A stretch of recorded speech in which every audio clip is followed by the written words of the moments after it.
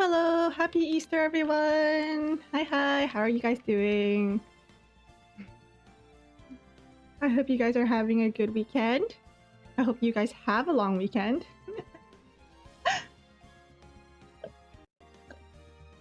I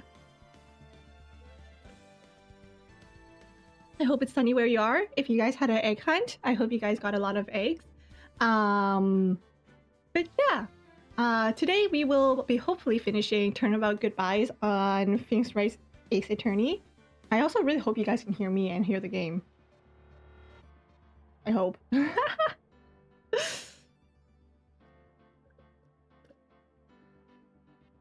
Hi Beetle! Bunny stream on Bunny Day. Heck yeah! Egg Day.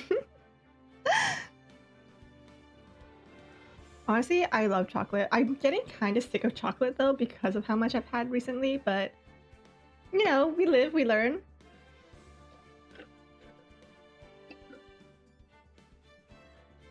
Anyways, first things first today, we will be looking over my notes from last stream. Because me remembering what's happening couldn't be. Let me see where I put my notes. Found it. Oops. Yay, thank you, Beetle. Have you been having a good day? Oopsie. Okay, so what I remember from last stream is that there was a lake with a potential lake monster. Edgeworth was there trying to take a look at the monster. Somehow he ended up on the boat with someone else, and then the other person died, and then he was... What? And then Edgeworth was implicated for it because he was there, allegedly. Edgeworth's dad's name is Gregory.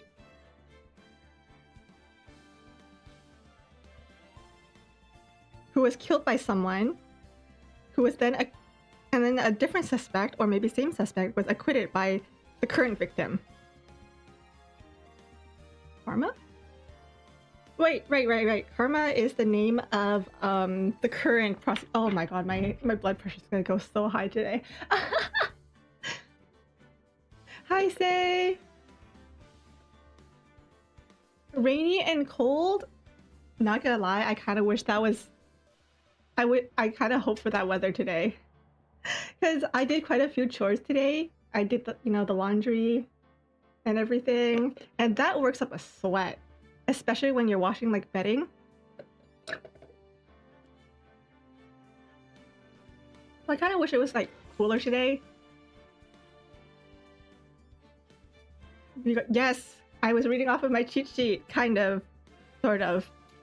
We'll see if I remember much. Someone else was the D6? Was it the D6 case? It was something to do with Mia and Maya's mom. To be honest, I still mix up Mia and Maya. Mia's dead, right? Maya's the little sister who's currently alive? Potentially, I think. Anyways, we're gonna hop in. Okay, Turnabout Goodbyes. Yes. I think Mia's the dead one. Oh wait, didn't I already do this? This is bad, real bad. What should I do? Objective enlargement, right? I think we already went through this.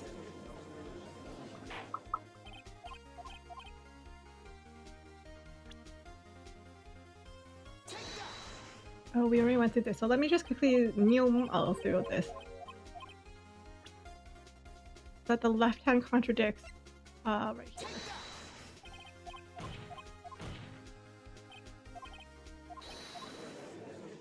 It wasn't Edgeworth because Edgeworth is right-handed. Or left-handed. What? Edgeworth is right...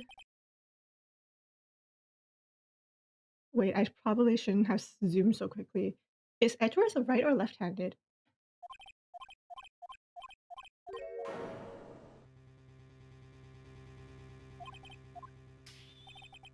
Pops, just go to bed, okay? I think he's past his retirement age. I think this guy needs to retire. Same with the judge. They both need retirement.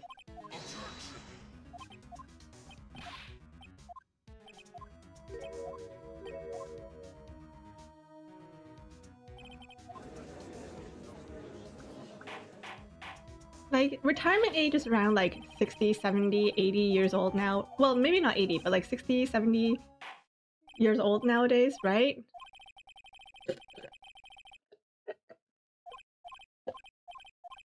This guy looks like he could be reaching his hundreds.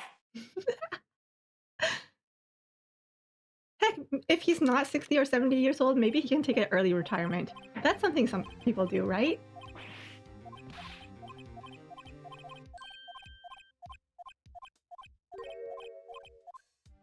Okay. I requisitioned a transcript of Lada's entire testimony. Might give me some ammunition for the trial tomorrow. Of course she didn't see the shooter, so the only part of her testimony that stood was the bang she heard. Right. To be continued. Alrighty. Yeah, time... I thought I already did this. Okay. Alright, let's keep going. Hopefully we can finish this. December 26th. Detention Center. Visitor's room. Maya! Wait, is she? Oh, right, yes! She was arrested for causing a disturbance in the court.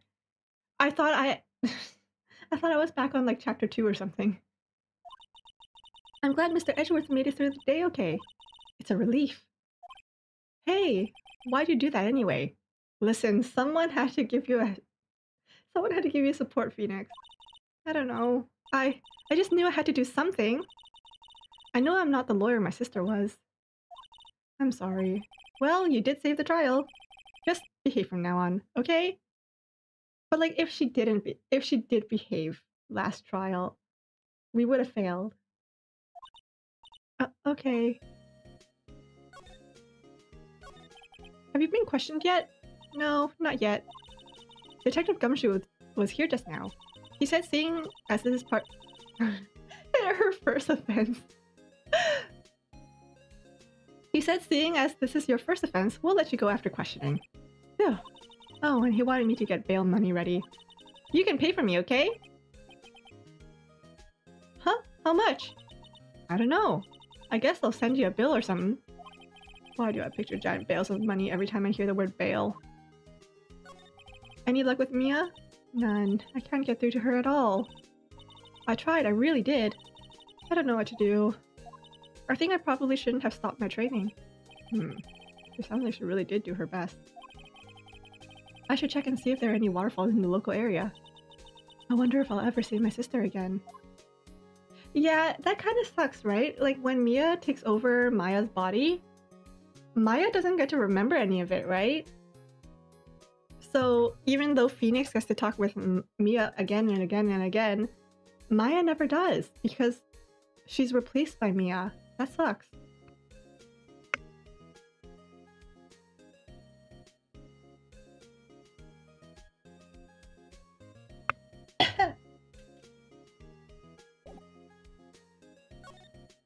Okay, where do we need to go? Maybe let's hit up the lake. Well, what do we have to figure out? The judge told us to figure out who shot... Like, if Edgeworth didn't do it, who shot the victim, right? There are fewer than there were yesterday, but the cops are still around the park. I wonder if Detective Gumshoe is here today. Okay, I don't think I need to check. I think my voice is okay.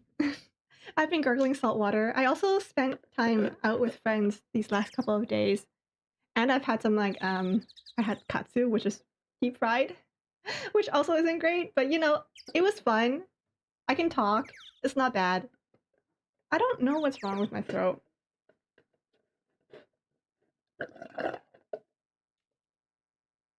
But today I'm fine.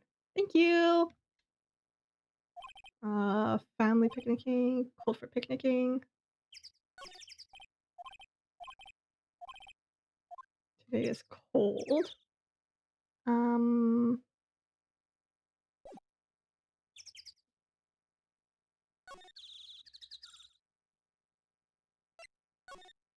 I have been staying so hydrated.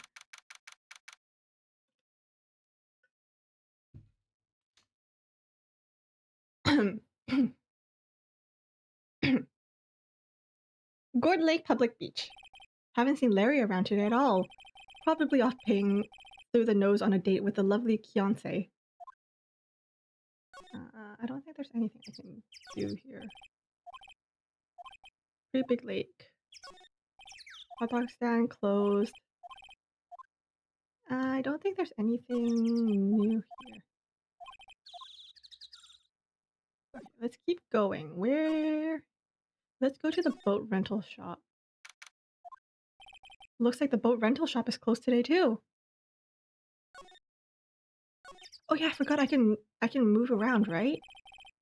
Doesn't look like anyone's around. They're probably closed because of the murder.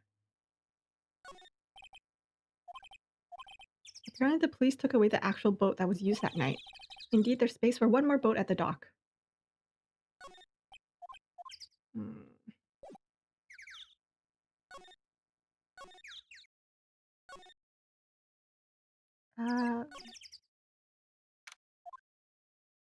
Oh, Gumshoe! Hey!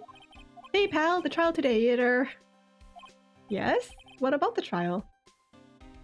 Well, I was gonna say good show, but it wasn't really all that. Though you did save Mr. Edgeworth, I guess. I just wasn't sure how to thank you, you know? Thanks. Maybe remember my name this time?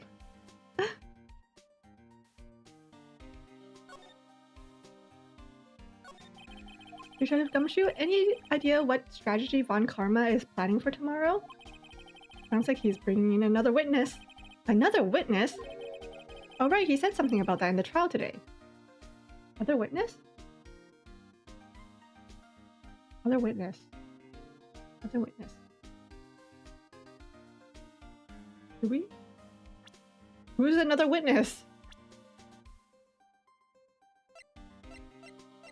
Larry? Grossberg?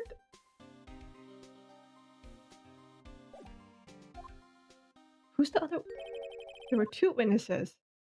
Two witnesses? Who the other witness was? Who was it? Sorry, pal. As much as I like to, I'm not at the liberty to divulge that information. Right. Oh, I wanted to ask you something about Edgeworth. No, there was another witness, right? There was someone else who witnessed what happened and then they called the cops, right? From the very beginning, the person who made that report, I think. What's up? Is he afraid of earthquakes? I never heard anything about that before. Mr. Edgeworth doesn't talk about himself too much, see? But there's one thing that's clear as day. Him hating crime the way he does, and him becoming a prosecutor, and him being scared of earthquakes, it all started with that incident. The DL6 incident. Oh wait, that was Phoenix. Yep, that's the one. 15 years ago, when he saw his father shot before his very eyes. He's probably afraid of earthquakes because the elevator shakes, right? Well, like when his father collapsed, I'm guessing the elevator shook. I almost got stuck in the elevator last week.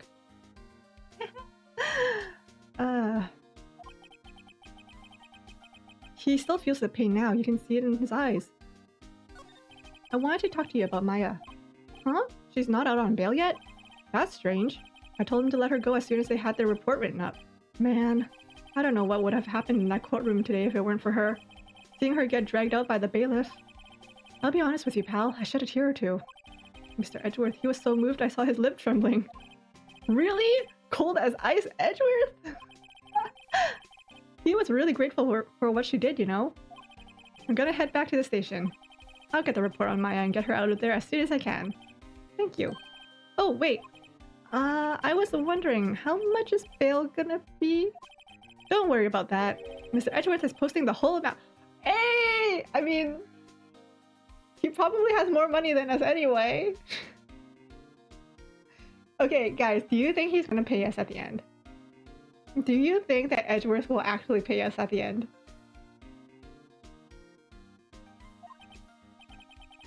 What? Edgeworth? Didn't I tell you? He's grateful for her for what she did. Alright, pal. Well, don't forget to pick her up, okay? Maybe I can get Edgeworth to pay this month's rent.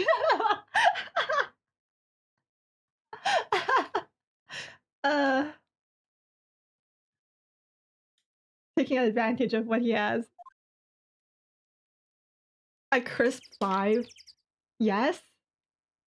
What if it's just a date? You know, a good old I'll take you out for dinner for thank you. I don't think Lotta takes very good care of her SUV, covered with dents. Food and some magazines. I wonder why she brought a camping cooker with her. There's a convenience store right up the street. I guess she wanted to get into the outdoor spirit. No camping. Funny place to pitch your tent. Cute. Yowie brain? Listen, I'm repeating what people say, okay? People ship Phoenix and Edgeworth, right? So there's gotta be a reason.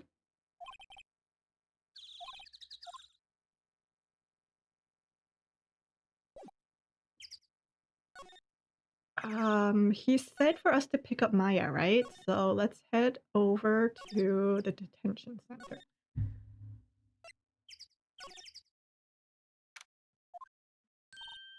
Hey Nick, you finally came! They just finished the paperwork, I'm free to go! Free at last, eh? Those interrogators are really mean. They were like, okay, what did you do this time? Like, I was some kind of criminal! Can you believe it? Well, they let you out in the end, didn't they? Oh, that reminds me, thanks for bail. Thank Edgeworth. Huh? He posted bail for you. Said he was grateful for what you did. Mr. Edgeworth did that? I have to make it up to him! We've gotta win this case, Nick. Alright. Where do we go?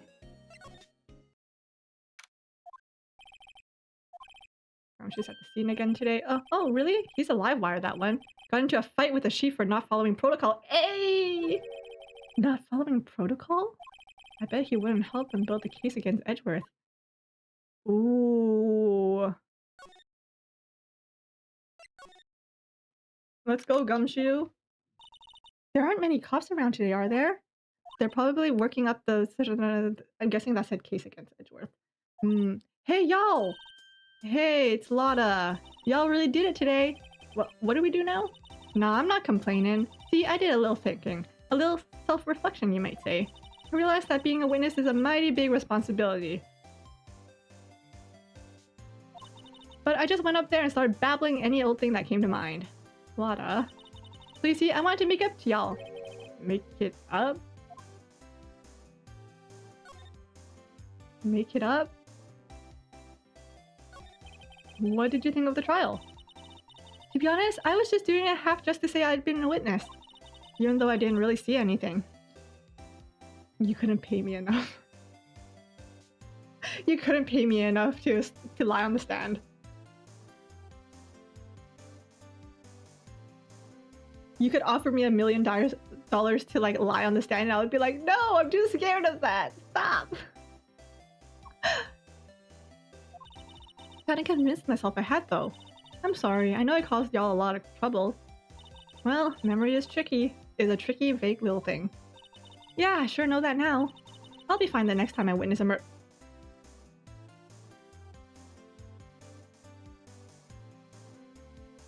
A lot of... Right!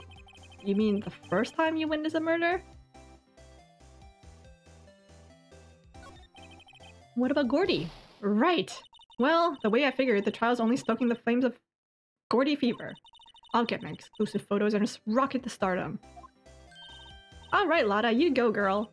I wish I could be an investigative photographer, too. Finish your spirit medium training first. Lotta, what do you mean by making it up to us?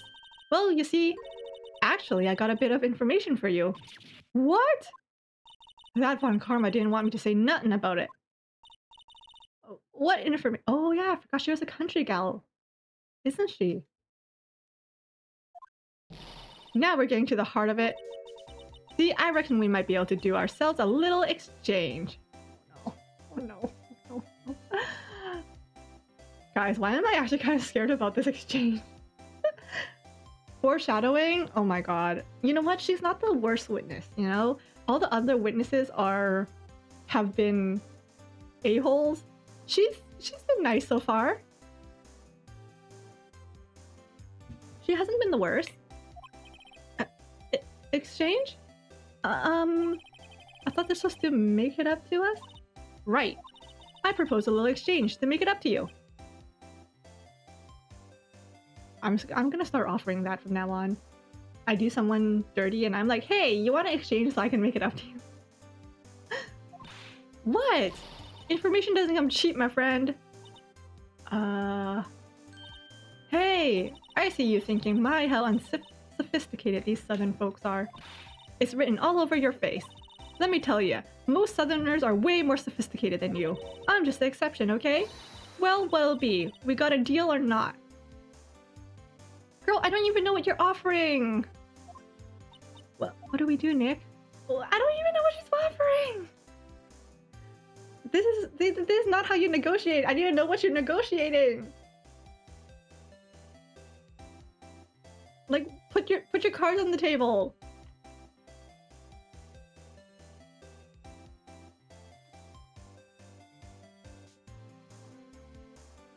You know what? We need that information, right? So, she's a bad influence. I don't. Exactly. We don't have any other leads, so I don't think we have a choice. Okay, how much? Huh? You completely off your rocker? I may not be sophisticated, but I'm not trying to rob the poor. Huh? The only fair exchange the only fair exchange for information is information. Listen good. What I need from you is information about Gordy. Whoa, Gordy? But Gordy doesn't, I mean, Gordy might not exist. Then bring me proof that shows he doesn't. I'll be keeping watch from the car, okay? You see something? Y'all come to me first, got it? Okay. Right. See y'all later.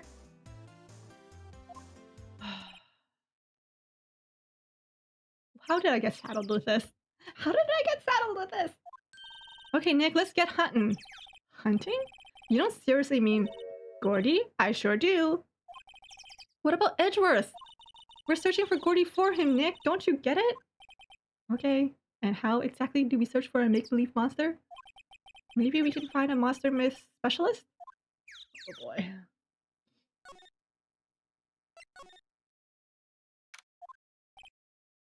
Edgeworth is in questioning. Come back later.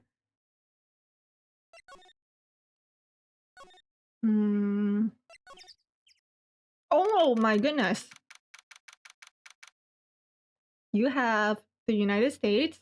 I think this is Germany. Or it could be Belgium. I don't know. Japan. Brazil. I know this one. That's not France. That's not France. It has the same colors, but I don't think that's France. This one, I also... Is that Bangladesh? I don't know. I don't know. Where's my brother when I need him? Exactly, right? This one, I don't know. This one is Korea. This one's China. This one...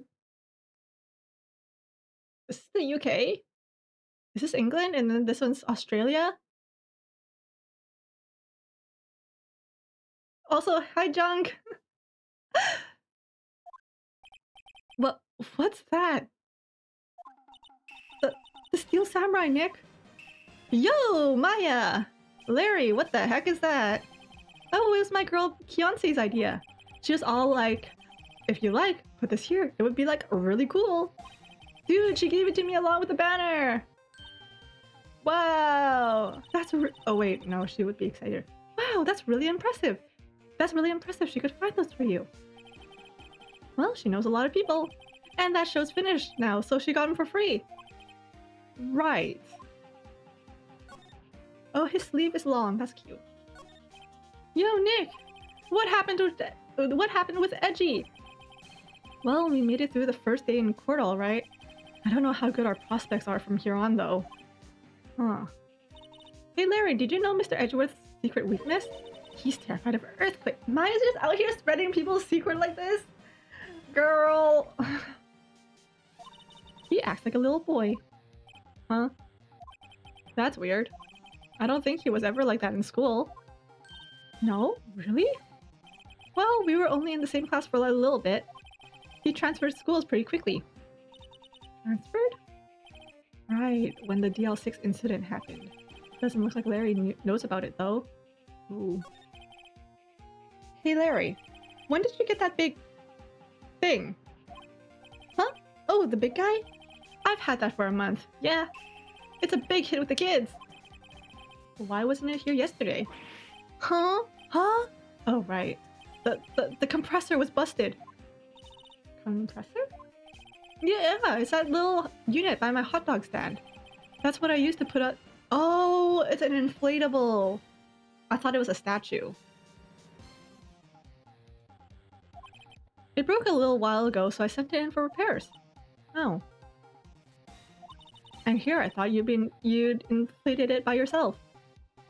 Did I tell you guys I almost was forced to stand inside one of these blow-up things as the mascot for... I think I told you guys Dairy Queen. Thank goodness that place didn't have an outlet.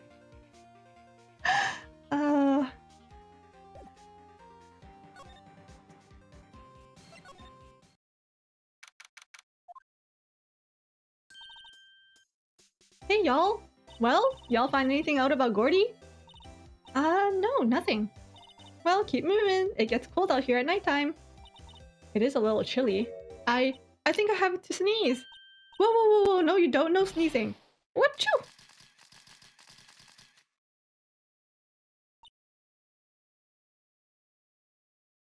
Well, I told y'all no sneezing.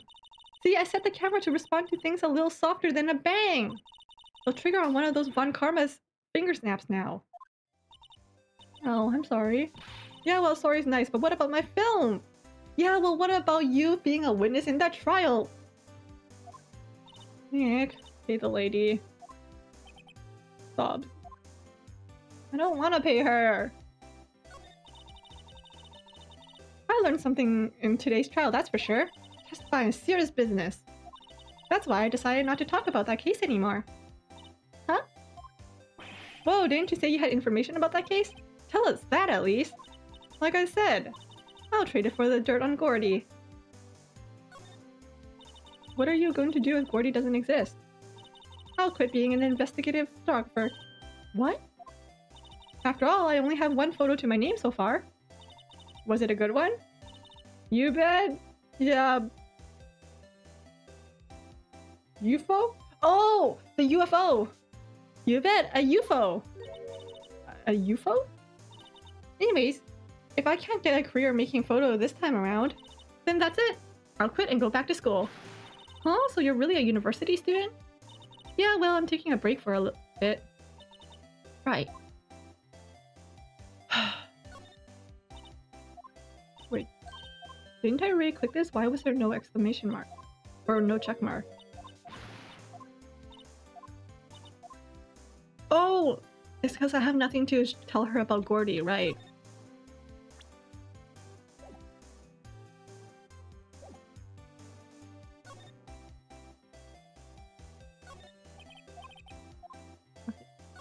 What can tell me more about Gordy?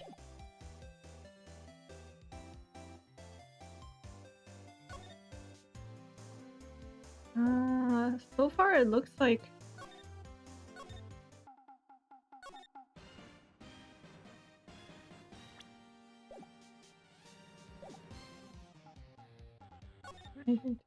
No, nothing here.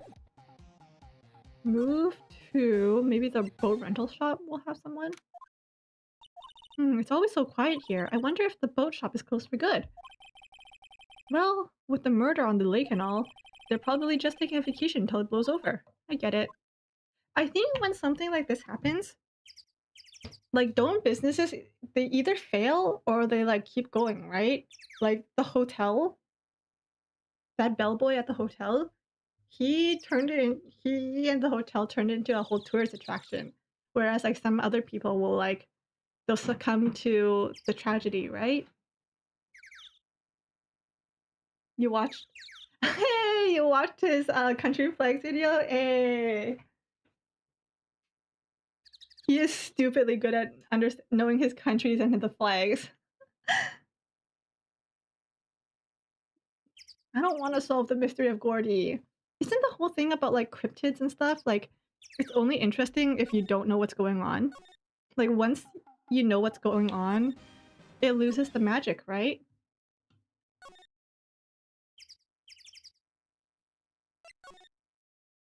Okay, Edgeworth's not back. Is Gumshoe back? Hey, he is there. Hey there, pal. What's up? You look out of sorts. Wait, you didn't go and do something that's gonna hurt Mr. Edgeworth's case again? What do you mean again? Whatever, have a seat, pal. I'm here for you if you need anything. Besides money, that is. Okay, good to know he's broke too. How's that investigation proceeding? It's not really. We have another meeting coming up. We're supposed to talk about Mr. Edgeworth's motive. His motive? See, Mr. Edgeworth's father died in the DL6 incident, and the guy who got the lone suspect declared innocent was the victim in this case. Robert Hammond. Oh, for some reason I thought his name was Hammer. They're saying that's why Mr. Edgeworth shot him. And Edgeworth never talks about his past. I bet they'll drag that out and hit him with it in court tomorrow too. Poor Mr. Edgeworth. I gotta admit, it doesn't look good, pal. Hey, Detective Gumshoe, do you know Gordy? The monster down in the Gourd Lake? Not personally, no. I wasn't Can you imagine if he was like, yeah, I have him over for like beers and a drink. Oh, no, never mind, beers is a drink. Beers and a chat at the end of the day. Well, we're looking for it, huh? Are you out of your mind? Got time to go wild monster hunting? How about doing a little questioning for me then? Oh, Detective Gumshoe is scaring me, Nick.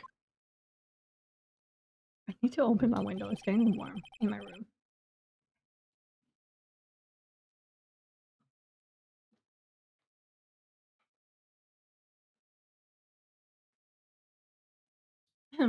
I told Detective Gumshoe about the deal with Lada.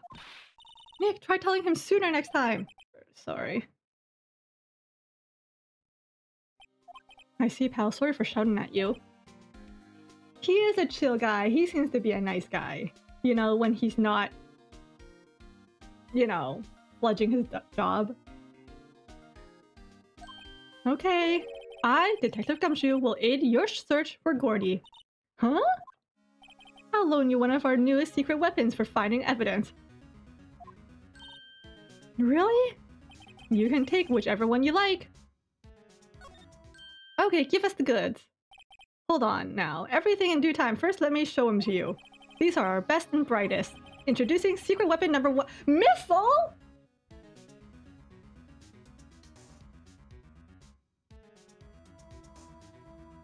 The police department just hands out missiles to lawyers?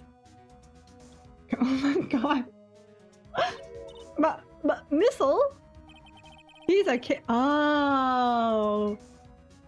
Oh, K9 police dog still in training. Missile, here, boy. I was gonna be like, how the heck is a missile gonna help us find a lake monster? Oh! So cute! Whoa! Here he is. Hey, he's cute. Look, Nick, cute dog. Cute dog. And this will help us. How? Ruff! Next, secret weapon number 2, a fishing pole. Here, this is my own personal pole. Detective Gumshoe, we're looking for a monster. Yeah, how are we supposed to catch a whole sea monster with a fishing pole? Never know until you try it, pal. Okay, this next one is the last one. No, please, I'm already overwhelmed by our choices. Secret weapon number 3. Oh. Here. Detective Gumshoe, we're looking for something alive. Right. How are we supposed to find it with a metal detector? Hey, you never know, it might have been eating soda cans. Well, which will it be? I can't make up my mind, Nick. They're all so perfect. I can't make up my mind either, for a totally opposite reason. Well, I suppose it can't hurt to borrow one of them. Here's the thing, right? I want to borrow Missile just because he's a cute dog. Who wouldn't want a cute dog trotting around them, you know? But I feel like... you know all those like stories, or not stories, but like the trope where someone goes fishing and they fish up like a boot or something? I feel like that could happen. But same with a metal detector. Like what if I use the metal detector and I find like bullet casings, you know?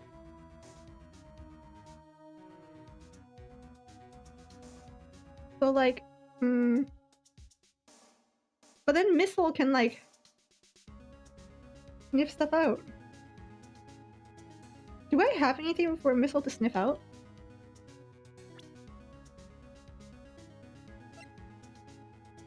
Like, obviously we don't have anything about Gordy, so he can't sniff out Gordy, right? Dog's nose is sensitive to those. Yeah, but I don't have anything to for him to sniff out, you know? Like, if I had, like, Gordy's scale or something. What kind of evidence am I trying to find? I'm trying to find Gordy.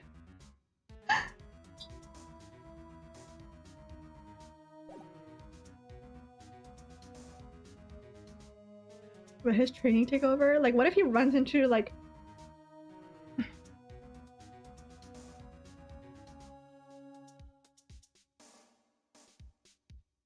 like, should I? Okay, you know what? Borrow Missile. Can we borrow Missile? Sure thing, pal. Be good at him. No! He's so cute! Oh boy. Let's add him to our backpack, guys.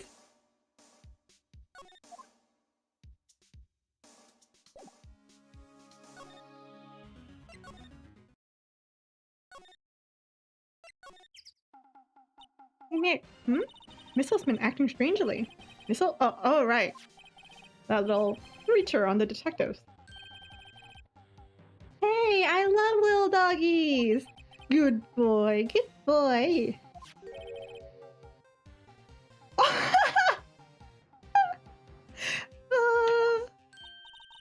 What's wrong, Missile?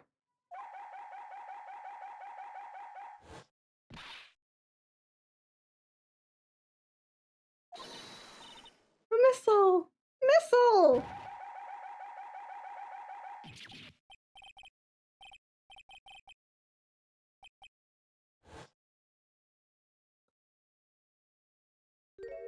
Oh my god!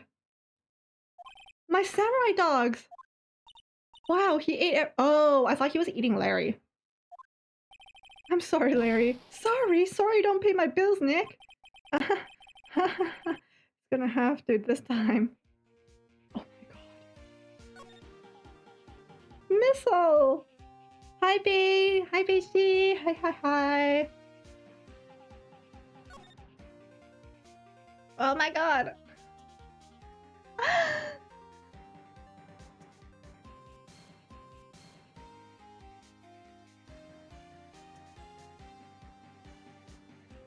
Wait, do I have to talk to him? I think I have to talk to him. No, I can't. I don't need to talk to him. Oh my god, what if...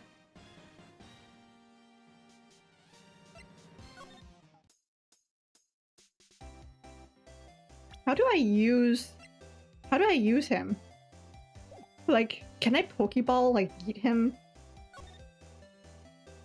Can I, like, throw him out at the ocean?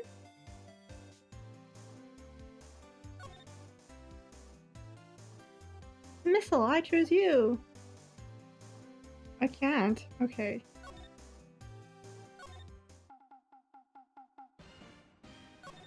Can I present him to you? Present. Hey Larry, look, it's a Missile. Isn't he cute?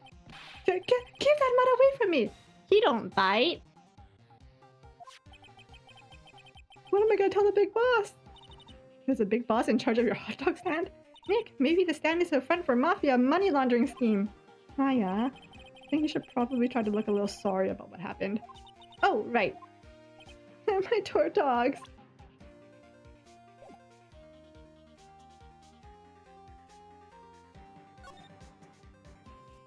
Is there anything I can do with Missile?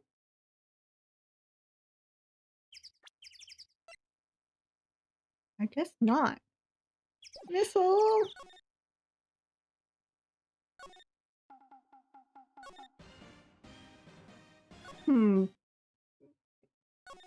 What if I present him to Edgeworth, you know? Like, hey- oh, never mind.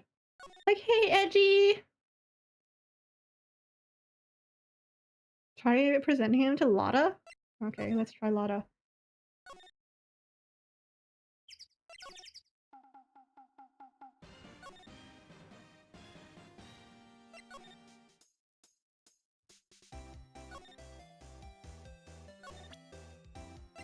Like this! Hey, Lotta! Oh, cute! He yours? He's a canine police dog. His name is Missile. Huh. Canines are the ones who use to sniff for things, right? Wonder what Gordy smells like. I hadn't thought about that. That's what I'm saying! Okay. Can we choose something else now? Can we keep Missile if we choose something else?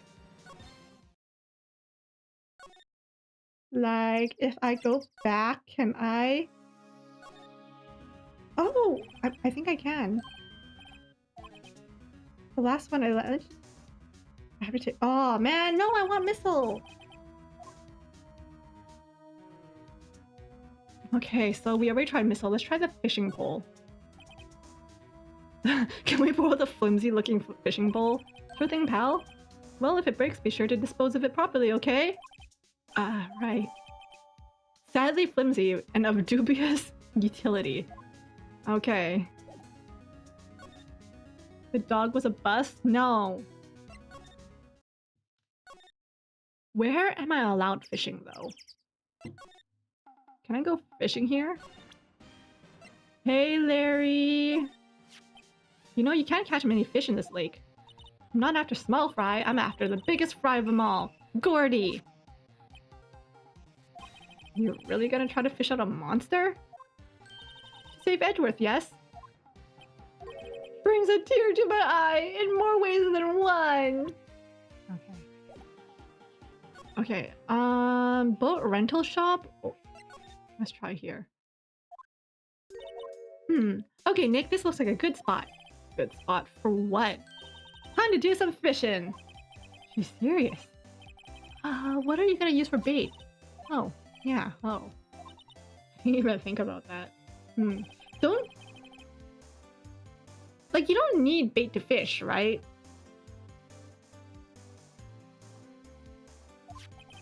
We should have brought Missile along with us too, then at least we'll have bait! Nick, how could you? I'm kidding, kidding! Some jokes are better left untold. Oof. She hit me. Okay, watch this, Nick. Just try not to reel in any more empty cans or boots, okay? Here we go. My leg! Oh no!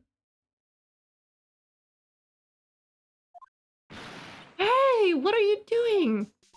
Sorry, Lotta. Don't tell me y'all are on some film company's payroll. Nick, pay her. Oh my god. How much money have I spent this case?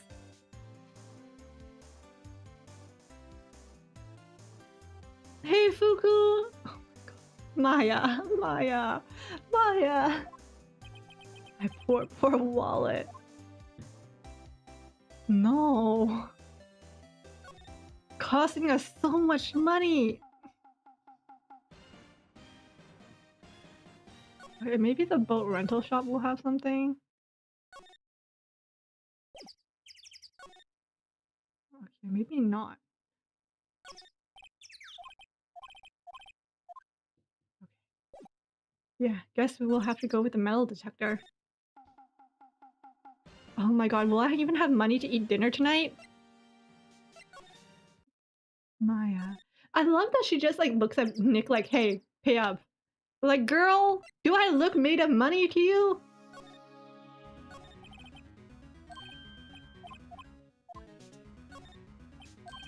Sure thing, pal. I'm not sure what we're gonna find with this. Remember, you're hunting for a monster. Anything is possible. Anything!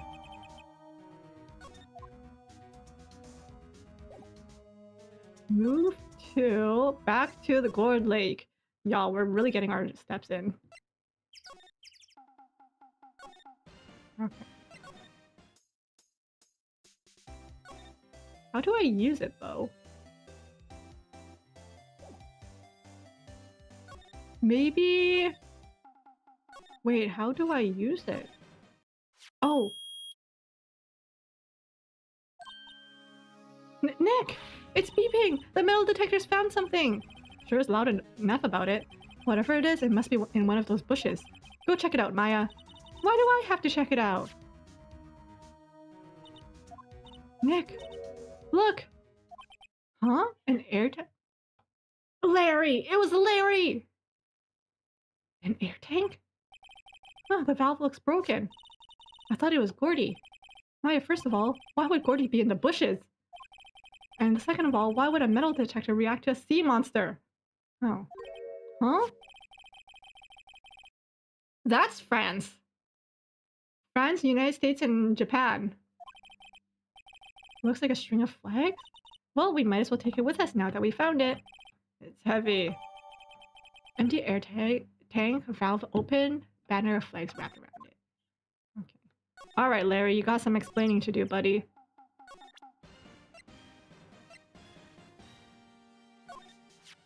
What? An air tank? What about it? Larry, I wanted to ask you about this tank. Have you seen this before? Huh? Me? No! Why are you stuttering? Why are you stuttering? Who the heck would go diving in the middle of winter? There's something about the way his eyes twitched when I showed him the tank. It was Kionsei. I think I'd better pursue this line of questioning a little further. Wait, how do I... Wait, how am I supposed to do that?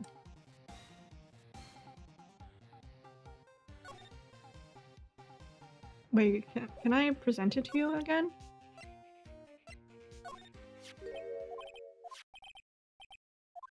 Is it yours? Hey, is this air tank yours? Why would it have a thing like that? Look, see how there's a string of flags around the tank valve? It's just like the string of flags around your steel samurai there. Must be a coincidence! There are strings of flags everywhere these days. Like elementary schools. And used car dealerships. Look, why would I need a tank anyway? Dude, you literally told us about... You used this to inflate that, didn't you? Inflate what? What else? That big puffy steel samurai. What if there's something inside? Now, why would you go asking me a question like that? Looks like I hit the nail on the head. Right. Actually, see, the compressor I always use was on the fritz, so I tried using the tank to inflate it just once, and it didn't go so well, as I suspected. I even need to ask you more. It didn't go so well? Or yeah. Do you think you could be a little more specific? Come on. Look, it's embarrassing, so I really don't want to talk about it. Tell us. Fine, whatever. It's like what I said. The compressor was busted. So I took the tank and tried to fill the samurai up with that.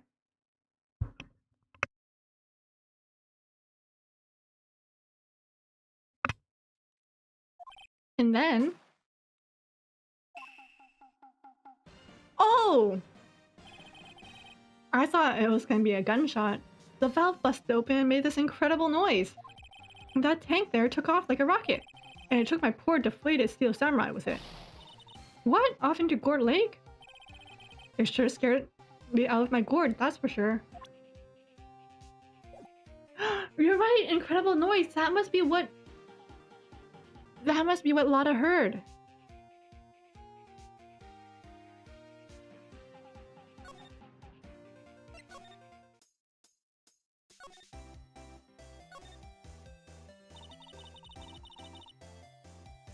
What are you gonna do if Gordy doesn't exist? I'll quit being a...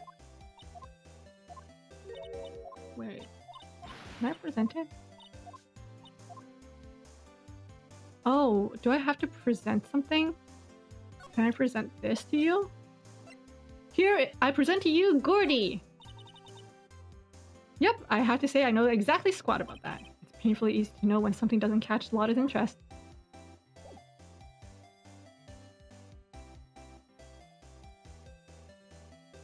Wait, can I not? Do you have something else to say? You do have something else to say. So the tank and steel samurai you were trying to fill up flew away. What happened next? Well, all that happened on the 20th or so. 20th, a week ago. And now, as far as I could see, the tank went flying out into the lake. So I went out every night in a boat looking for it. I mean, Fiancé gave me that steel samurai after all. And when you did find it? Just the night before last. It flew all the way out there. It took me 4 whole days to find it. The night before last was the night of the murder. Sorry for not telling you, Nick. Actually, I was here on the night of the murder. But you see, I went home before midnight. So you didn't know what happened? No! That's too bad. It's not all bad. We've solved one mystery at least. A mystery? Maybe we should go tell her. Now we tell Lotta, right?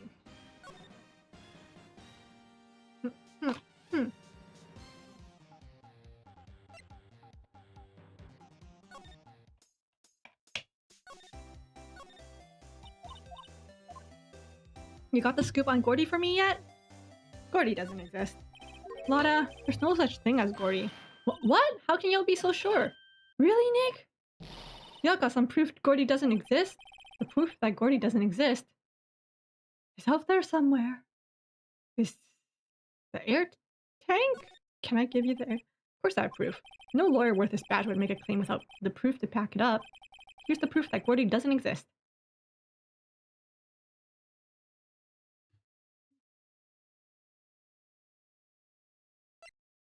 It's gotta be the air tank, right? Larry's air tank! Nick, all you do is make claims? That's all the lawyers in this game does. Like, remember that first case where Edgeworth was just pulling things out of his pocket? What are y'all doing with an air tank? This is Gordy. Excuse me? What exactly are you saying, Nick? There's a stand near here, a hot dog stand. There's a giant inflatable samurai doll there. About a week ago, an idiot, who happened to be a friend of mine, tried to fill it. He used this air tank, and then when the valve flew, the tank flew into the lake. Apparently, it made a pretty loud bang when it flew. A bang?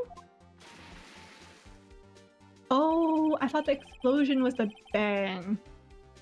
The tank, along with the still deflated samurai, fell into the lake. At the same time, a couple was taking a photograph of the lake. This photo. Oh! Wait, so you're saying that Gordy is really the steel samurai? Well, that's a fine way to ruin a gal's dream. Well, you wanted it. That's the thing, like, if you try to figure out the truth of something, you're gonna end up like... If you find out that it's not what you expect, you're gonna end up ruining it, right? So isn't it better to just, like, pretend it... Just keep it in your fantasies, you know?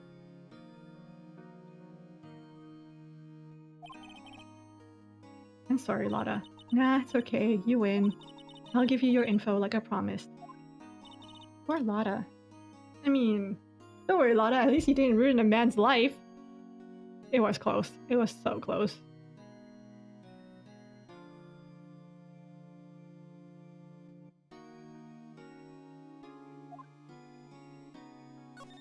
So tell us this information you have. Promise is a promise, I guess. I overheard the cops around here saying something about the witness tomorrow. They said he's the caretaker of the boat rental place up the path there. Boat rental? There's someone there? I mean, it looks so deserted. Just an old guy living all by himself. Y'all should go check it out. I have! Let's get cracking, Nick. Hold on, something else? Yeah, the night of the murder. My camera clicked twice, you know. Wait, so you have another photo? Well, Yeah, but there's nothing in it at all, just the lake. I figured it wouldn't be much use as evidence, so I kept it to myself. What is up with these people and keeping evidence to themselves? Ah! Stop! Stop! Well, it might not be helpful at all, but... Here, take it. Bye now. Y'all take care. Time for me to pack up and leave. Poor Lotta. It's all Larry's fault. The legend still lives on, I guess. The legend? Yeah, the legend of Larry, similar to all who know him for any length of time. When something smells, it's usually the butts. Someone should whip that butts into shape. I guess it's time to go to the gym? Okay, let's... Back to the boat rental.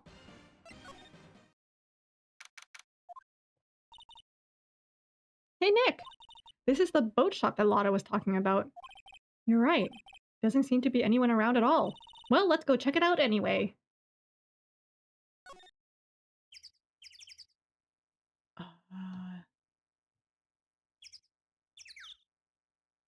Can I? Oh, I can go inside now. Ooh, 2 new codes. Okay. That's how the cookie crumbles. Isn't that just a saying? Like, it's not necessarily just for Cookie Run, right? Like, people say it, like, on a normal day as well. That's the way the cookie crumbles. Meg, that you? Ah! Hey, is that Keith with you? Where have you two been? I've been worried sick. Nick, you handle this. I think I'd leave this one up to you, Maya. Meg! Yes! Finally made up your mind, have you? My mind? You run the pasta shop when I'm gone. Pasta? Glad to hear it, glad to hear it. You make your old man proud. When you kids left the house, I didn't know what to think. How am I supposed to keep up this place running, an old man like me? Polly? The kids are home. Hello. Hello. Ah. Nick, what was that? A parrot. The one on that perch. Keith! Yes!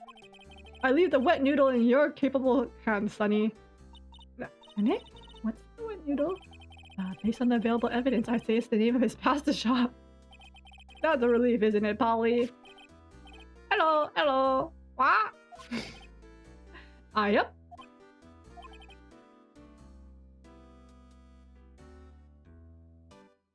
How reliable is this witness?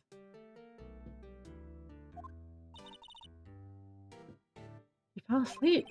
I guess he's relieved.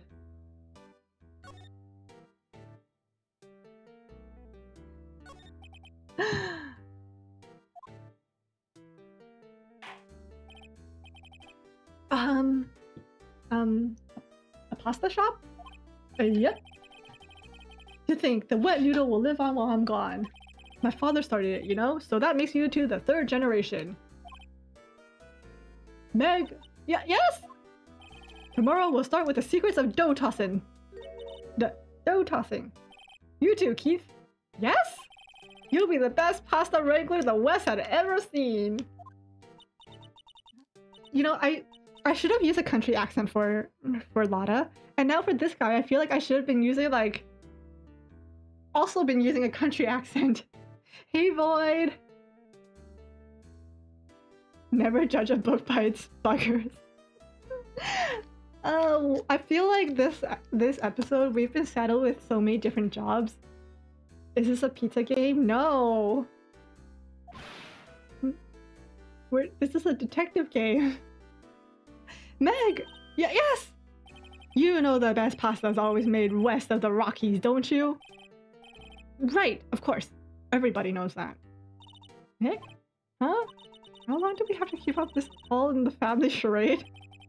This old man must know something about the murders. We're not leaving until we find out what it is.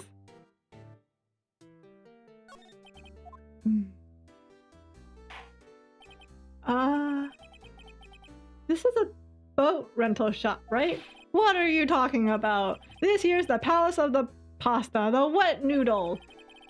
Though, now that you mention it, we haven't gotten many orders for spaghetti lately. All the kids come up and say, "Yo, dude, we want to ride on one of your boats."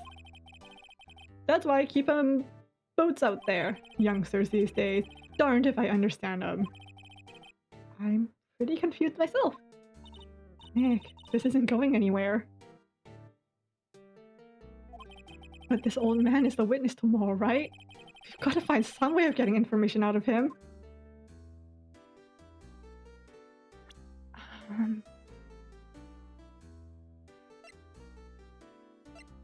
FBI, open up! Oh wait, I can't present that. Oh, I can't present anything? What am I supposed to do? Can I like... Wow, what an amazing parrot that is! Good morning!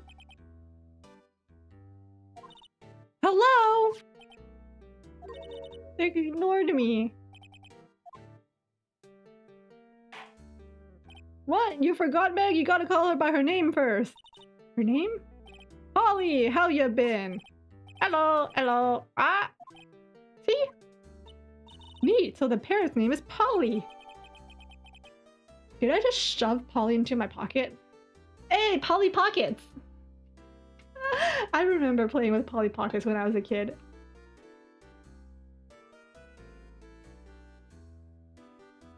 You heard dough and thought it was pizza? I mean, pizza, pasta, they're both Italian. Too bad all she can say is hello. Ha ha ha. Old Polly can say lots of things. You just need to know the secret words. The secret words? Wow, there's lots of various fish in the Gourd Lake, aren't there? Something funny, Nick? All these fish are saltwater fish. Oh. Look, Nick, he has an electric blanket on his table. Looks warm. Great idea. We should do that at the office. We can sit down with our clients, snug and warm, and drink hot cocoa. And what, talk about murders? Oh, you're a party pooper, Nick. Wow, he has a television in here too. Polly, Polly, what's your name? Polly. Ah? Cute. Maya's found a new friend. Looks like a kitchen unit. It's pretty clean. Funny, he doesn't look like the type who would keep things tidy like that. You're forgetting, Nick. He's running a pasta shop here. Okay. Can I not present something? Oh, do I have to press the present?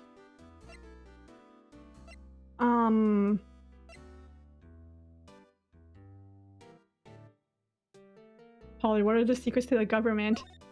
Are you kidding? She is the government. That's why it's called politics. Politics is named after Polly. Try to do an Italian accent. The only thing I can do is just go, Mario! My idea of like a stereotypical Italian accent is just what I know from Mario.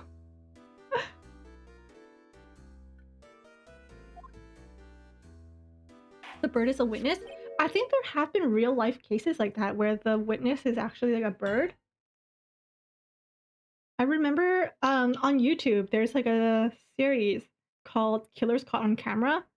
And I think one of them was like a security camera that was just listening to the bird constantly going like, stop, no, stop, or whatever, because it was repeating what its owner said before she died.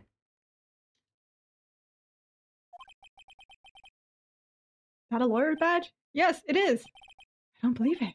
This old man's the first person to recognize my badge. I get it. Huh? Yep. I got you figured out now. You're not Keith. Nick, now's our chance to something up. Fess up? Sir, no, I'm not Keith. And I'm not Meg either. We're here to investigating a murder that took place on this lake the other day. Or night. Please help us. He's supposed to clock us. A lawyer, huh? Please, mister. Alright, I'll help. But on one condition. Frick. These people and their conditions, man. What's that? When this case is over and done, you'll run the wet noodle!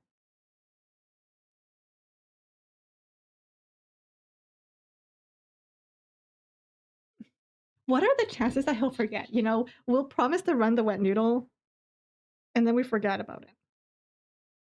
But hey, if we run the wet noodle, that means that we'll have some way of making money!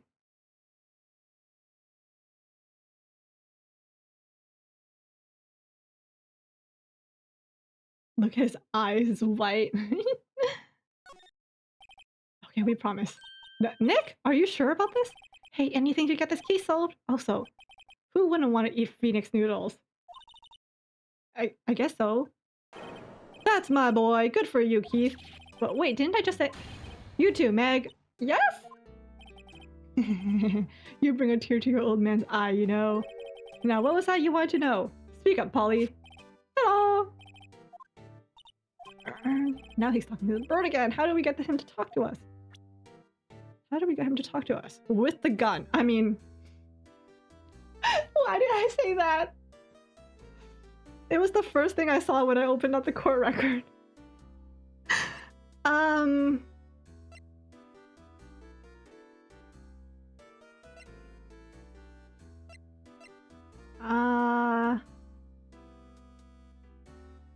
Can we present... You know about Gordy? Nope.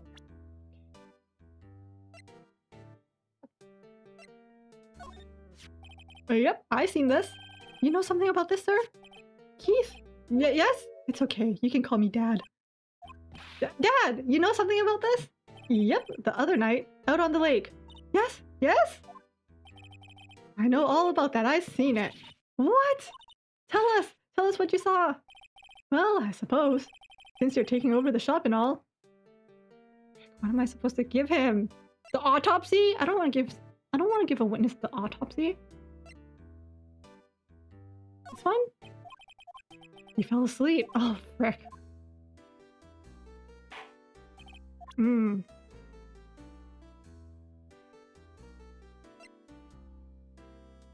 I just keep...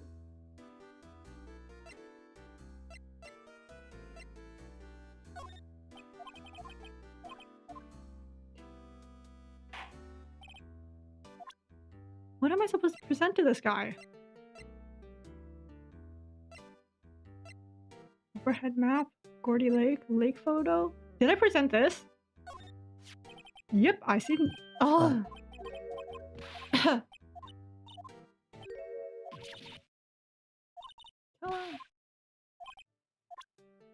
What?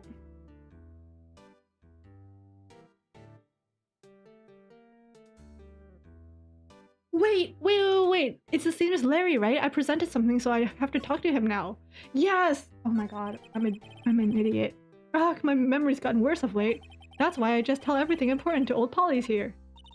Oh my god, Polly is really gonna be the witness. Everything important? I wonder. Polly, what's the number to the safe? 1228? What? Alright. Hey, Polly, watch it, will ya? 1228, guys. See, Nick? All it takes is a little clever thinking and a criminal mind. Quick, Nick, write that number down. Guys, write that number down. Write that number down. Hey, don't get me involved in your little heist schemes. I forgot the time, but it was pretty dark outside. Probably night. Yep. After midnight, but okay. Then I heard this bang, and I look outside. And I heard another one, bang!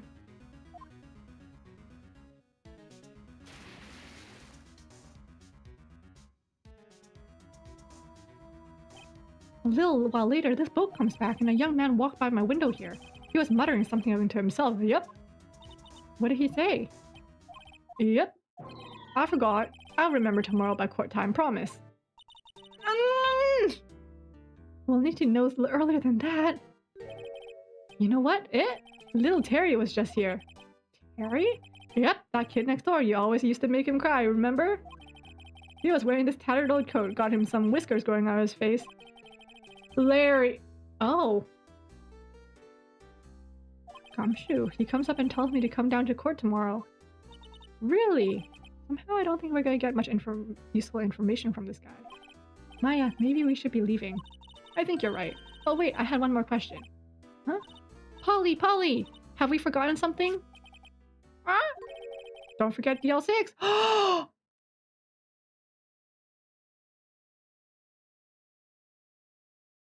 Maya, you little genius. Huh? What did you just say, Nick? One more time, Polly.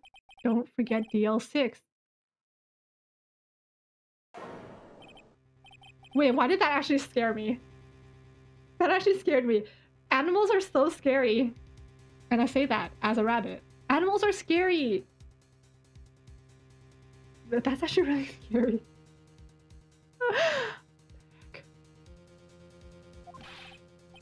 Hey, mister, I mean, Dad! This is getting weird. Who is this old guy? Why would that bird Polly know about DL6? We have to figure out who that old man is. Oh. What if he's the suspect? What if he's the suspect from DL6?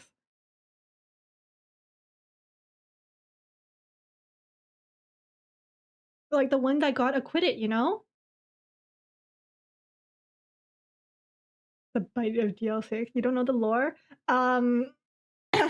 Basically, our current client is Miles Edgeworth, who is a prosecutor. He is accused of killing this other lawyer. His name is Hammond. And they think his motive for killing Hammond is because Hammond was the one who got the suspect who allegedly killed Edgeworth's dad acquitted. So they think that Edgeworth killed Hammond because he resulted in the suspect being declared innocent. And his dad was the lawyer. Was he the prosecutor? He was the prosecutor in the DL6 incident, where there was another case where they used. There were like 3 cases in total in this episode.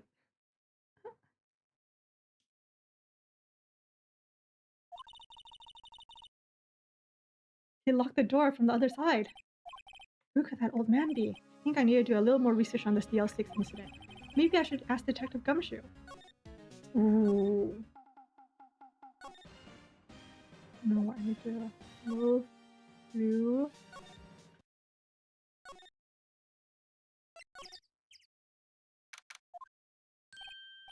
Hey pal, long time no see. You don't look so happy. What's wrong this time? Actually, we wanted to ask you something. Yeah? You know that boat rental shop down at the Gourd Lake? Oh, yeah? The old man who runs it is appearing as a witness in court tomorrow, right? Huh. How'd you... that was supposed to be top secret. Do you know who that old man is, Detective? Actually, I don't. He's a bit of an odd bird. Haven't been able to get a straight answer out of him. I decided at first that he wasn't persuasive enough to stand and testify as a witness. That's why we called Miss Lotta Hart yesterday. As for who he is, we have absolutely no idea. Sounds suspicious. Detective Gumshoe, please help us. Huh? We need to know about the DL6 incident. That was when Edgeworth's father died. I can't help but think that has something to do with this current case. To tell the truth, I don't know much about DL6 either. Mr. Edgeworth forbade us from reading the file. So I'm afraid I can't show them to you either, pal. What? However, if you can convince me somehow that the DL6 incident is related to this case, well, I guess I'll consider opening the file up.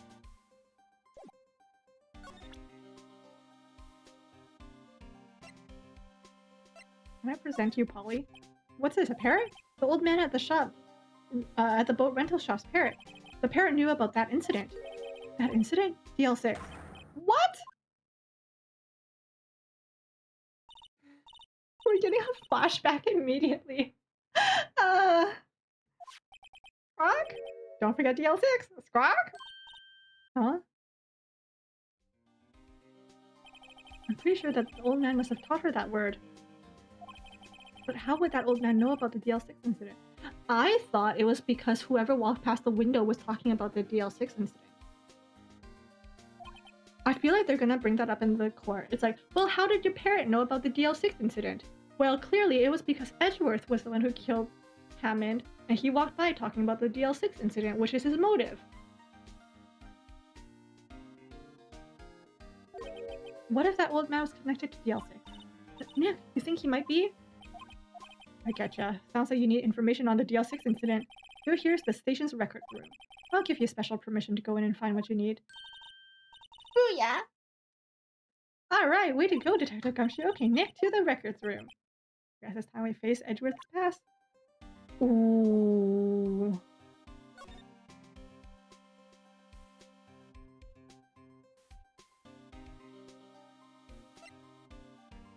Why am I actually kind of nervous?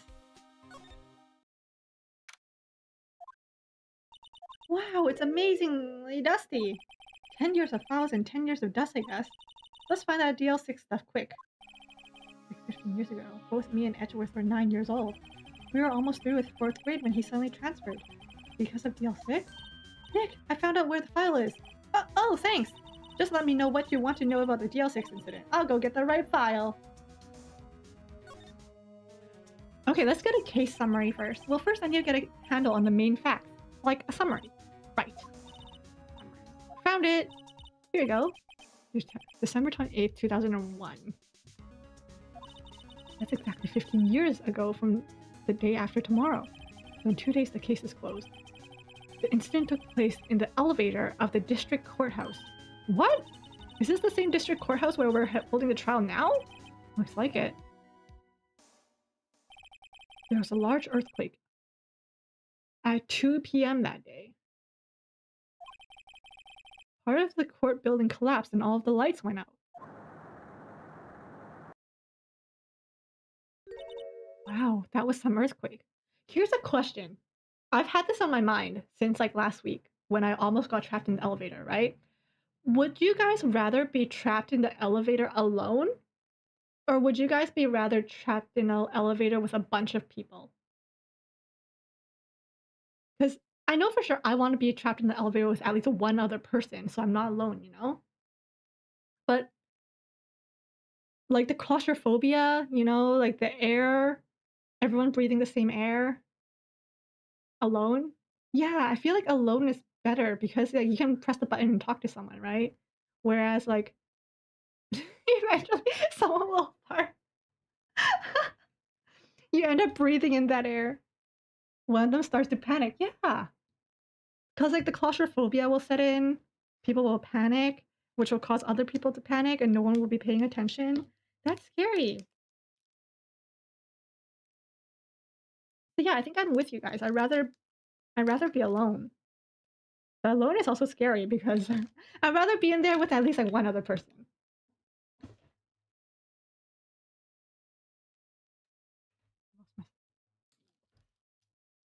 Climb out the elevator? Don't you have to like climb up like through the shaft?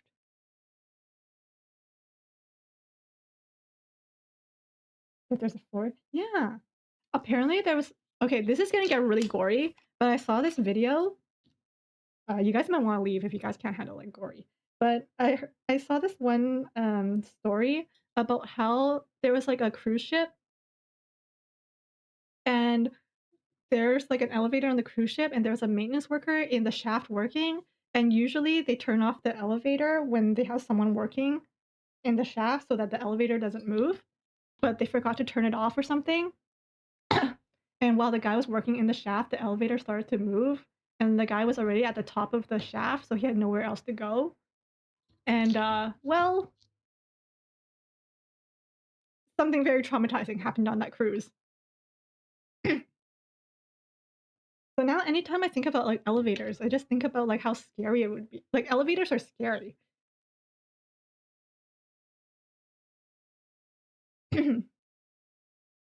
I had a friend a long time ago who was like terrified of elevators. But like she loved like high rises, she loved penthouses, she loved like really tall apartment buildings, and she always talked about how she wanted to live at the like the top floor.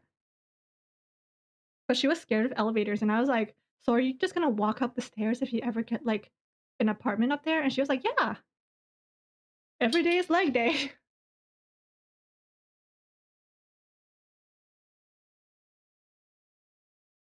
Stairmaster. But you're actually getting somewhere. Yeah. Okay. Wow, that was some earthquake. Oh, it's baby Edgy! At the time, 3 people were trapped in the elevator. It took 5 hours for them to be rescued. 5 hours? That would be scary like that in the dark. Yeah, because then, like... Nani? There was a lack of oxygen in the elevator, and the survivors were unconscious. The survivors? One of the 3 in the elevator had been shot. In the heart! That was Mr. Edgeworth's father, wasn't it? He said his father was shot before his very eyes. So Miles Edgeworth was one of the other passengers in the elevator. So wouldn't that mean there's only one other person in the elevator? And that person looked like he was the police officer. Do you have data on the victim? Edgeworth's father? Yeah, hold on. Victim. Gregory Edgeworth. 35? That's so young! Why does he look older than 35 in that picture? If he were still alive, he'd be 50. He had lost that day's case in court and got in the elevator with his son, Miles. Miles? Miles Edgeworth, of course. So he was in the elevator with his father. Yes, Maya. From the angle of the bullet and other evidence, it could not have been a suicide. The murder weapon, a pistol, was found in the elevator. The pistol had been fired 2 times.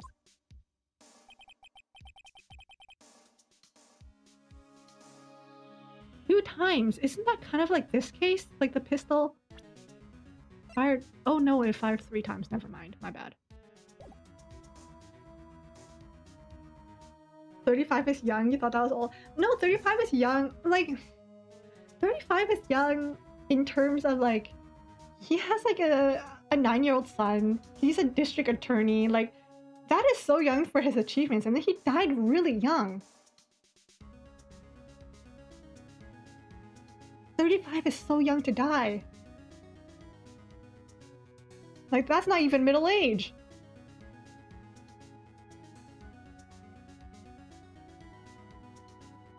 Oh my god. Wait, I missed that. My bad. I missed that last sentence.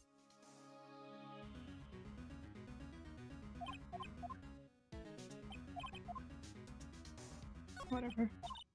Data on the suspect. The guy that my mom got arrested. Hold on, this is it. The man arrested as a suspect in the DL6 was Yanni Yogi. He was a clerk in the court, apparently. So he must have been the 3rd person in the elevator. Well then, he had to have done it. But he was found innocent, thanks to his defense lawyer, Robert Hammond. Hammond, the victim in our case. Right. The suspect, Mr. Yogi, was oxygen deprived so much that he had brain damage. He's gotta be... He lost all memory of being in the elevator. After he was declared innocent, he disappeared. Huh. Where could Yogi have gone to, I wonder? He may be closer than we think. He's gotta be, right? Guess I know generally what happened in DL6 now. Still don't know what sort of impact the whole thing had on Edgeworth, though.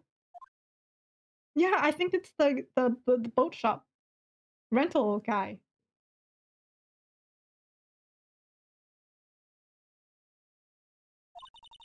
Are we gonna take the whole file? There's too much. We'll never get it out.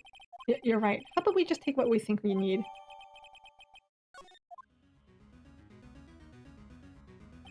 Right. That's probably all we'll be able to find here. Now, all that's left is his trial tomorrow. I wonder how Dad will do testifying. Oh no! This is gonna be so stressful. We have Karma and we have that doc guy. Like, this is gonna be painful.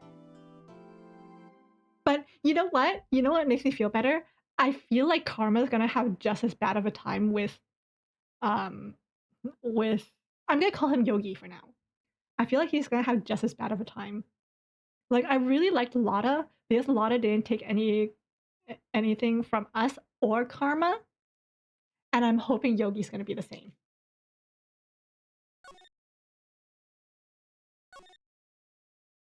Yeah, remember DL6? Because he lost his memories, that's why he must have heard about DL6 and he told Polly, like, hey, remember DL6? So I remember it, you know? Old people fighting. Yep. Wait, how many trials have we had so far? This is our 2nd trial, right? So we still have another investigation? Wait.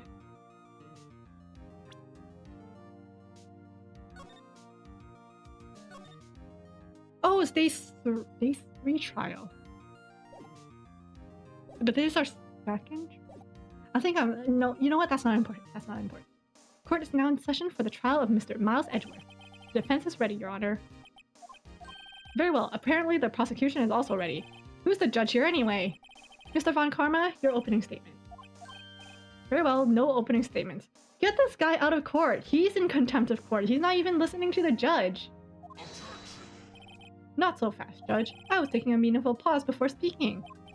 Right, of course. A prediction. Today's trial will end 3 minutes from now. Someone time this. Someone please time this. I'm gonna take like half an hour just to spite him. Order, order! Mr. Von Karma, what is the meaning of your statement just now? Bah, must you question everything? It'll be over in 3 minutes. We have no time to waste. I'll call my witness now. Right. I call my witness, my decisive witness, to the stand. Yes, we don't count the pauses, but it's gotta be over 3 minutes, right? A mysterious boat shop owner. Witness, state your profession.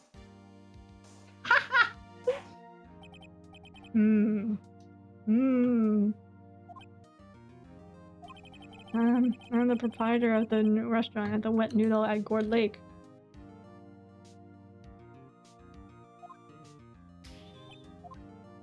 And I also rent boats. And the night of the incident, you were at the boat rental shop, correct? Yep, I was. Please testify. Wait a second. We still haven't heard who this old guy is. Raise an objection. Wait a minute, the witness hasn't stated his name yet. Because I did not ask him, Mr. Wright. Duh. I had predicted this trial would end in 3 minutes. Stop asking trivial questions and cooperate. Yeah, right. The witness will state his name. Oh, well, I'm not really sure. Yep. What do you mean? My, memory. Your Honor, the witness does not remember anything beyond the last several years.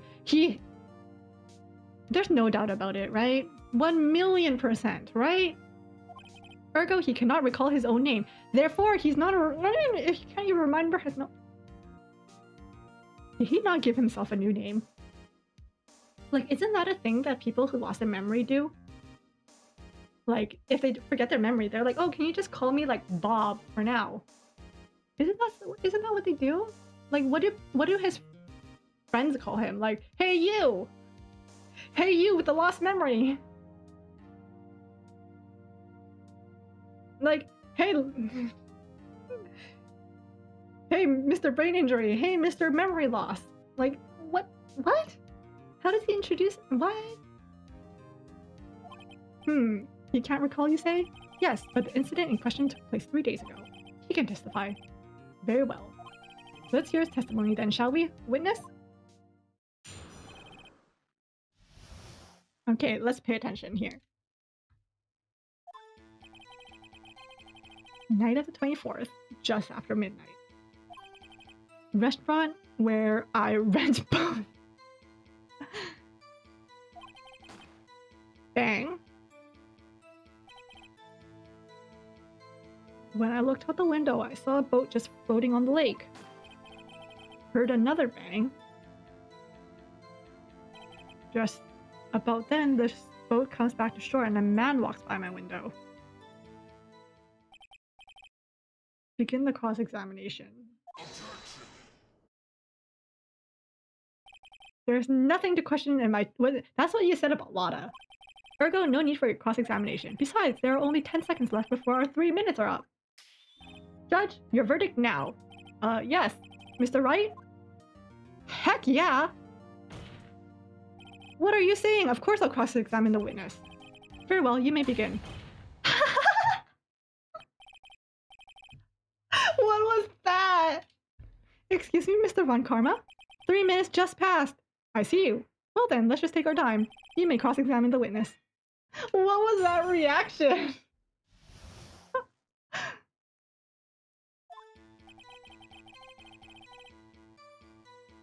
Hold on, what do I have?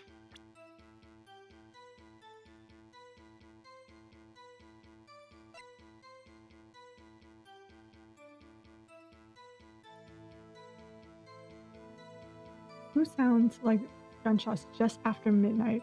It was just after midnight on... No, here's the thing. Guys. Right here, right? It says after midnight on December 26th. So would that make it December 25th? Would that make it the morning of 26th? Because then over here, it was the night of the 24th, just after midnight. So would this mean it's the 25th? Like, these are two... You know what I mean? That's why sometimes whenever I message my friends, like, hey, I'll see you tomorrow, but it's already, like, after midnight, I'm like, forget it. Because this one says 25th. This one says 24th.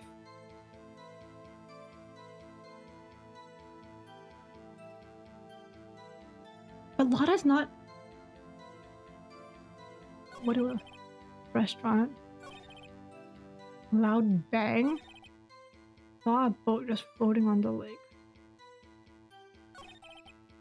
Heard another bang. A man walks by my window.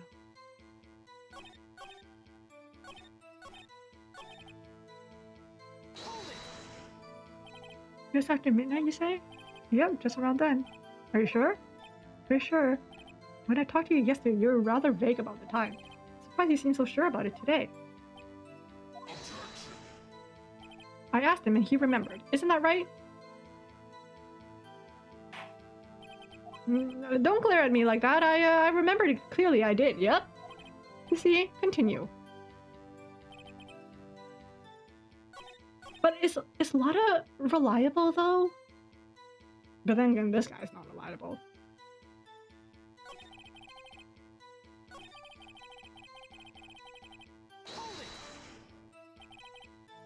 Was there someone else on the boat? It was pretty far out there. I couldn't see clearly, but I figured there were two men up there.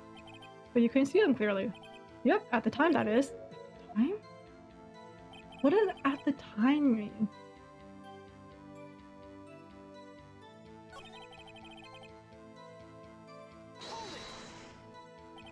By your window? Yep, by my window, right outside the window of my little shack. And could you see the man's face? Well, the fog was pretty darn thick, but he was right there in front of me. I saw him. That's a rather important detail. Please add it to your testimony. I have a bad feeling about this. The man was the defendant. He was saying, I can't believe he's dead. Are you sure? Dad! Oh my god, we called him Dad in court? Dead certain, Keith. He said, I can't believe he's dead, as he was walking by, too. We called him Dad in court. Witness, are you sure the person you saw was Miles Edgeworth? It was him! That Edgeworth boy! This sounds like decisive evidence indeed. I see no room for doubt. On karma, he lured me into cross-examining him so he could set me up for a fall. Nick, I don't like the way things are going here. Everyone in the courtroom is glaring at us. I better act quick or this trial's gonna be over. Okay, here's the thing also about, like, whenever I'm watching, like, cases, you know? Whenever I'm watching cases online, like, you know, I watch, like... And then people get mad at, like, defense lawyers. Like, they get mad at either, like, defense lawyers or, like, prosecutors.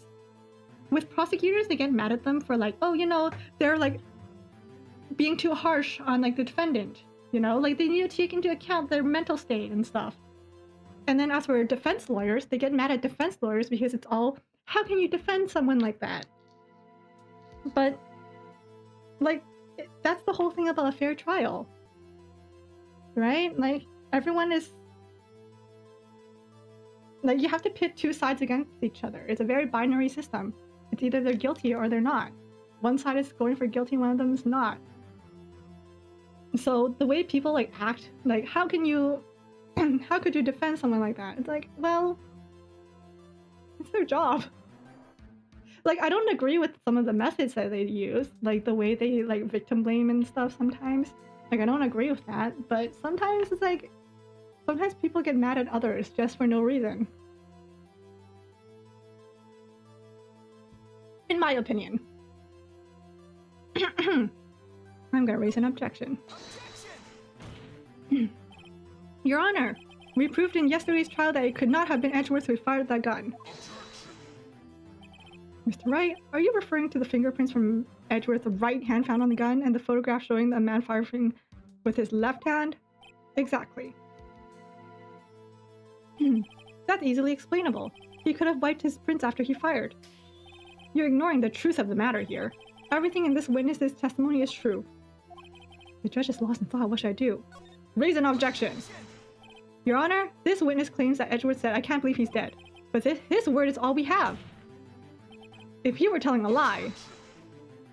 Mr. Wright, in the court of law, the evidence tells all. Apparently, you have yet to realize even this basic fact. Well, you didn't show us any evidence. You just have your witness. If you say his testimony is a lie, show us proof. Do we have evidence? It's the prosecution who has to show burden of proof. In America, anyway. Right? Like, everyone is innocent until proven guilty. It's the prosecution who have to prove that they are guilty. To be honest, I don't know what to do anymore. Please. Can you hear me, sis? Please. We need your help. Nick needs you. 3 minutes was perhaps too high an expectation. However, 15 minutes isn't bad. This must be a new record. Enough! The witness may leave the stand.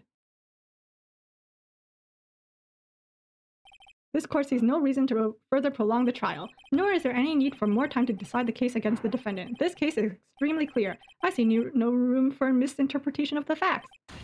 What? No. This court finds the defendant, Mr. Miles Edgeworth. The accused will surrender to the court immediately, to be held pending trial. Well, I didn't see that one coming. That's all. This court is adjourned. Bring the bird. Heck yeah. Wait! Oh my god, Maya! Let's go! Me? Huh? What? What? That was not freaking Larry. Larry!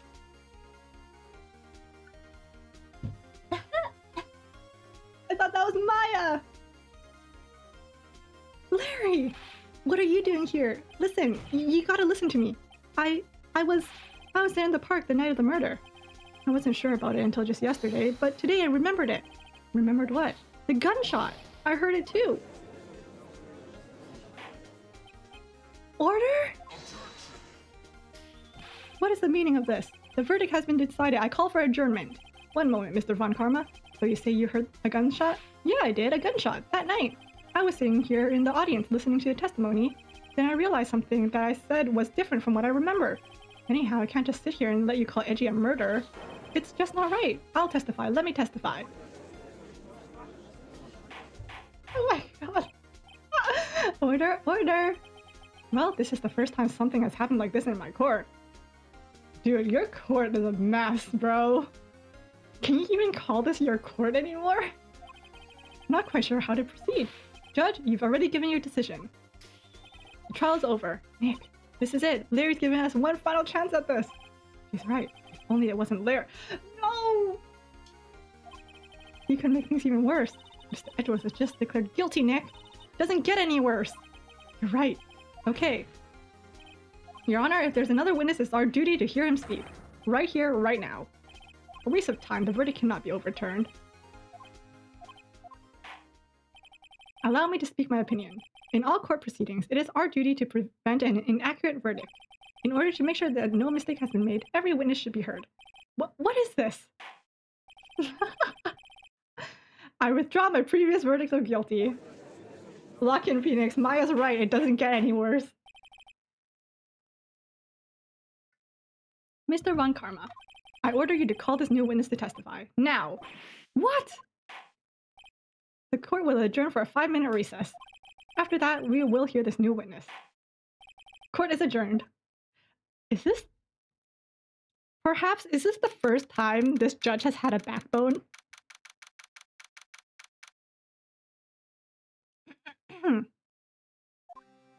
That was too close. Sorry to keep you on the edge of your seat like that, Edgeworth. Huh. I've seen worse. Yeah, right, Edgeworth, you're sweating bullets. Just wonder what Larry plans to stay in there. Larry was at the lake that night? Yeah. He said he went looking for the steel samurai balloon that fell into the lake. Alright.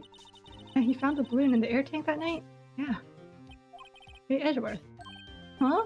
You say something right? Yeah, a lot of things. You seem out of it. What's wrong? It's nothing. Mr. Edgeworth, there's something I've been meaning to ask you. What's that? Why are your fingerprints on the murder weapon? Oh. Oh my god, we're finally getting answers from Edgeworth! Ugh! When he found the lake, I went into a daze. Couldn't understand what had happened. Couldn't think straight, then I saw the pistol lying on the floor of the boat in front of me. Picked it up without thinking. I didn't have a reason, really. I see. Right? Yeah? This might be our chance. Our chance? Von Karma has only ever run perfect trials. Perfect trials? Perfectly prepared with witnesses, perfectly complete evidence. That's the secret to his success. This is the first time he's ever had to deal with something unexpected. He has to let someone he hasn't even talked to testify before the court. And that someone is Larry! What are you getting at? Likely his testimony will be full of holes, right? That's right, Nick. No 10-minute trial this time. We'll milk this one for all it's worth. Hey, it was 15 minutes, 15! Everything's on Larry now. Guys, cheer on Larry, okay? We are cheering on Larry. Maybe not his love life, but we're cheering him on.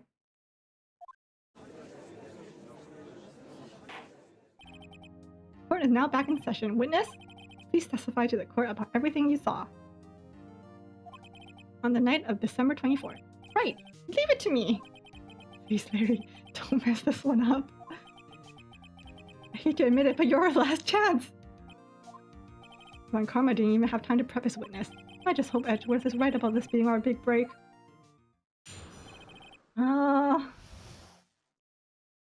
Okay, lock in! Out in a boat on the lake. Looking for something and I found it. We should probably press him on this, right? So I quietly slipped the boat back at the rental shop dock. Then just as I was thinking about going home, I heard this bang. Looked over the lake, but I didn't see a boat. Ooh.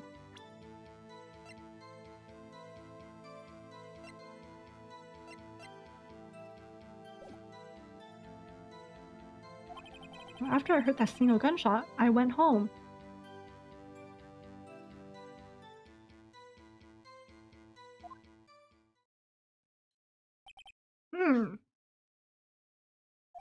That was an unusually vague testimony even for this court. In any case, Mr. Wright, you may begin your cross-examination. Yes, Your Honor. What's wrong, Nick? It's Larry. I have no idea what he's going to say if I press him. I'm a little scared. Well, we've come this far. There's no way to go but forward, Nick. We can't get any worse than this.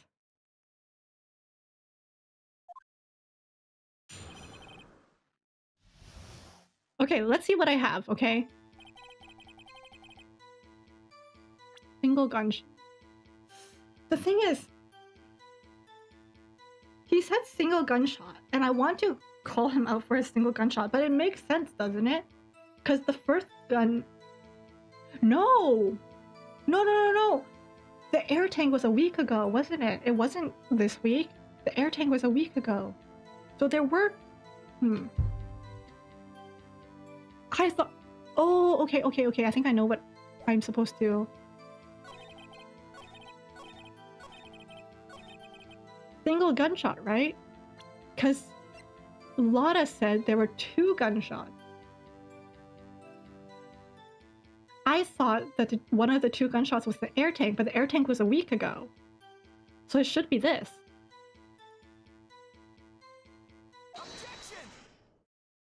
Well, wait a second, Larry. What? You only heard 1 bang, you're sure? That's what I said. But Miss Lotta Hart testified yesterday that she heard 2 bangs. And the old man just now said the same thing. They both heard 2 gunshots that night. Huh? Were you even listening? Were you paying attention at all to what they said? This feels so weird because he's supposed to be on our side. We're supposed to call him as a witness, but no, the prosecution calls him out as a witness. That's so strange. Yo, Nick, please. Huh? You know, something's been bothering me. I'm a witness, see? I'm like a customer here. So you gotta treat me nice and stuff, okay? Mr. Butt. What? You only heard one gunshot, are you sure? Well, to tell you the truth, I'm not sure. Huh?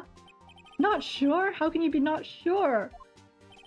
Yeah, well, I might have missed the other gunshot. I was listening to something else. Something else? My radio, dude, with my headphones. What? We don't do logic in Phoenix Wright, America. America Pan. Mr. Putz, you were listening to the radio with your... Yeah, so what? That's a crime? I listen to my radio. Everyone listens to the radio. What's the big deal? Mr. Von Karma, your opinion? Waste of time. I do not accept this witness nor his shoddy testimony. Well, Mr. Wright, sure you can... Yes. Your Honor, please allow this witness to continue his testimony. Nothing is more pitiful than a lawyer who doesn't know when he's lost. Well then, Mr. Butts, please give your testimony and be sure to include details like your radio. Right, leave it to me. I wouldn't if there were any other way out of this, believe me. We're dude? No, we put our faith in Larry, okay? We put our faith in the Butts.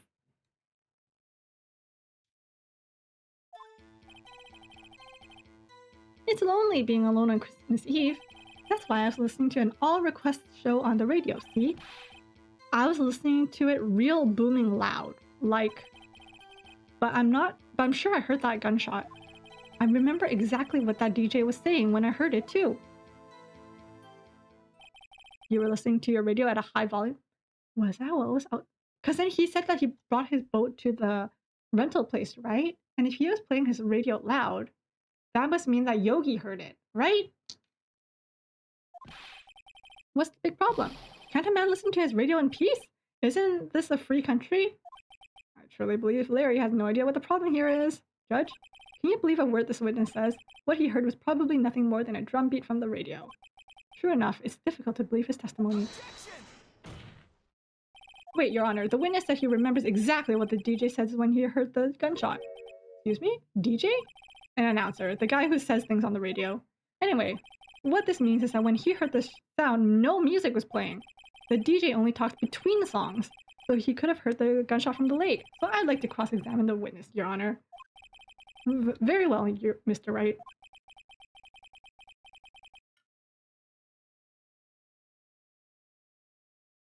I can't believe I'm continuing this charade.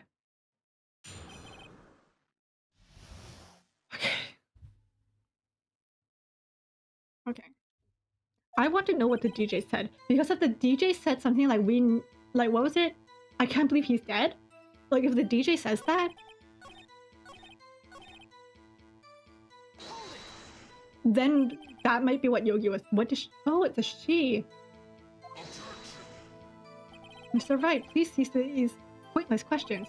What possible good could knowing what a radio DJ said do us?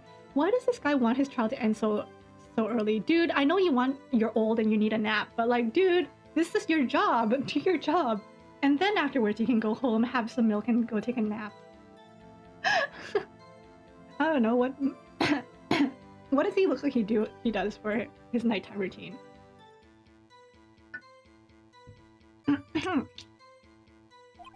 Indeed, Mr. Von Karma has a point.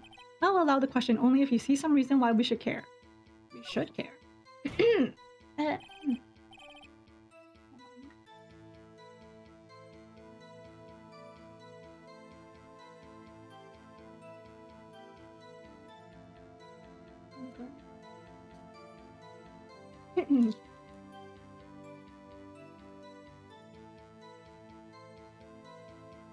We should care, Your Honor. Of course we should. Why? Well, how do you know if we don't ask, Very well. Mr. Butts, please testify to the court. What was the radio announcer saying when you heard the gunshot? Just when she said, "Hey, it's almost Christmas." I heard, "It's almost Christmas."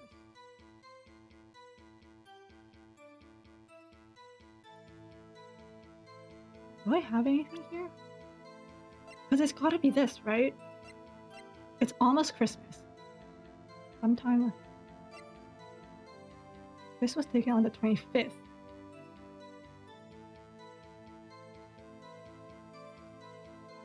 It was taken on the 25th, but that 25th is Christmas. The 24th, it was empty. It's almost Christmas. I think it's gotta be one of these two photos.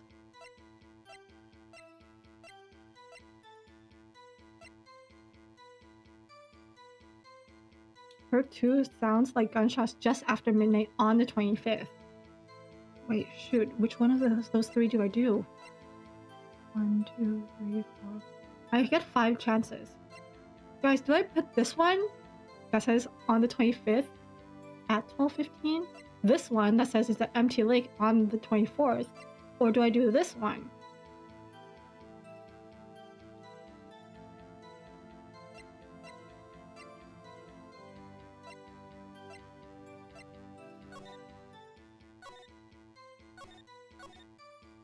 What's this dude's name? Yanni Yogi.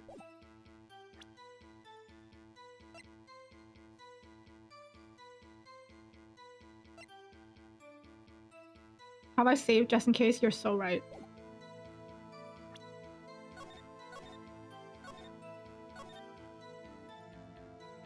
The one about the time? But all of them kind of have something to do with the time though. Like this one says it's at 12:15. This one says it's at 11:15.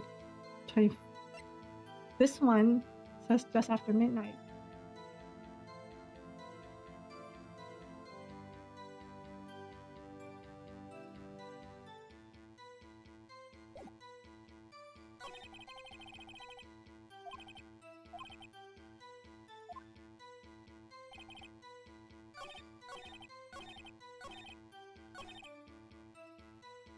Okay, maybe I'll press him on this. Like, are you sure? Of course I am. She had this real sexy voice. Maybe Von Karma was right. I'm not sure how this helped us at all. This is the okay.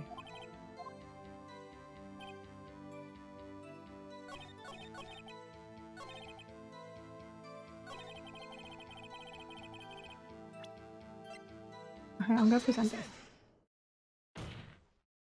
Larry, are you absolutely sure what you're saying is correct? Huh? What's with the face? You look scary, dude. Hey, if you're trying to scare me, you better know I don't scare that easy. Something matters, right? Your Honor. Did you hear what the witness just said? The DJ said, hey, it's almost Christmas when he heard the gunshot. Indeed, and almost Christmas means it wasn't Christmas. Do you realize what this means? When he heard the gunshot, it was still Christmas Eve. That would seem to be the case, yes? But he should have heard the gunshot after midnight. The photograph is irrefutable proof of this fact. Heck yeah. Let's see what time was on the photo taken when the gun triggered Miss Hart's camera. 15 minutes after midnight on Christmas Day. This is a clear contradiction, Your Honor. What was that first bang? Because everyone was talking about 2 bangs. What was that first bang? Because I'm guessing he heard that first bang before midnight. He puts his boat away and then he leaves because he said he left before midnight. And then after midnight, what happened? What does this mean? The 2 prior witnesses heard gunshots after midnight. However, this witness says he heard the gunshot before midnight. Judge's answer is simple. The current witness is plainly mistaken. Just look at him. Suspicious. What?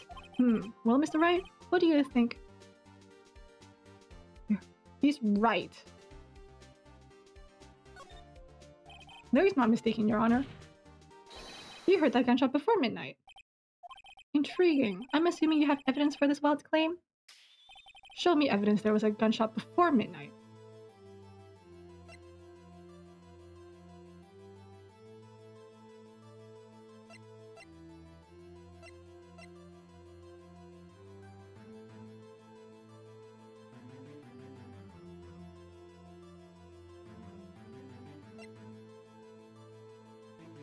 Fired 3 times. It's gotta be the pistol, right?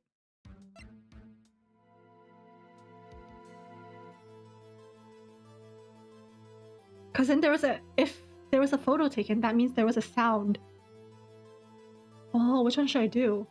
Yeah, the gun did 3 shots, and this one would mean that something sounded. There's a gunshot before. This one would tell us the time. This one doesn't tell us the time. This one just tells us that there were 3 shots. This one tells us that there was a shot before midnight. Look at this photograph. This was taken by our witness yesterday, Miss Lotta Hart, with her automatic camera. The timestamp on the photo reads December 24th, 11:50. Oh? But there's nothing on the lake in this picture. Your Honor, the real issue here is not why nothing is shown in this photo. It's why this photo exists at all. What do you mean? Your Honor, because this photograph was taken by an automatic camera. That camera was set up to go off in response to loud noises. Correct. There was a loud noise on the lake at 11:50 p.m. That's why this photograph was taken. In other words, when Larry heard that gunshot, it was most definitely still Christmas Eve. Why does that matter? I don't know why that matters. Indeed, it would seem that that is the case. Then where does this leave us? Yeah. Ms. Hart testified that she heard the gunshots after midnight. Are you claiming she was mistaken? Not at all, Your Honor. It is a fact that the camera also triggered at 15 minutes after midnight. Your Honor, that night there were 2 sets of gunshots with a 25-minute pause between them. My brain is so jumbled, guys. Why would this be? Don't be fooled, Judge. That camera was set off to respond to loud noises. Yes? There's no proof that the loud noise at 11:50 was a gunshot. Why? The witness could have sneezed, triggering the camera. But no, she just set up the camera today to be less sensitive, to be more sensitive. Because remember, Maya sneezing triggered it, and she said that she just changed it. So, couldn't be. Hey, my nose was clear that night, man. Clear. Well, Mr. Wright, there's no turning back now. Can you prove that the loud noise at 11:50 was indeed a gunshot? This time, it's gotta be this. This is my evidence. The murder weapon? Something about this pistol was bothering me, Your Honor. Both of the witnesses who testified yesterday heard 2 gunshots. However, the murder weapon was fired 3 times. That's what I was thinking since the very beginning. I was like, why does it say 3 gunshots? When then was the last shot fired? Only now have I realized the truth. I mean, granted, the gun could have only had revolvers. No, revolvers have six shots, right? I don't know how many shots a pistol has, but I mean, granted, that the gun could have only had like less 1 shot when it was first shot. When it was first fired, it could have already been missing a shot. But I'm not gonna say that. I'm the defense. That 3rd shot was the shot Larry heard just before midnight. That's assuming that the pistol was full. Order! That would make sense of the evidence we've seen so far. However, this leaves me wondering what exactly did happen that night on the lake. Exactly! If this is true, there were 2 sets of gunshots separated by 25 minutes. One at 11:50, another at 15 minutes after midnight. Why? I ask you, why? Uh-oh, I better think of something quick. Wait a second. Gunshots separated by 25 minutes? Ah! What's wrong, Nick? I have it! Remember the case with the steel samurai? The spies?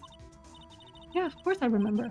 The murderer in this case had the same idea and the murderer in that case. They dressed up as the steel samurai? What do you mean? Maya, yes. If we don't figure this out now, we'll never overturn Edgeworth's guilty verdict. I've got a hunch and I'm going to run with it. Right. I mean, is this safe? Safe? We've already gotten a guilty verdict. We have nothing to lose. You just watch and let me know if I say anything that sounds fishy, okay? Right, Nick. Your Honor? Yes, Mr. Wright? The testimony just now has cleared up this entire case. What do you mean, Mr. Wright? So, you finally realized the truth. There can be no other murderer here other than Miles Edgeworth himself. Wrong, Von Karma. A man who was shot that night, but it wasn't Edgeworth who did the shooting. Listen, rookie. Take a deep breath and consider the fact. At the time of the murder, one boat was on the lake. This is shown by the witness's photograph. The defendant, Edgeworth, and the victim, Robert Hammond, were on that boat.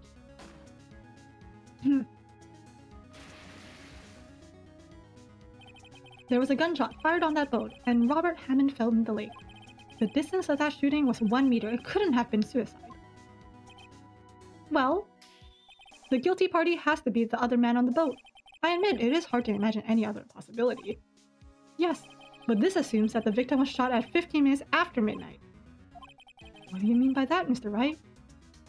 We have photographic evidence of the time of the shooting. The timestamp on the photo says 15 minutes after 12. But Larry heard a gunshot 25 minutes before that. Robert Hammond was killed then. 25 minutes before the shot on the lake. That's the only way that Edgeworth could be innocent. Mr. Wright, are you quite mad? Explain who the two men on the boat are then.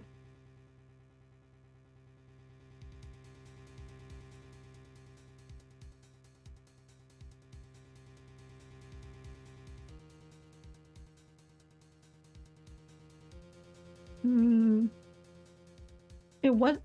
The murderer and Hammond? I feel like... Edgeworth and the murder is interesting. Where did they find Hammond again? Welcome back, Lloyd.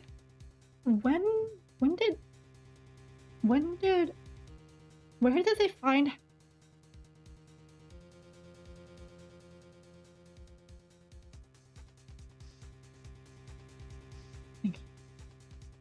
So many possibilities. Ouch. The murderer and Hammond. But how would Edgeworth be there, you know? I feel like Edgeworth has to be there. Edgeworth has to be there because he was arrested on the scene. Edgeworth and Hammond, I think, would just... It would mean it shows Edgeworth... Edgeworth and the murderer? I don't remember the facts before. What if the murderer killed Hammond, lured Edgeworth in, but it shows someone shooting something? What if 3 of them were on the boat?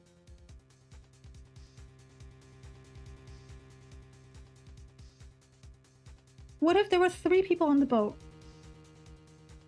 So there were 3 of them. The murderer kills Hammond, turns the gun on Edgeworth. Yeah, but where would the murderer go?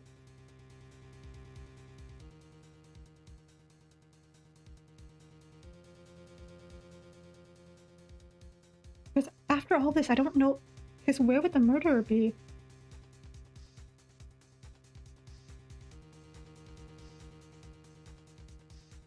Eeny, meeny, miny, mo, catch a tiger by the toe. If you holler, let him go. Eeny, meeny, miny, mo.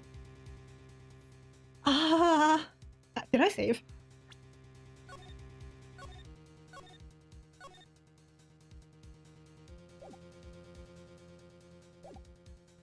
Okay, I'm gonna go with this one first. And then go with this one if I'm wrong. What evidence do we have to support any of the claims? I don't know! Of course it was Edgeworth and the murderer. After the murderer killed Robert Hammond at 11:50, he assumed the guise of Mr. Hammond. Oh!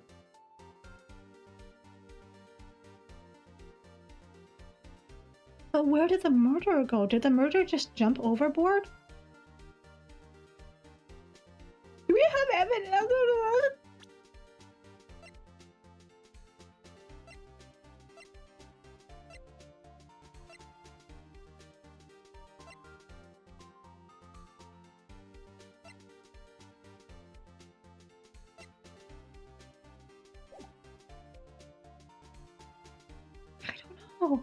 We'd just be claiming? Yeah, we don't have any evidence, so we're just claiming. But that's what the prosecution's doing, too. I'm so lost. Well, what? Are you serious? Yes, Edgeworth won't tell us why he went to the lake that night. However, I have a hunch. That night, Robert Hammond called Edgeworth to the lake. Now, Edgeworth didn't know Robert Hammond's face that well. That's why he didn't suspect anything when the murderer took Robert Hammond's place. I'm not sure what to make of all this. Ludicrous! Mr. Wright, tell us the name of the murderer then. The murderer's name? Right, it's... Frick, we don't know.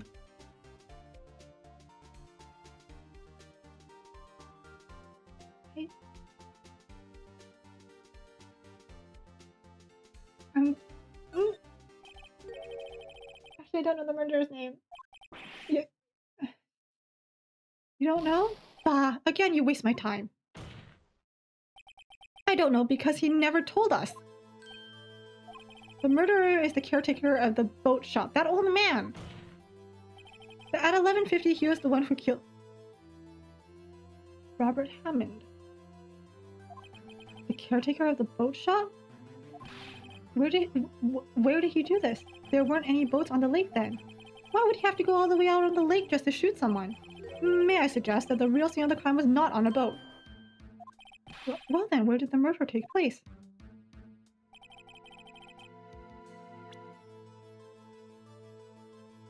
This is Lotto.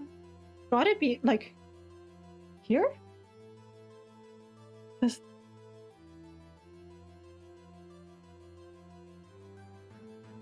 Because it's gotta be close enough that Lotta should have heard the bang, right? Here? Around here, maybe? Maybe. Oh, shoot.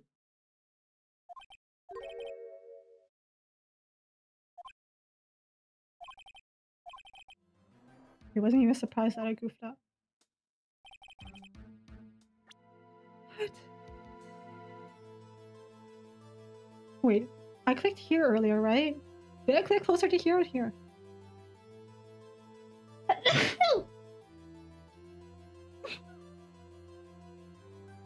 Excuse me.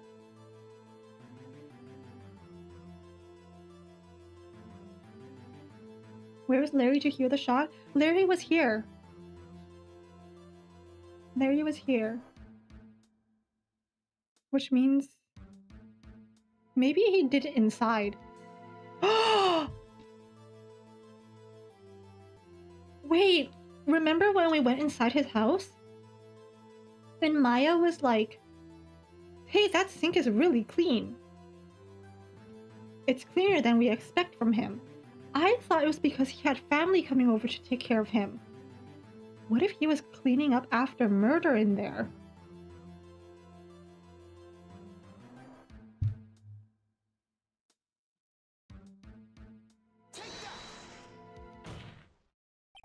Here, of course, the boat shot where he lives, with Parrot as the evidence. Oh, that way he could meet with the victim without anyone seeing. Do you have proof that the boat shop was the scene of the crime? Recall Larry's testimony, if you will.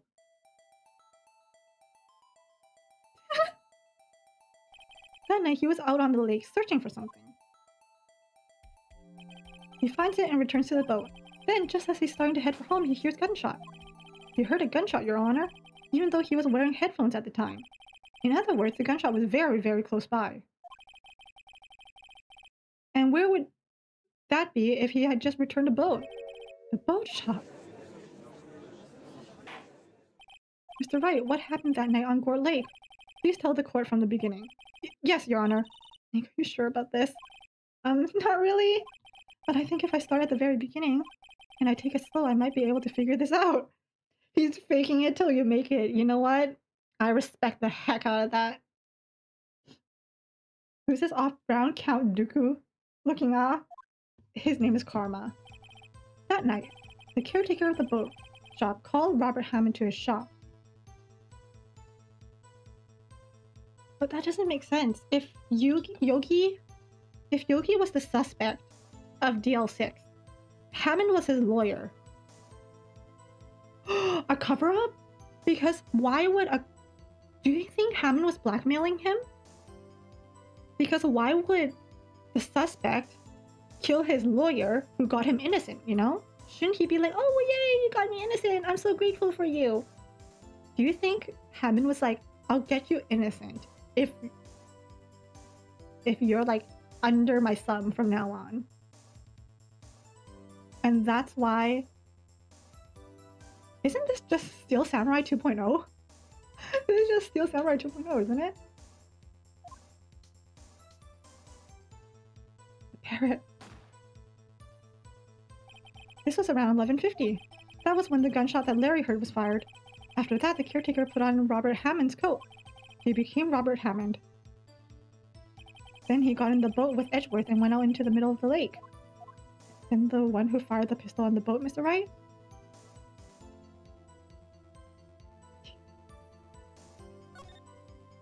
But where did he go? Of course it was the murderer who shot the pistol. He shot twice. Both missed Edgeworth on purpose. Wait a minute. Yes? Why would he shoot twice if he didn't mean to hit anyone? Know this, Mr. Wright. The moment you run out of explanations is the moment you lose.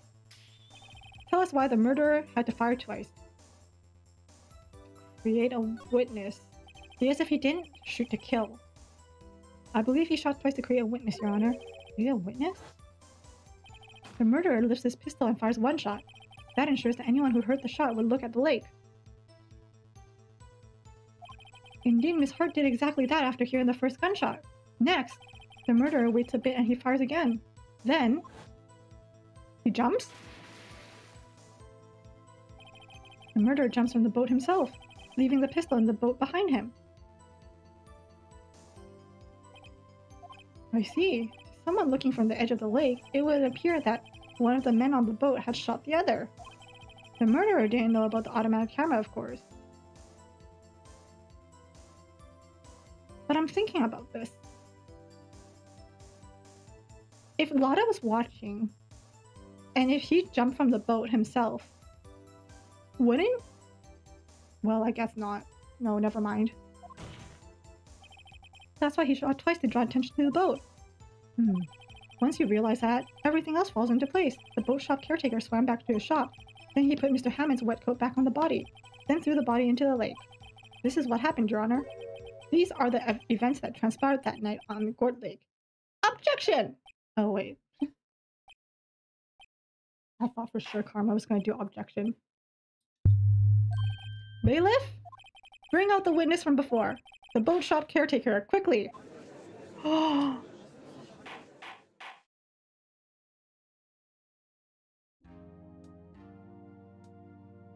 Very well. While we're waiting for the caretaker, I would like to ask the defendant, Miles Edgeworth, a few questions. Mr. Edgeworth, please take the stand. Mr. Edgeworth, you heard what the defense has said? Yes. Well, why did you go to the lake that night? What Wright has said was mostly correct. Astonishingly so, actually. Yes. Several days ago, I received a letter. The letter was signed Robert Hammond. He asked me to come to the boat shop by the lake at midnight on Christmas Eve. He lied to us then. He wasn't there for Gordy. He said he has something very important to discuss with me. Something important? I'm sorry. I can't say what it was. Your Honor, sir. Bailiff, we're conducting a trial here. I ask you remain quiet. The witness has disappeared. He did a runner? He isn't at the boat shop either. What? What should I do? Find him quickly. We cannot allow him to get away. Oh!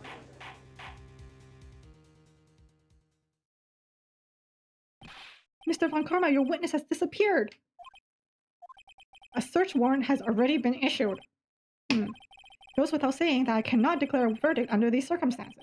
I will extend the trial until tomorrow, the final day allowed. I request that the police department utilize all its forces to find that witness. Am I understood? Look at him holding onto his sleeve like this. One more thing.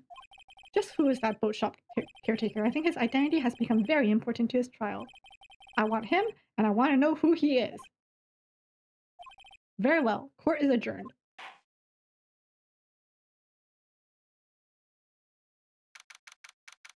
Oh my god.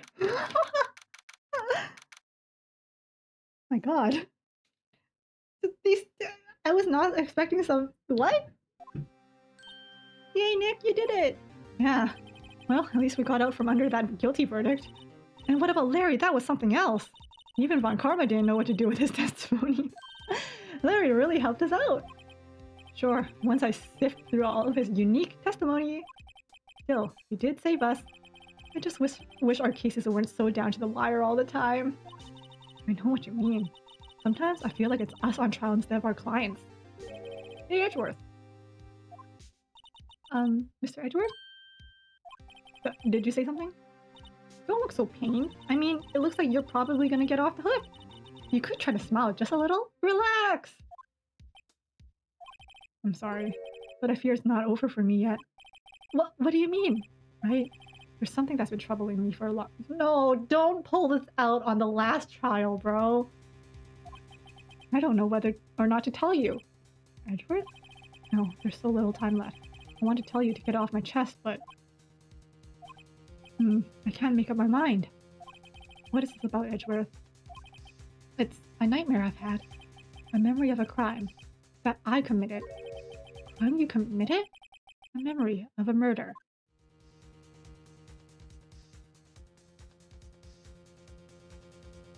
Did he kill his dad? Did Edgeworth kill his dad?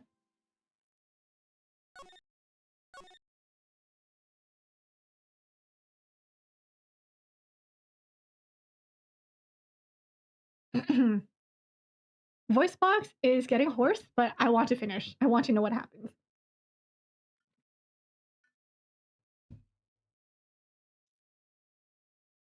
Like, if I think about it, what happened? There were 3 people in that elevator.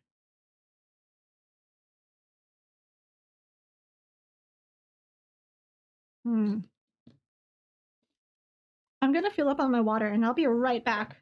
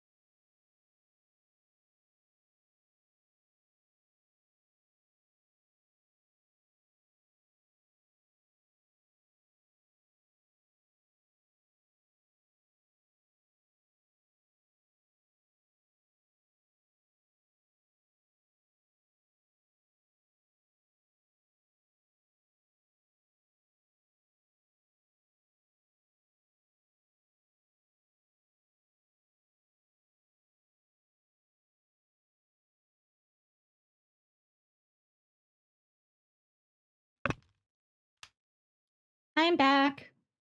I'm back. Hi, Bella! We still got a good amount left. I think there should just be one more investigation, one more trial, right? One more hour? I can do this. I can do one more hour. I popped the halls earlier, so I have it in my mouth. Just in case. Okay.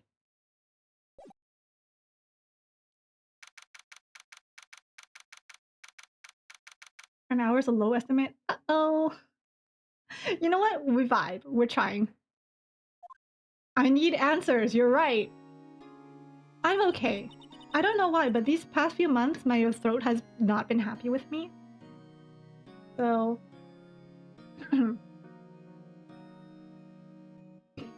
Anyways, what was Mr. Edgeworth talking about?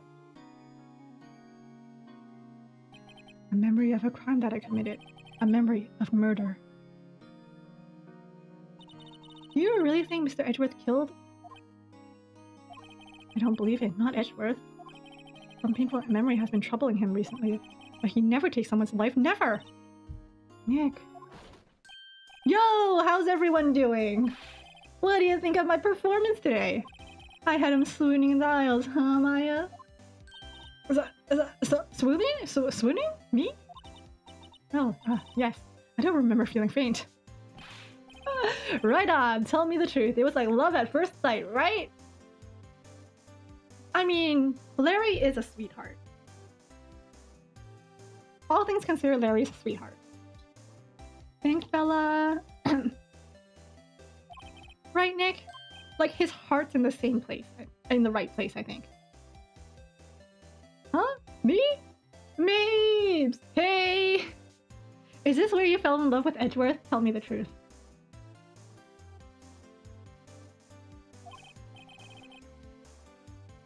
Like, is this the episode where everyone falls in love with Edgeworth? Because I feel like everyone loves Edgeworth.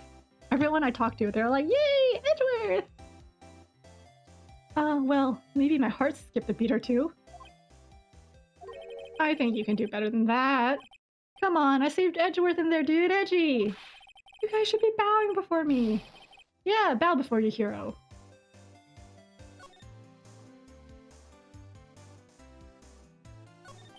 Larry, you really helped us out in the trial today.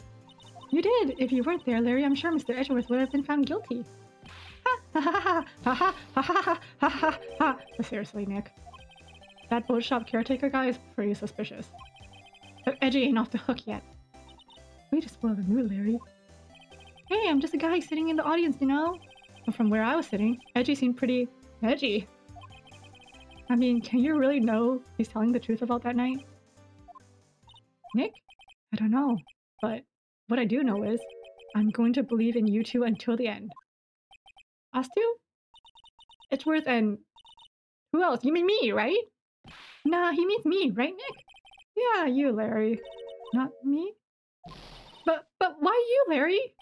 Huh? Oh, well, actually, yeah. Why me, Nick? Enough with the silent treatment. Yowie?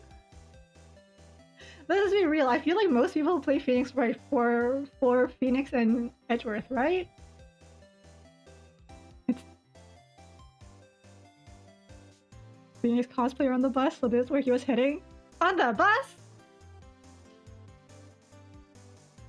To save his heart.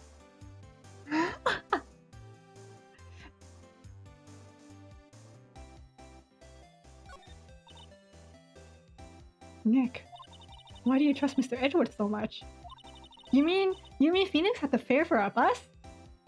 He barely has money in for burgers. I mean, he's changed recently, true. But when we first met him, he was kind of a jerk, don't you think? You didn't know him back then. Back when he wanted to become a defense attorney. Wait, was that when you two were classmates? Yep, in grade school. They saved me. Miles. And Larry. They saved me and I'll never... That's why I became a defense attorney, you know? What? Hey, Larry. What's he talking about? Huh? Sorry. Kinda forgot. Okay, Nick, out with it. I'm gonna hear this story today and that's final. Okay. Kind of a long story, so hang in there. Strap in, boys. It was the very end of 3rd grade. I was on trial. A class trial. A class trial? You remember Larry? Spring, end of 3rd grade? Kid in our class got his lunch money stolen. Lunch money? Our school was really small. Every month, kids would bring in an envelope with money for lunch from home. Huh, I see. Anyway, this kid's envelope disappeared with $38 still inside. A whole whopping $38. Yeah, now that you mention it, I do remember that. I can see why you forgot, though. You were out of school that day. Anyway, the envelope had been stolen during PE class. I was coming down with a cold, so I skipped PE that day. I was the only one not in class. So they thought you did it? Yeah. The kids in class said I should be put on trial. Trial? So the next day we held a classroom trial with me as the defendant. crying. I didn't do it. Guilty, he did it. Guilty, it was you. Thief, give the money back. You're such a meanie. No one play with him. Just admit you did it. You can't hide the truth. Tell us the truth. We're not gonna play with you anymore. Yeah, and no boring my eraser. He shouldn't be allowed to in the relay race or on the... Hey, did you rob that bank the other day? Now, Phoenix, you know you shouldn't steal people's money. It's not right. In the end, even the teacher thought I'd done it. Go over and apologize, Phoenix. Oh, look at him. I didn't know what was happening. I was so sad I couldn't stop crying. Everyone was staring at me like I'd done it. I tried to apologize. I went to where the boys whose money had been stolen was sitting. That's when it happened. You shouldn't have to apologize. The only thing that belongs in the trial is evidence. Anything else has no place. You should all be ashamed. Amateurs. Miles? Ah! He's so cute. What the heck? His little bow tie in 3rd grade? He has a little bow tie in 3rd grade? It wasn't you who stole my money, was it? Oh, it was his money. No. Then you shouldn't apologize. Everyone's been shouting you did it, but no one has any proof. This is why, Your Honor, the boy is innocent. Your Honor. But Miles, it was your money that was stolen. Yeah, he did it. He's the one. We don't need proof. Make him say sorry. Why don't you all just shut up? Oh my god. Was Phoenix the only 3rd grader who looked like a 3rd grader? This is how it is. Everyone getting up and picking on one person. Just think how he feels. He said he didn't do it, so he didn't do it.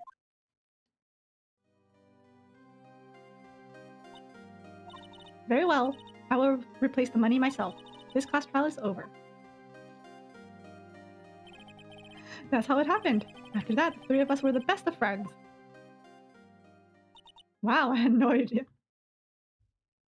When he was all like, oh, he saved my life. They saved my life. That's why I became a defense attorney. Wow, I had no idea. Yeah, I had no idea either. I mean, I forgot. That's when I learned what it meant to be alone. Totally alone, without a friend in the world.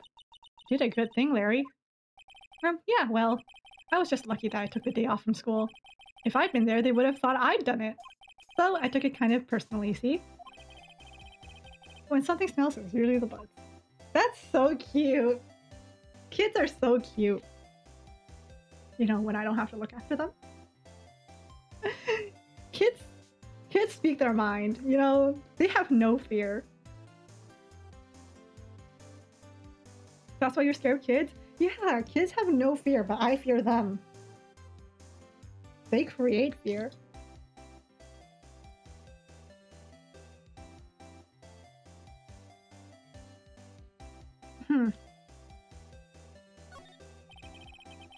Anyway, Edward and I talked after that class trial. That's when I heard his father was a defense attorney. I remember his eyes would shine when he talked about his father. His father was a defense attorney? Oh, okay, wait, never mind. Forget what I just said. Ignore me. I keep thinking that his father was like the opposing lawyer. In his own murder, that wouldn't have worked, no. His father died and he becomes the opposing lawyer. I'm gonna become a defense attorney just like my father. A famous defense attorney. A few months later, he suddenly transferred to another school. The DL6 incident. Right. I'm not sure, but the transfer probably had to do with his father's death. That's so sad. It was several years later that I heard Edgeworth's name again. There was an article about him in the newspaper. The headline was something like Dark Suspicions of a Demon Attorney. Several years later. When you guys hear the word several, what number do you guys think? Because a couple is 2. A few is like 3 or 4. for me, several's like 6 or 7 or 8 years, you know? So if they were in 3rd grade, like, let's take the higher number, like 8. That would mean that they just finished like 12th grade. And he already became an attorney. Fabricating evidence, manipulating testimonies, covering up facts. The article said he'll do anything to get a guilty verdict. Anything. But why? What happened? I mean, that's not the Edgy I used to know at all. That's what I thought too. I tried to get in touch with him I don't know how many times. He never replied. I guess he didn't want to see his old friends. I couldn't just drop it though. I wanted to meet him, to learn why he'd become who he became. That's when I decided. Wait, you don't mean... That's why? That's why you became a defense attorney? To meet Edgeworth? Dude, no wonder people ship these two. What the heck is this? Imagine choosing your career path. Choosing your career path for a man?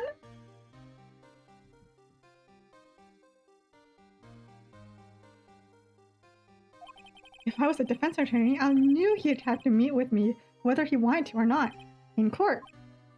Oh my god. Phoenix, I hate to break it to you, buddy. I don't think the rainbow's just in the sky.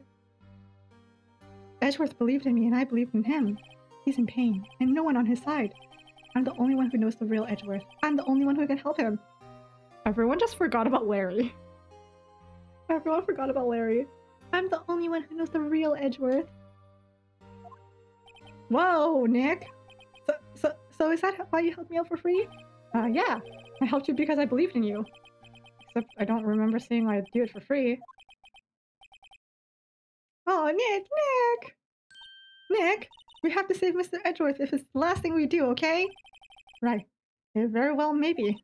First, there's that rental boat shop caretaker. We need to find out who or what he is. I'll settle for who.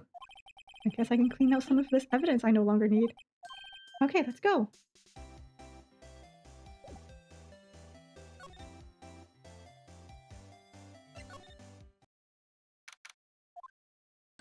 Hey pal, long time no see. Oh, Detective Gumshoe. Close one today. I got so worked up I snapped my tie in half. Sorry about that. No problem, pal. Thanks to you, we now know who really did it. You mean the boat shop caretaker? Look, I'll make you a promise. I'll have that scoundrel in my custody by trial time tomorrow. Come what may. It's my duty to you as a police officer.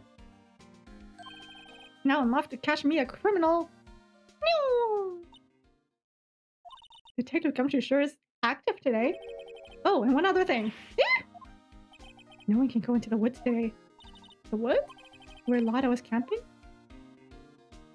The woods are off limits to camping, and apparently a park ranger found out. He got pretty mad. No one can go in for a while. I guess Lada's in a lot of trouble. Anyway, I'll be seeing you tomorrow. No. Okay. Huh? Steal eyesores. Holy yowie, yeah. Larry stayed the same, so he's okay. Larry will always be Larry. Eyesore? Looks like the hot dog stand is closed too. Very funny.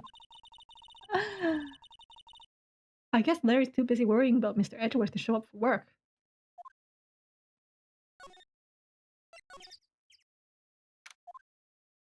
That old caretaker got away. Yep. I never imagined he might be the real murderer. Ahem! I know that clearing out the throat anywhere. Aha! Hello! What might you be doing here? Out for a walk, Ah, the days of my youth. Like the scents of fresh lemon, you see? Mr. Grossberg! This is no time for idle reminiscing. Mr. Edgeworth's trial ends tomorrow. Grossberger, yeah! That is true, yes. But from what I saw of today's trial, Edgeworth should be fine, right? Well, I'm not so sure about that. Oh, what do you mean by that? Well, I'm not sure. If you find anything out, come by my office at once. I may be able to offer you some assistance. That was such an NPC moment. Like, this bro just showed up in a case that he wasn't even involved in. Told us to come see him if we needed help and then disappeared. I mean, I know he's involved in DL6, okay? Like, come on. The fact that he just showed up at the boat rental shop. Who knows?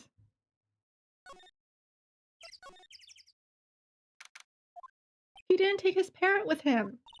Nobody's home. Hello, hello. Ah. Hey, it's Polly. I wonder where your owner's gone, Polly. Hello, hello. Ah. Can't believe he'd run off and leave his poor parrot to fend for herself. Hello, hello. Ah. Are we gonna take in the parrot?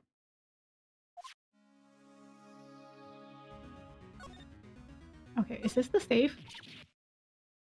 Ah, what's wrong, huh? Oh, never mind. What? Tell me. Just when I saw the TV, I remembered. They're showing a Pink Princess special this week. Oh, that's why I didn't want to tell you. Everything is cold. Looks like he didn't turn the heater on. Hasn't been back here since the trial. Don't people usually put pictures of fish up on the wall to boast about them? Yeah, I guess so. You mean the pictures of the fish they catch, right? Yeah, but don't all the fish on the wall here look really puny to you?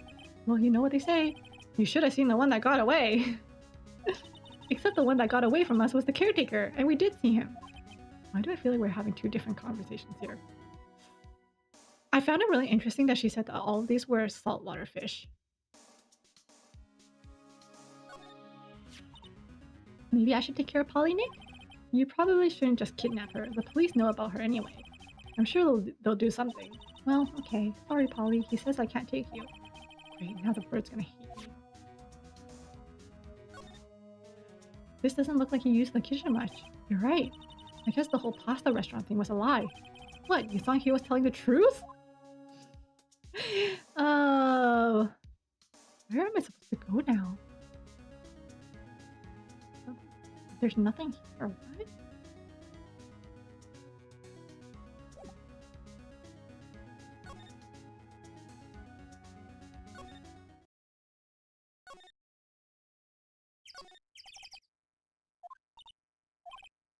Run for the hills. He didn't seem like a bad person. Are you kidding? That man was sus as heck. I missed one thing. Where was the safe? Wait, should I go inside? Back inside? I missed something?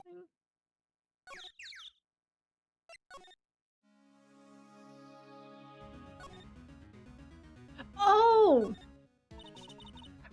I thought that was a VCR! That reminds me, Nick. Polly here knows the number to the safe, right? Yeah, that's right. Polly, what's the number to the safe? 1228. Ah! Let's open it, Nick. Come on. Or like, not a VC... Like... What? A boombox? I thought this was like a boombox. Or like, you know, another piece of electronic that like... I thought it was like a boombox. Like, you know? Because I used to have something like that. Like a little... The speakers here, and then a little cassette holder here. And then up here is like the CD. No, I said VCR because the front looks like a VCR. See how like... You know, there are the two circles there? But hey, you keep it locked, so there must be something of value in there. I'm not so sure. Okay, Nick, let's see what's in there. Guess there might be a clue or two. The only thing in here is a letter! A letter? Aw, boring. There's no name or signature on this thing. Handwritten in precise, clear letters. Get your revenge on... Miles Edgeworth. Edgeworth! Nick, why would Mr. Edgeworth's name be on here? How should I know? I'm gonna read this whole thing. Get your revenge on Miles Edgeworth. It also says, this is your last chance. Now's the time to get revenge on the two men who ruined your life. Is it because Edgeworth threw someone in prison? The rest of the letter goes on to describe the murder plot in detail. How to kill Robert Hammond and frame Edgeworth. Calling Edgeworth out to the lake, getting on the boat, firing twice. This is exactly what I figured out today in court. It's all here, in perfect detail. What do you think it means, Nick?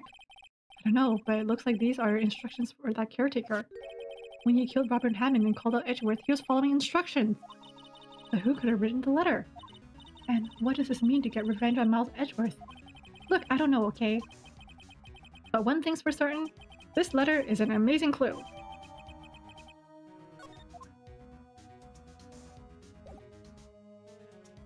What do we do now?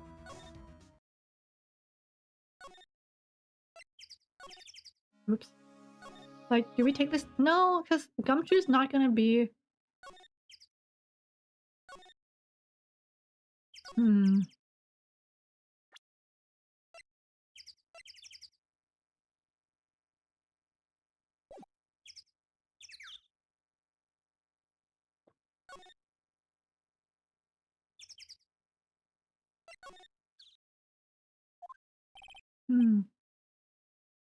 Gumshoe's not back yet. Gumshoe, he won't be coming back today. Oh, really? He said there was some guy he had to arrest by tomorrow. He shouted something about catching him if it's the last thing I do, pal. Good luck, Gumshoe. Detention center? Here, Edgy! You look as grim as always.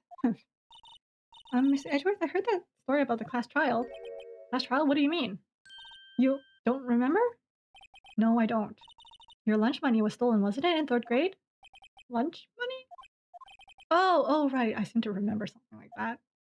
I mean, his dad basically died, like, immediately after, so I doubt that's on his, like, the top of his memory. Nick, I think you're the only one who really remembers. Well, it probably only really mattered to me anyway. Mr. Edgeworth, didn't you know? That trial was the reason Nick became a defense attorney. Ridiculous. Gee, thanks. That said, does sound like the kind of thing you do. Maya is gonna matchmake these two. Kids' memories? Yeah. I remember some weird things from childhood. Like, the fact that I really like the taste of the vitamins, so I would take more than one. My mom caught me and she yelled at me for it. They tasted really good.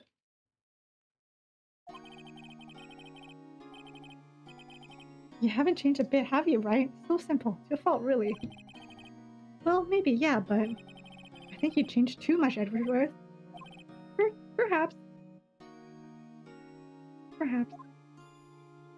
The Flintstone vitamins? The Flintstone vitamins were okay. I didn't like that they were, like, super dry. Like, my thought process was always, why are you yelling at me for taking vitamins? Aren't vitamins good for you? Like, I never understood why my mom was yelling at me for it. Cough syrup. Hey,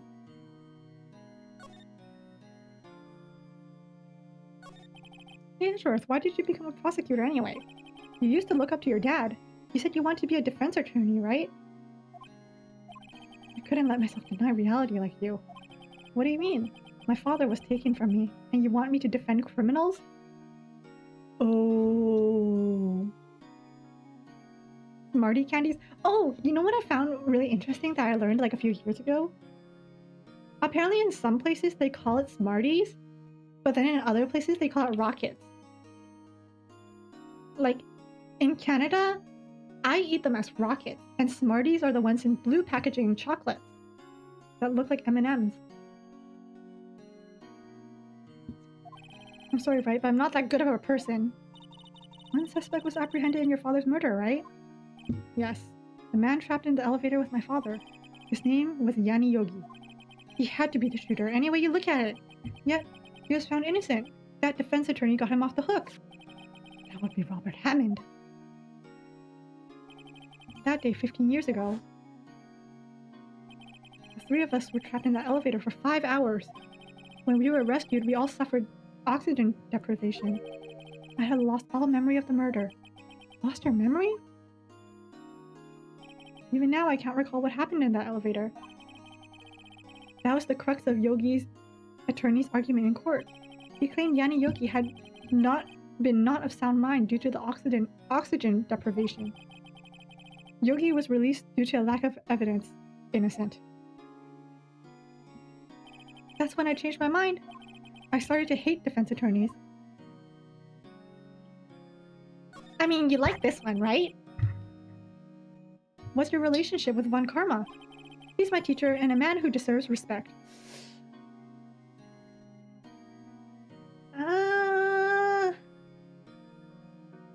You know who deserves respect? Mia. In this household, we love and respect Mia. I learned everything I know of courtroom techniques from him.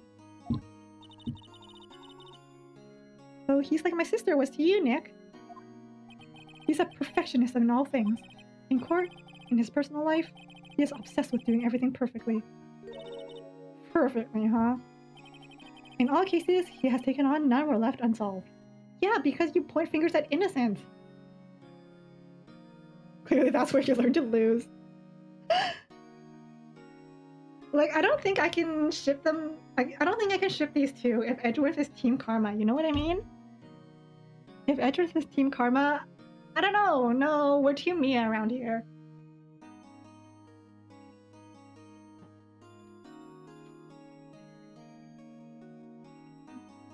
Yes, Mia is the best.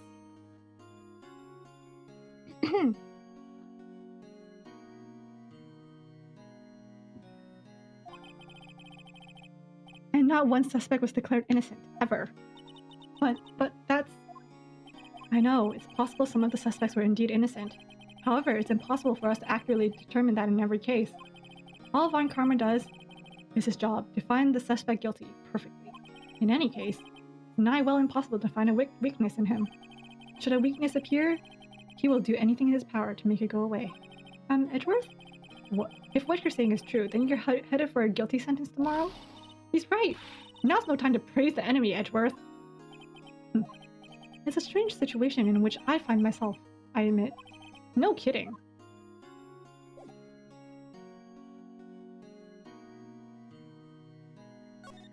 Can I show you this? Hey, what if I show him a picture of his dead father?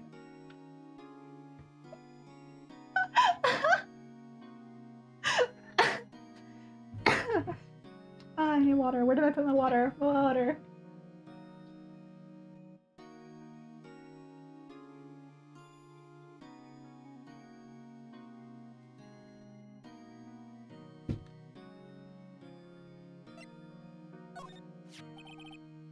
Edgeworth, see this letter? This came out of the safe in the shack where the boat rental caretaker lives. I see. Revenge? On me? Who's that old guy anyway? I don't know. Could he even be an innocent defendant you got declared guilty or something? Nice, right? But I don't remember that old man, not at all. So he was following this letter. Which means there was someone else behind it. Now's the time to get revenge on the two men who ruined your life. 2 men meeting myself and Robert Hammond? It also says this is your last chance. Last chance? Because the case closes in 2 days. Maybe he's talking about the statute of limitations on the DL6 incident. Wait, that old man? What is it? Do you know who he is? Yogi. Could he be Yogi? Not to brag, but I think we figured that out way before these guys. Yogi? The suspect in the DL6 incident, the one who was found innocent.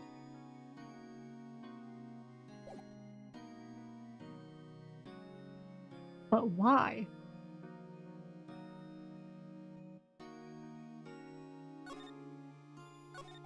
Yanni Yogi was a court bailiff at the time. We just happened to be in that elevator together 15 years ago.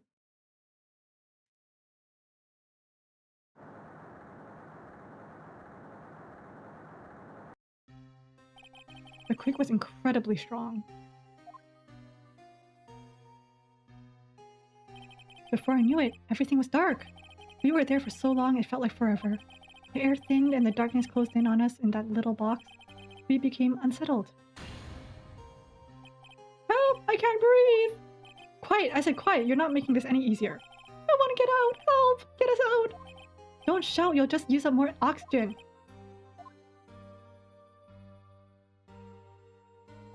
That's all I remember. Then when I came to, I was in the hospital bed, staring up at the ceiling. In court, Yani Yogi's mental condition was called into question. They claimed the oxygen deprivation and stress caused temporary insanity. In the end, the claim passed the court, and Yogi was found innocent. Yeah, I think the scariest thing when you're in like a emergency is that you can't control others. Like when I was on transit the other week, when I said that something exploded and people were pushing and shoving, meanwhile I was like, stop pushing, stop shoving. Dude, there's nowhere that people can go. This letter tells him to get revenge on Edgeworth. Why would he want to take revenge on you? Yeah, he was a child. Right? Yeah? There's something that's been troubling me these last few days. I didn't know whether or not I should tell you. You mean the nightmare?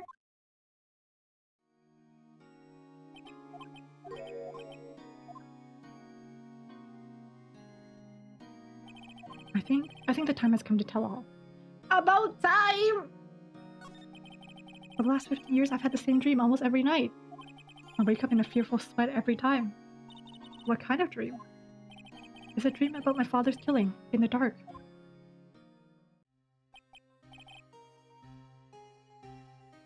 Help! I can't breathe! Quiet! I said, quiet! You're not making this any easier. I want to get out! Help! Get us out! Don't shout, you'll just use up more oxygen. I can't breathe! You're using up my air! What? Stop breathing my air! I'll stop you! What? What are you? Stop breathing my air! No, father! He's attacking father. And then I see the pistol lying at my feet. I don't know if it was the evidence from that day in court or the bailiffs. In a daze, I picked up the pistol. Get away! Get away from my father! Ah!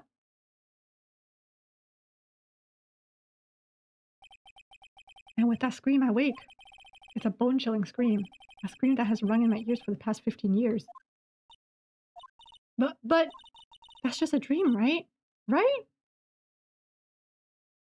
I've been having thoughts about you. And me.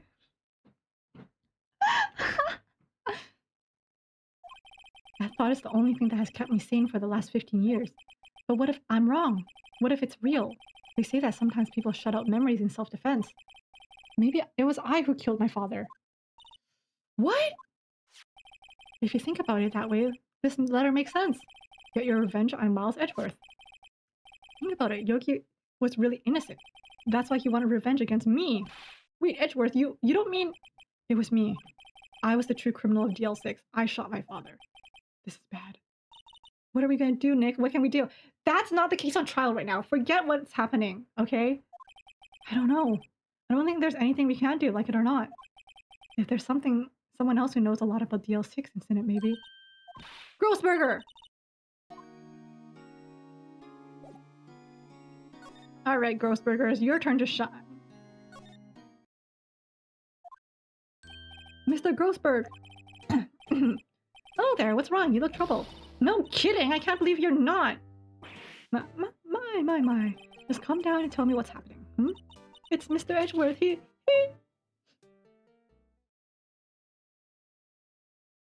I see, so Edgeworth dreamt he shot his own father?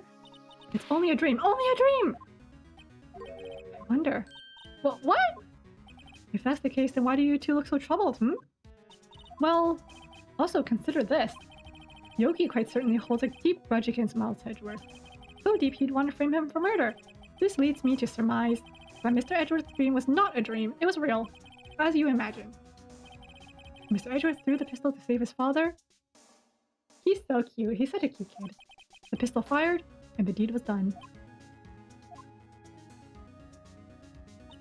No, I don't believe it.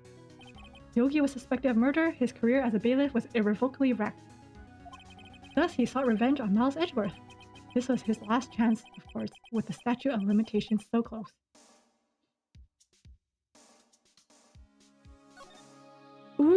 Oh, the spirit medium.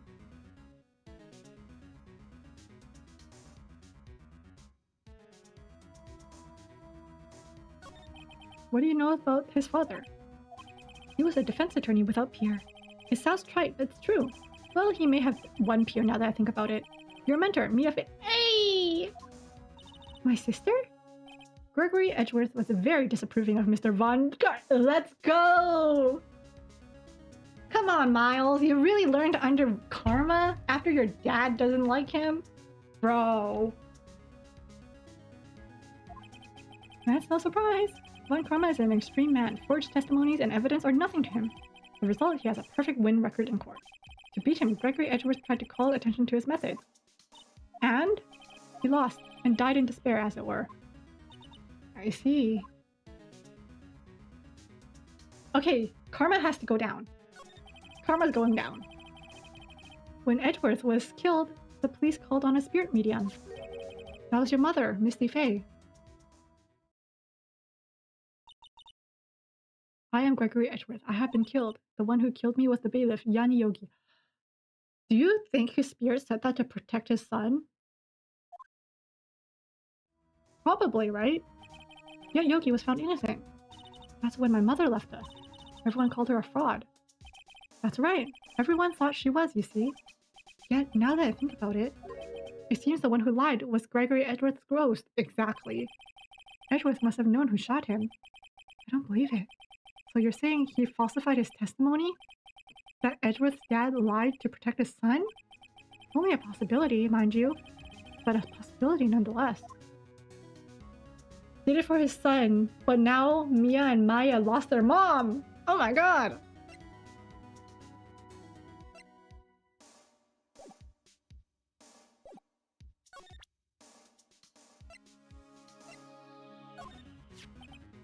Oh, so this is the letter? It does seem that Yogi was following this letter when he killed Hammond. But why kill Robert Hammond? Hammond was a skilled defense attorney, but he defended clients not for their sake, but for his own. Was I right? He never trusted his clients that one. The only thing he trusted was his own ability. But he got his clients found innocent, so why should it matter?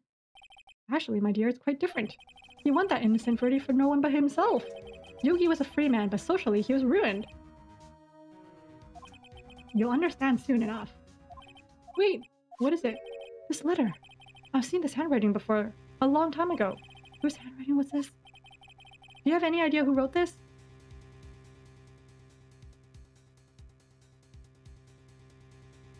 Shut up. Shut up, it's not karma.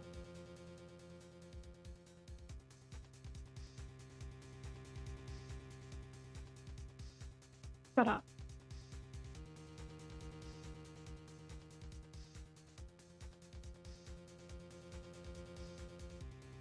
No, think about this, think about this. Greg lost to karma.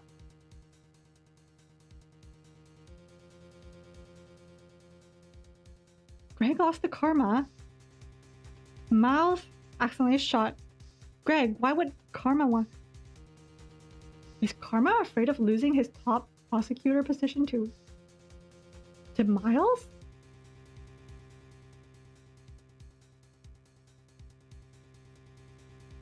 Oh my god. Thoughts are being thunk.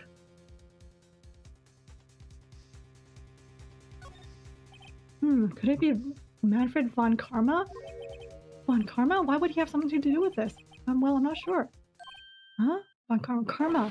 Wait, you're right, my boy. This is Von Karma's handwriting, I'm sure of it. I used to see it all the time on court reports. But that means the one who told Mr. Yogi to kill was... Correct. Karma himself. Why would Karma want to frame Edgeworth?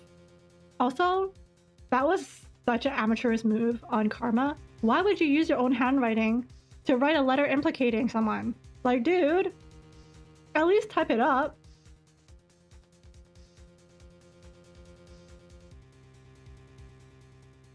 Or, you know, like, cut out magazine letters.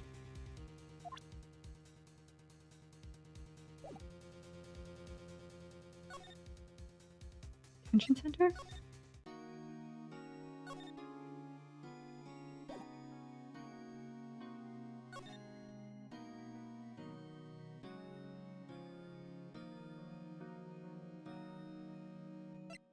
go back to the...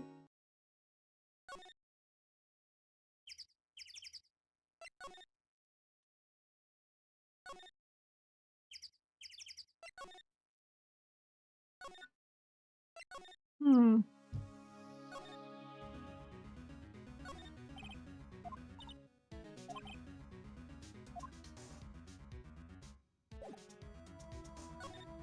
Hmm.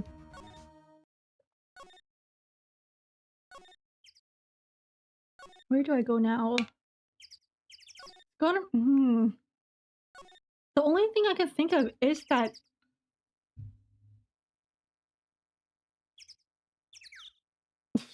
I just had a ludicrous thought. I just had a really bad thought. Well, it's not bad in that way. But it's a crazy thought. I'm gonna blame Yaoi Brain. I'm gonna blame Yaoi Brain. I think I've been reading too much fanfiction. How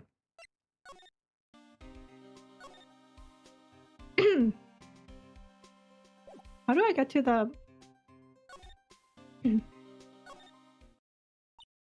One day left.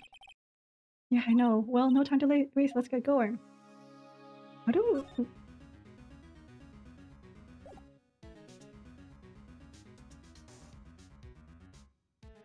Did I not finish talking to Grossberg?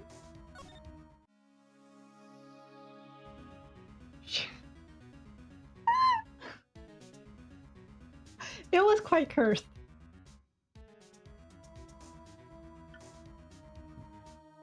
Like, it was a whole thing where it's like, what if Karma... what if Karma liked Gregory and got mad at Edgeworth for killing Gregory? Oh, I cannot.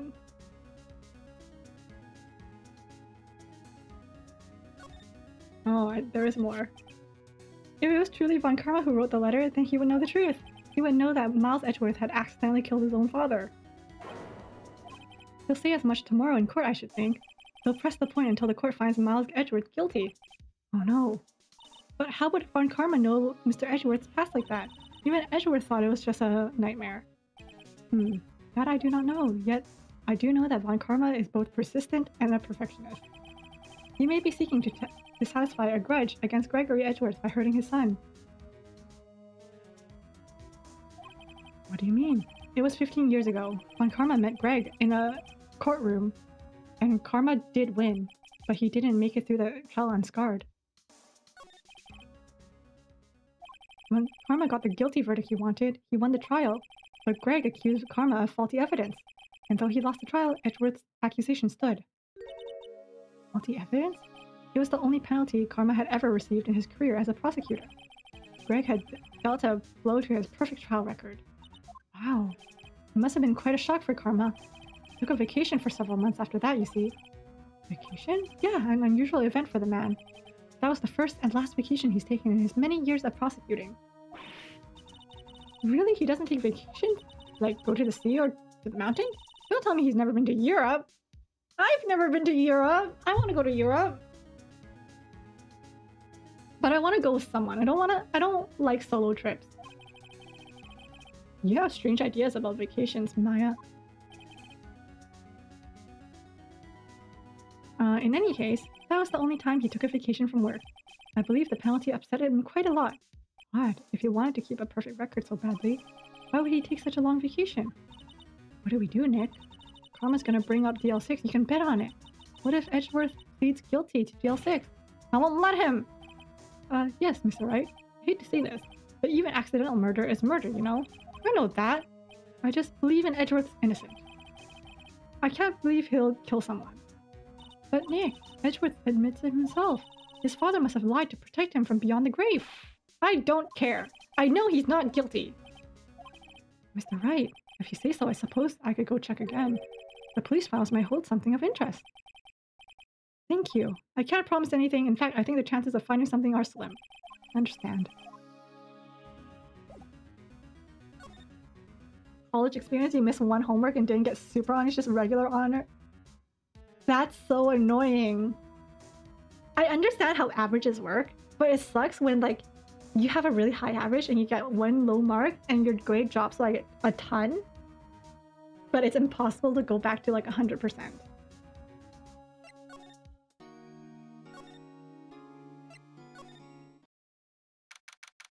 You were angry? I would be angry too. Everyone must be out looking for the old guy, Yogi. Ah, it's you. I don't think Umshu will be coming back today. I was wondering if we could check out the records room again. Well, now I can't have anyone wandering around in there, but I guess Karma's in there right now anyway. You can go in there as long as he's there. Karma? Yes, he just arrived actually. No, I don't want to see him outside of the court. Nick, let's hurry. He's gonna steal the evidence from us.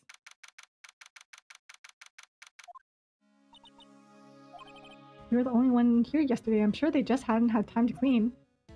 What's wrong, Nick? Nothing. I was just noticing that he isn't here. Karma. Thank God! Large volume of reports. Wow, these are all case reports? Yeah. There's a graveyard of police cases. I guess my sister's case report is in here too, quietly gathering dust. Files inside here. It's locked. They must keep important case files in here. Shelf stuffed with case files in the back of the room. Forgotten cases. Let's get what we need to get out of here. All this dust is getting to me. Okay, but how? What? I don't know where they keep evidence for current cases. Some of the things are obviously murder weapons, and others are question marks. Most of it just looks like random junk. Nick, what do you think this clothespin is for? Don't touch that, it's evidence.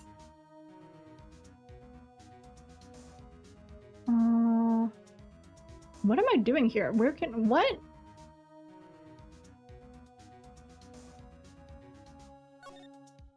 Huh? One of the drawers here is open.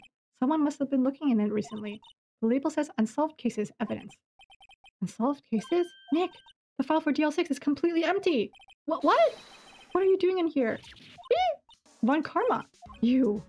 How do you know my name? Huh? Have we met? What are you saying? We see each other every day, don't we? We're Miles Edgeworth's defense team. Defense team? Huh. I beg your pardon. You see, I rarely remember defense attorneys. They're like bugs to me. Needless things to be crushed. Front-facing Karma, right? Caroline pulled it back so back. Drag queens are impressed.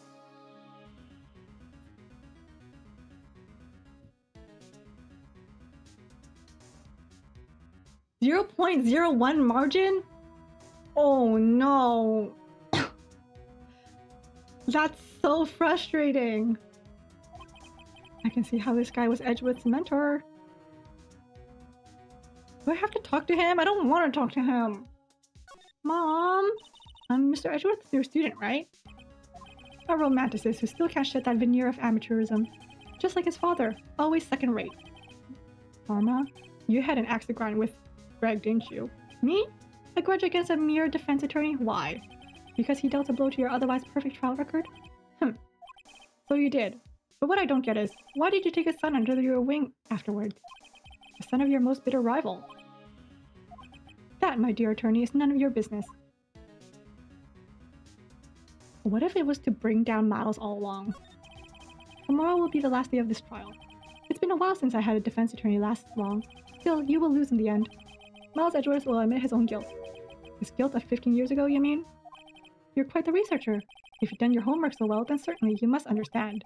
You know what Miles Edgeworth will tell the court tomorrow. You're right. So Karma is going to bring up DL6 in court tomorrow. That has nothing to do with the current case, bruh. Well, I mean it does, but, you know, that guilty verdict has nothing to do with this guilty verdict.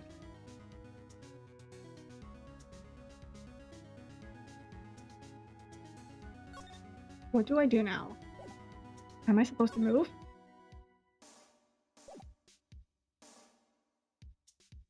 DL6 has everything to do with this in every case. Phoenix's entire roster is just DL6. Godfather of cases, yeah.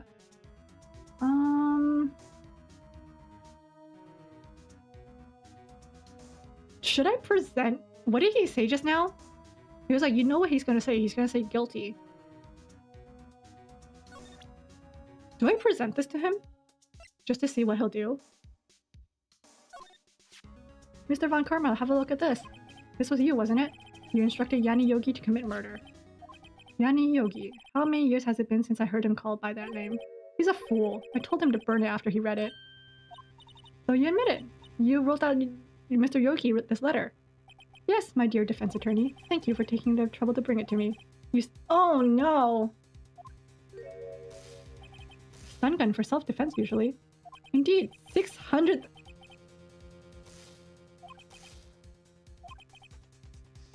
Now give me the letter. No, no! Whoa, what are you? Nick, run! Maya! Maya, out of my way!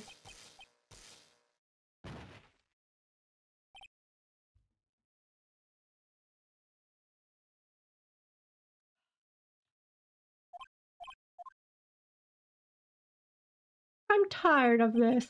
Got us. The letter's gone, of course. Took the DL6 evidence, all of it. Back to having no clues. Wait, Maya jumped first. Maya, is she okay? Maya!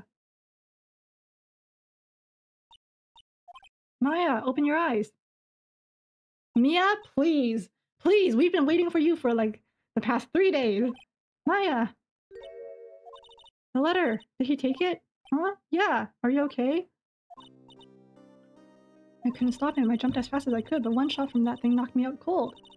I'm useless. I'm no good as a lawyer or a medium. I couldn't even call my sister. Not even now when we need her the most. I wish I hadn't woken up at all. There has to be some way I can help her. I'd better do something about her self-confidence first. Maya, she's holding something. What's that? A bullet? DL6 incident. Evidence 7. Taken from the heart of Gregory Edgeworth. Karma was holding this when Maya jumped him. I'll prove it to you, Maya. You're most definitely not useless. I'll prove it to you in court tomorrow. Ah, that was so painful.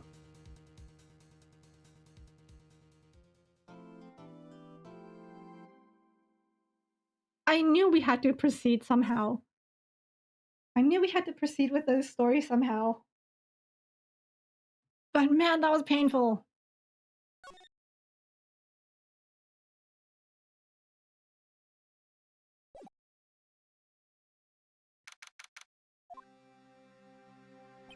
This is Judgment Day. Today things are going to get settled at last. A lot of things. What's the big deal? Sorry, Nick. I only touched your shoulder. I guess the shock wasn't worn off from my run-in with the stun gun yesterday. Anyway, today's the last day. Oh, I thought she touched his injury. Good luck, Nick. Yeah, thanks, Maya. Edgeworth looking glum as always. I hope Karma doesn't push him too hard. Whoa! What are you doing? Sorry, I just thought I'd cheer you up with a pat on the back. Oh yeah, maybe you should go outside and discharge. Maya's a walking stun gun. Right, good idea. Try not to electrocute anyone on your way up. Come on, Junk, haven't you heard of a pain smile? A good old pain smile.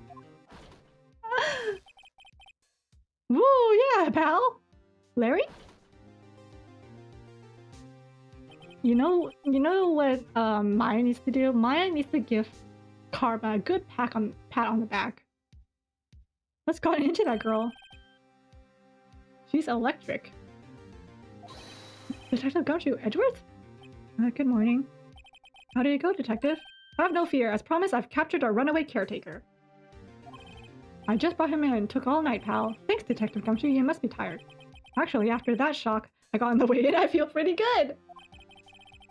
Yogi says he's forgotten his own name, but that has to be a lie.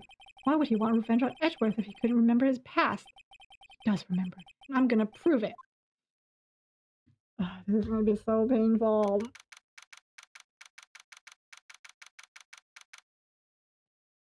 Okay, everyone, buckle in. Seatbelts. Court is now in session for the trial of Miles Edgeworth. The defense is ready, Your Honor. The prosecution is ready. This is the first time he said something! Right, very well.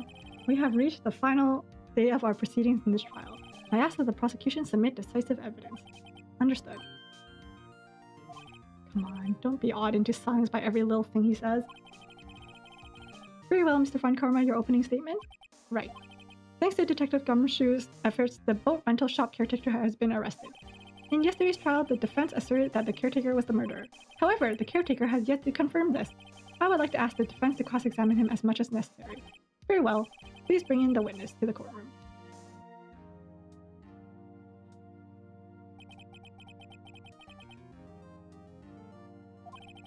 You all remember our witness? Lives in the boat rental shop on the lake where he witnessed the incident. In addition, he currently lost memory of his name and identity. Witness, why did you run away yesterday? The witness was not running away, as he will now testify. I see. Very well. Please begin your testimony.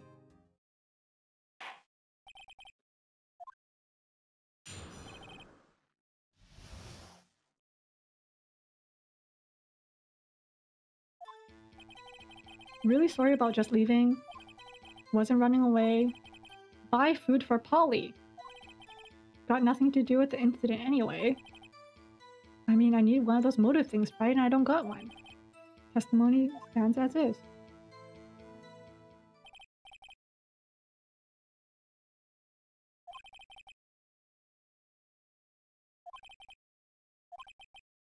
I'm gonna prove you Yanni Yogi.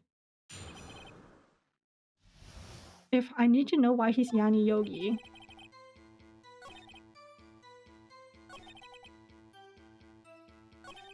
Maybe I'll press him on this.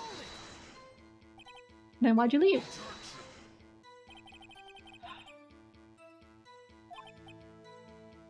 If I sat quietly, Edgeworth would be guilty in 3 minutes.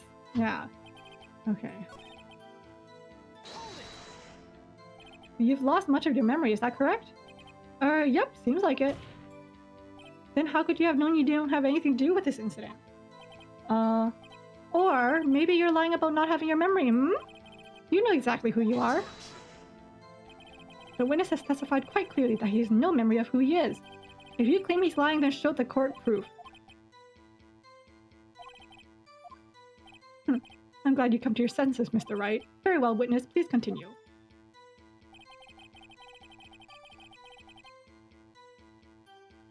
And I don't got one.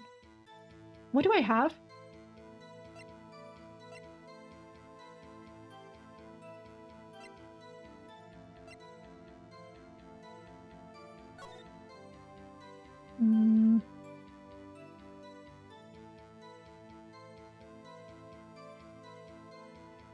No clues found on the scene. Trapped in an elevator.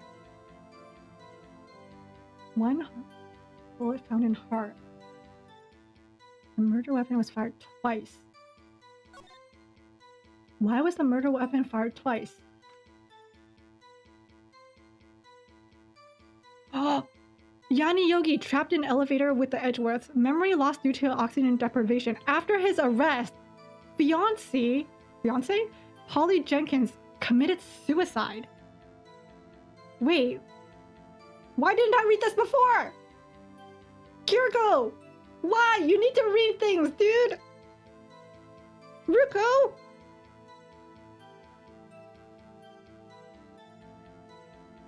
Why?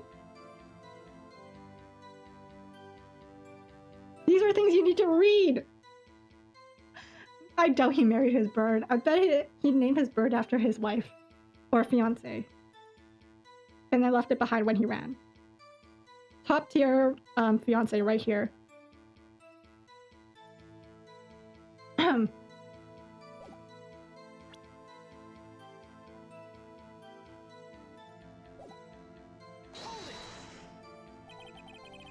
can you say you had no motive? I say you do. You had a grudge against Edgeworth and the victim, Robert Hammond. That's why you took revenge on them, right? Please don't make me repeat myself. This witness has no memory of anything beyond several years ago. He can't hold a grudge. It's impossible. May I say something, Mr. Wright? Yes, Your Honor. You've been saying the same thing over and over. You've been calling the witness's memory of the past or lack thereof into question. But does this really have anything to do with the current case? Of course, Your Honor. The witness said he had nothing to do with this case and no motive. Both of these statements are lies. This courtroom has the strongest tables known to man. Holy cow. Order! Mr. Wright, there's a serious problem with your claim. Or are you saying you know who this witness is? Of course, Your Honor. Ho ho, now this is interesting. I would like to know myself, so who is he? Don't play dumb, Karma. Yanni Yogi. His name is Yanni Yogi, a former court bailiff. Yogi? That name seems familiar. Oh, Yanni Yogi from the TL6 incident. I figured the judge would have heard of it. It was such a famous case. But what does this mean? Your Honor, if this man is Mr. Yogi, then he has a clear motive.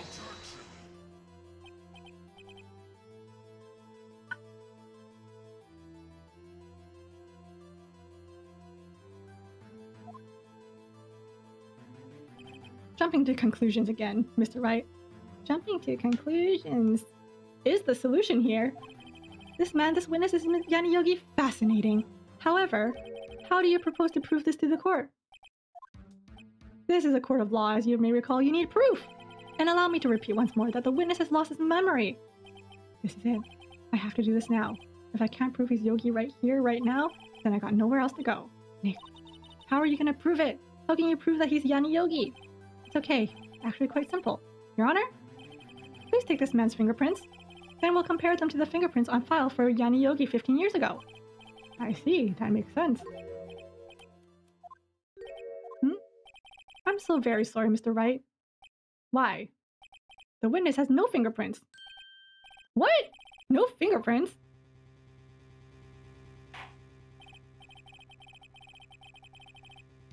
What? You see, before I worked as a caretaker, I worked at a chemical plant. I burned my fingers working with the stuff. Yep. What? Yogi, you sneak. You burned your fingerprints off to hide your past. Well, if the witness has no fingerprints, I guess we will not be able to prove his identity. No. Well, what will you do, Mr. Wright? It seems that the case has been decided, no? No. I know what happened. I know everything. I just can't prove it. But no, I can't let it end like this. I can't lose. There has to be another way. There's no one who can testify as to who this witness is. No one! Nick, what are we gonna do? I didn't even consider he might have erased his fingerprints. What do I do? Can we call Grossberg? Perhaps you'd like to cross-examine his parent for a little comment. Yes! Yeah, very funny. You're a sore winner, Vanka. Yes! Call in the parent! Wait a second. Cross-examine his parent? What is it, Nick? No, you're not going to. Your Honor? The defense would like to take Mr. Karma up on his proposal. Take Karma up? On my proposal? Exactly, Your Honor. I would like to cross-examine the witness's parent. Booyah! Order? What do you think, Karma? Need you even ask? This is a farce. I object. Wait a second. You're the one who suggested I cross-examine the parrot, Karma. I have a right to do as you suggested. Well, if you're so desperate, then please be my guest.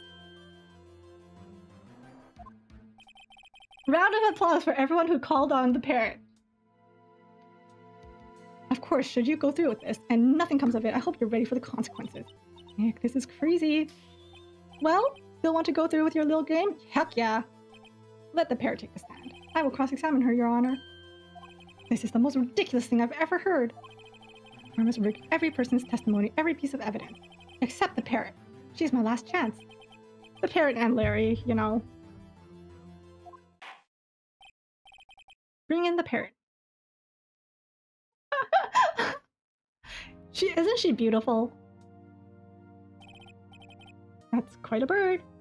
My bunny ability to talk to the parrot? We pray now. We just pray.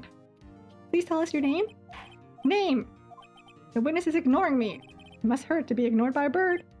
Very well, witness. Who is your owner? Please testify for us.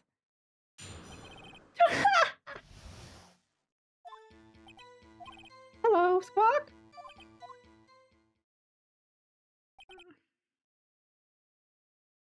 Oh my god!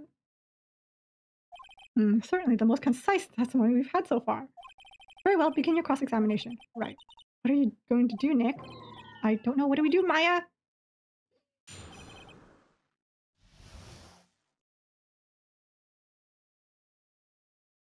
Okay. I can't believe we just holded it to a parrot. Witness, you can't just say hello and expect us to get anywhere. I want you to testify. Yeah, you talk to her. Right. What do I say? Ooh.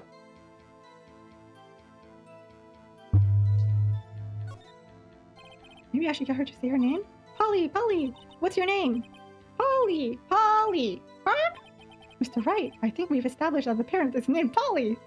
Wow, this guy's a genius. Does this have anything to do with her owner's identity? Of course, because his fiancé. Yes, it does. Huh. Fascinating. You claim that the parent's name will prove her owner's identity? Then show us this proof. Nick, don't you think you're taking out the bluffing a little far? Listen, we're not here to answer the question of who's the caretaker. We're here to prove that he is Yanni Yogi. All we have to do is tie the name Polly to Yogi. Thank God I read the case file. I read the case file right before this. Thank God. The proof?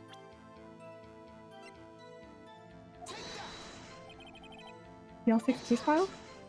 That's quite a large file you have there. Which page is this proof on then? Show us or stop wasting our time. Very well. Mr. Wright, please show us the page. Suspect. Suspect data. This page has all the information about Yanni Yogi. Right here after he was arrested, his fiancée committed suicide, see? Indeed, it does say that, yes.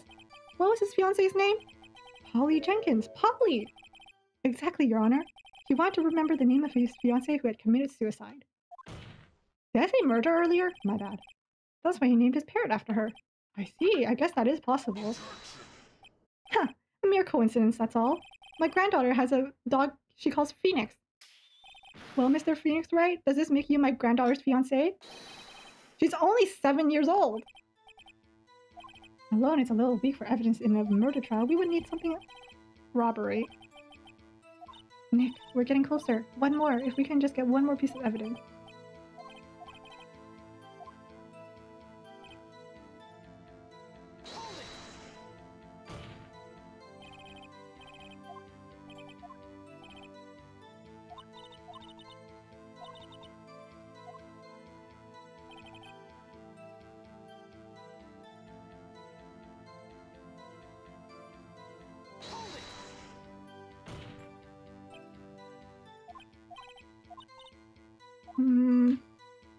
Have we forgotten something?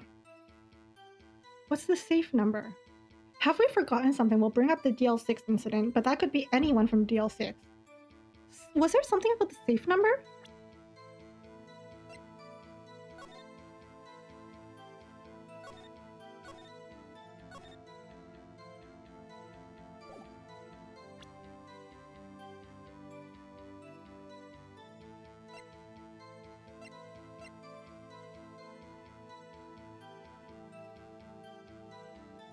$1221? That wasn't the safe number. The safe number was 1228, wasn't it?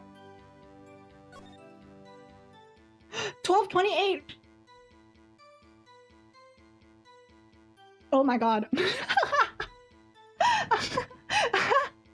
Thank you for that reminder. It's right here at 1228. Oh my god. What's the safe number?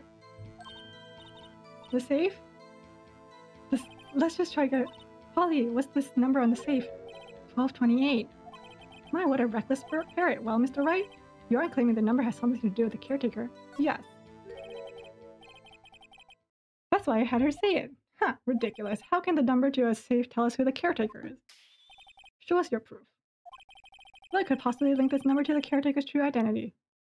Nothing like feeling good about correcting someone? No, that's not it. But have you seen that thing where people were like, oh, if you want to answer to a question, just go on Reddit and say something utterly ridiculous. Don't ask the question on Reddit, because people are less likely to answer you. But if someone goes like, hey, what does 1228 have to do with this?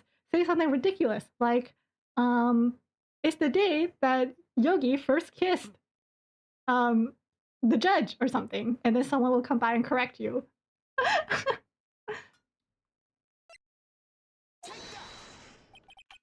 Oh, no, no! the lid to my water. I got it. DL6 case file. What is your obsession with this file? Nothing spilled. No, it was just the lid. It's on the case summary. Case summary? Specifically the date on which the DL6 incident occurred. The date? December 28th? Why, that's today's date, 15 years ago. And the number on that safe is 1228. Ah, he used the date of the DL6 incident as the number for his safe, Your Honor. That's how important that date was to him. I see. Certainly it is an interesting coincidence. People often do set their secret numbers to dates. This is non-tangible proof. I set my ATM card number to 0001 because I'm number 1.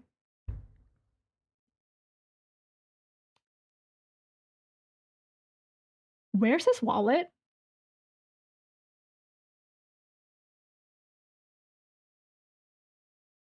Where is his wallet? Because if he currently does not have his wallet on him, and he just said his ATM card number out loud.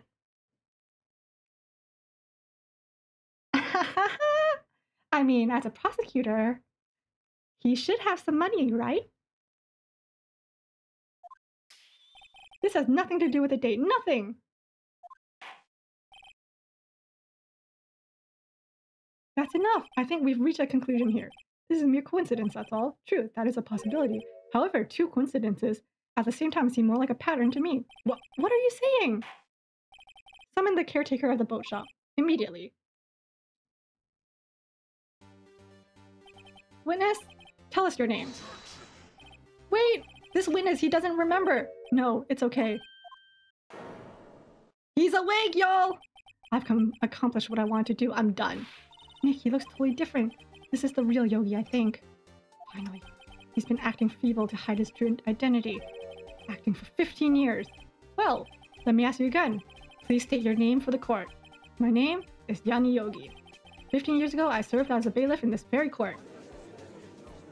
Look, he even stood up taller. Order? Yanni Yogi. So was it you who killed... I feel like he should be punished for lying to the court already. You know what I mean?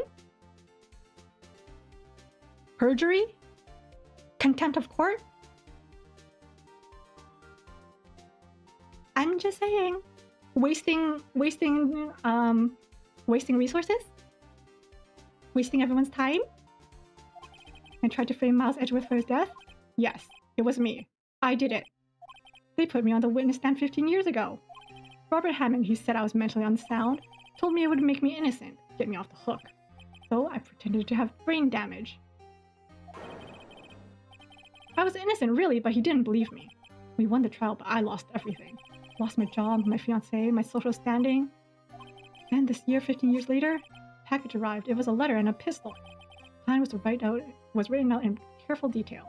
It was a plan for me to take my revenge on the people who ruined my life. I didn't care who had sent it. I thought this was my chance. After 15 years, this was it. Finally, a chance to have my revenge on Robert Hammond and Miles Edgeworth. I have no regrets. Well, wait a moment. Revenge against Miles Edgeworth? What do you mean? I'm not at liberty to speak on that matter. Why don't you ask Mr. Edgeworth yourself? Anyway, I admit it. I was the one who killed Robert Hammond. Aunt Karma, where is Mr. Yogi? Under arrest, Your Honor. I saw no room for error in his confession. Then, the defendant, Miles Edgeworth, is innocent. In this case, at least. Very well. Will the defendant please take the stand? There are a few mysteries left unsolved. Yet, you are cleared of suspicion for this particular case. So I would like to pass judgment on the murder of Mr. Robert Hammond. Any objections? I don't believe it. Why isn't Karma saying anything? Very well, this court finds Miles Edgeworth. This is it! Not the confetti! The confetti! The confetti is crazy. That is all. This court is adjourned. No! That was it! That was Edgeworth, wasn't it? It was Edgeworth, because that wasn't Karma. That wasn't Wright. No.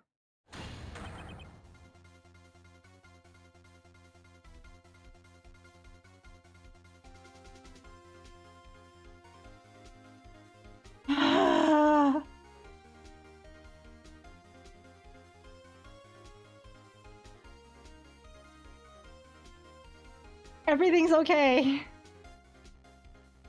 Everything's okay. Edgeworth, couldn't you have waited until at least I left the courtroom? Just wait until I leave, okay? You can confess your heart out after I leave. Just so I don't have to deal with this.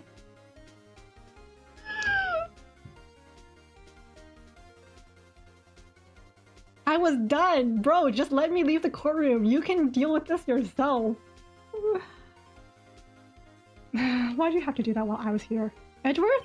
Your Honor, I object to your judgment.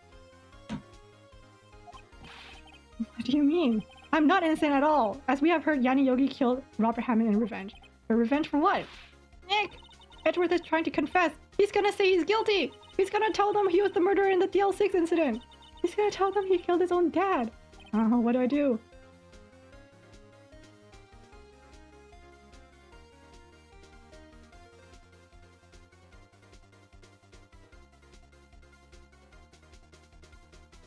Here's the thing, right?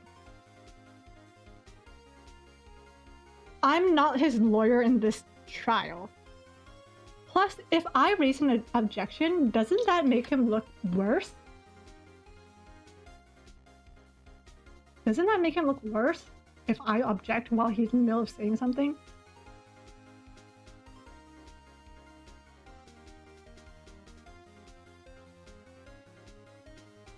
His friend is his yaoi obsession. Okay, you know what?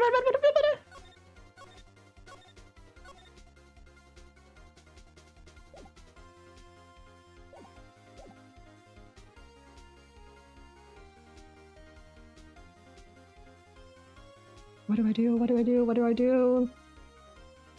He's not in his right mind. Object. Judgment has already been passed. I object to Edgeworth's outburst. Didn't something like this happen yesterday too? I believe a certain witness raised an objection after a guilty verdict was passed. That would be Larry. We must hear this new statement. We must hear Miles Edgeworth. He's right. We have a duty to hear Miles Edgeworth. For 15 years, I have had a recurring dream. A nightmare. It's only a nightmare. That's what I told myself. But now I know it wasn't a dream. Yanni Yogi wasn't the killer. You mean in the incident where your father died? From the distance of the shot, it wasn't suicide either. Everything was as clear as day. The murderer, the criminal in the DL6 incident, it was me. Your Honor, I confess my guilt. The culprit is me. Order, order! This is certainly unexpected.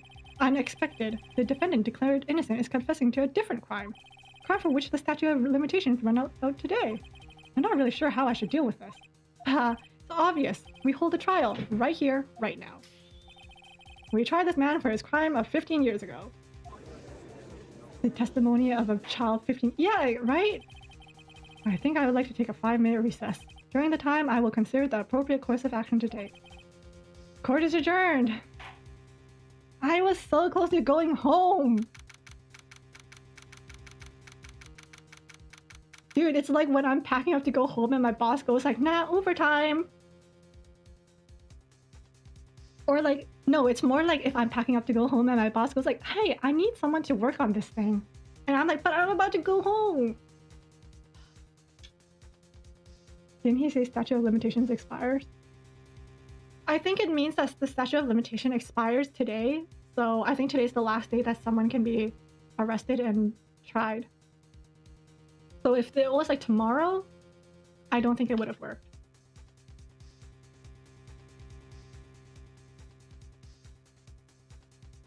I'm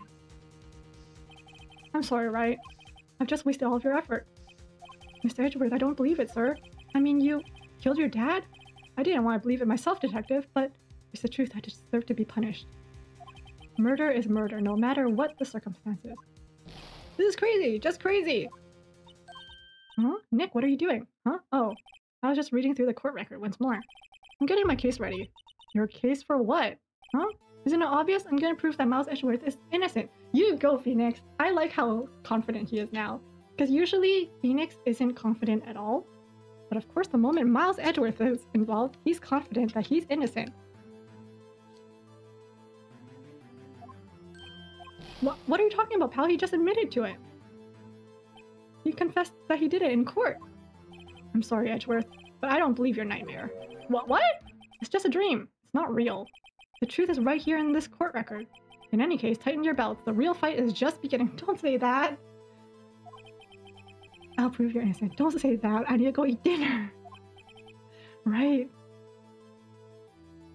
Don't tell me that it's just beginning. Gotta save his best bud? History will say they were best friends.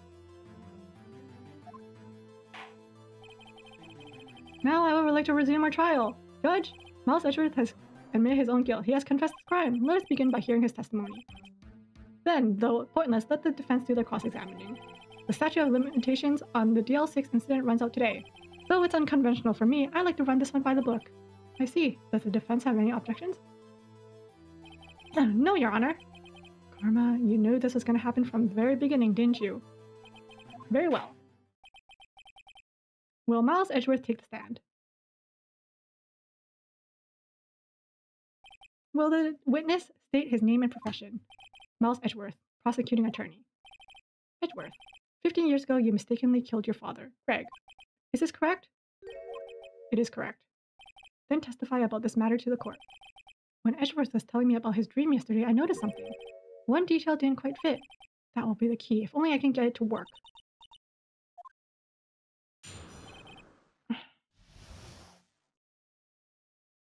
I don't remember his thing from yesterday. Gone to the courtroom to observe one of my father's trials. We went to leave and the earthquake struck, trapping us in the elevator. My father and Mr. Yogi lost their composure and began to argue. Just then something heavy fell at my feet. I picked it up and threw it at Yogi. I wanted them to stop fighting. A moment later, there was a single gunshot, then a scream. It was a terrible scream. I remember it to this day. That's all. And until now you thought that memory was a dream? We were stuck in the elevator for 5 hours. The oxygen in the elevator ran out and I lost my memory of the events. The same claim Mr. Yogi has made. Very well. Mr. Wright, your cross-examination.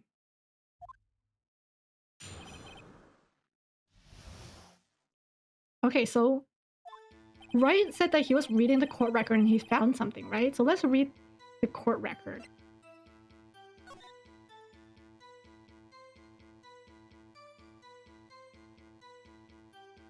Air in elevator was oxygen depleted. No clues found. Victim, Greg, 35 years old, defense attorney, trapped in elevator returning from a lost trial. With son, Miles Edgeworth, age 9. One bullet found in heart, murder weapon fired twice. Twice. You guys don't see me, but I am jabbing my finger into the screen right now. Twice. Bigiliff, trapped in elevator with the Edgeworth. Memory lost due to oxygen deprivation. Holly committed suicide. Twice.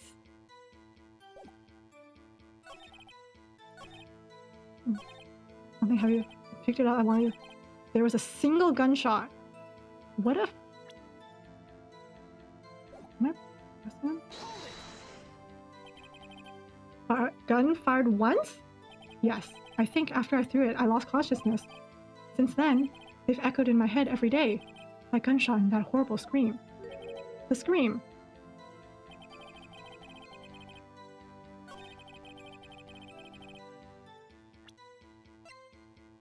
Objection! Are you sure you only heard one gunshot? Yes, I'm sure of it. I heard the shot and then the scream. Then everything faded. I was unconscious until the rescuers came. I see. No, Your Honor, unfortunately you don't. Look at the file once more. This plainly contradicts the witness's testimony. You enjoy dragging out that file, don't you? I don't accept this evidence unless you can tell us what page it's on. Which page contradicts? It was... Shoot. Which page was it? The victim data.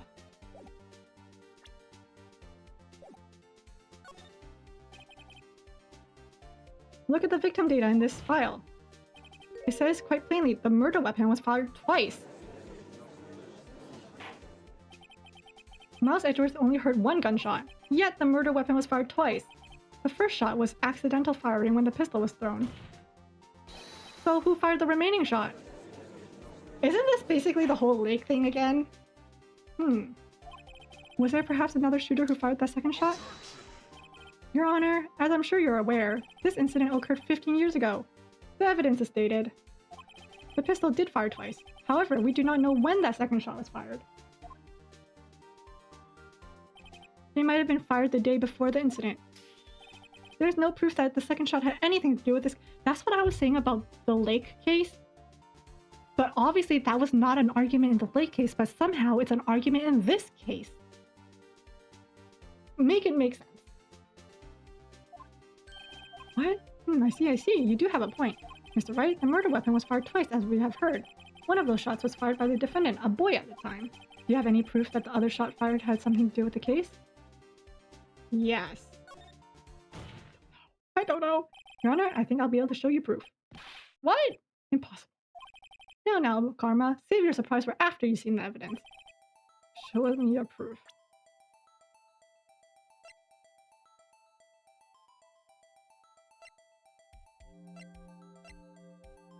It was none of this. It's gotta be 1, 2, or 3. I only have 3 pieces of evidence.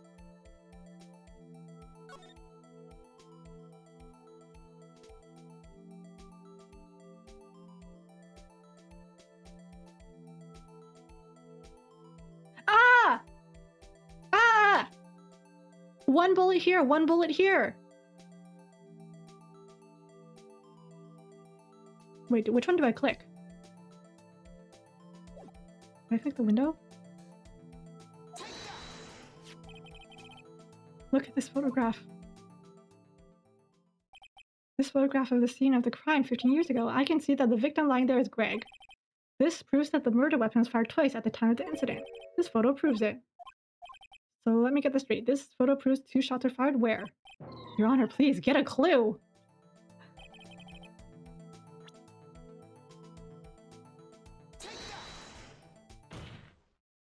That should be obvious. The contradiction is here. I see a bullet hole in the door.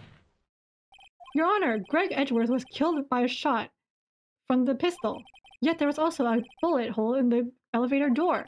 We also know that the murder weapon was fired twice. Thus, someone other than Edgeworth fired the second shot. Order! Mr. Wright, what are you driving at? It's simple, Your Honor. At the time of the incident, 2 shots were fired. One went into Greg, the other hit the elevator.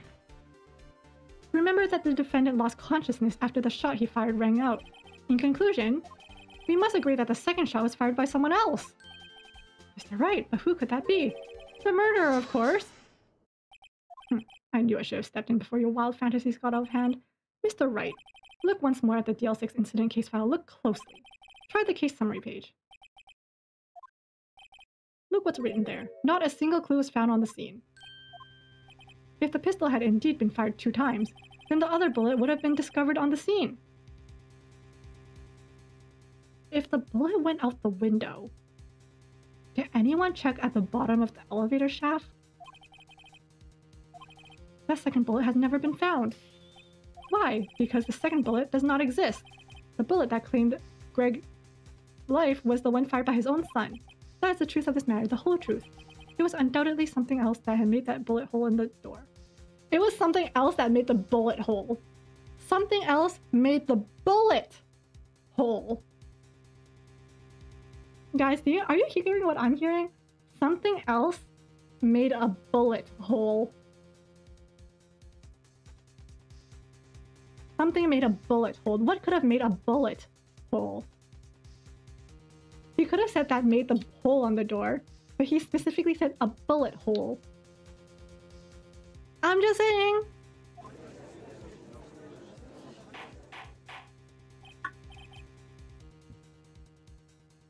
Order, I will have order. Mr. Wright has proven one thing to us clearly, that the murder weapon was fired twice at the time of the incident. However, as Karma says, the second bullet fired was not found. Highly unlikely that the police merely overlooked the second bullet. So all we have is a single bullet fired.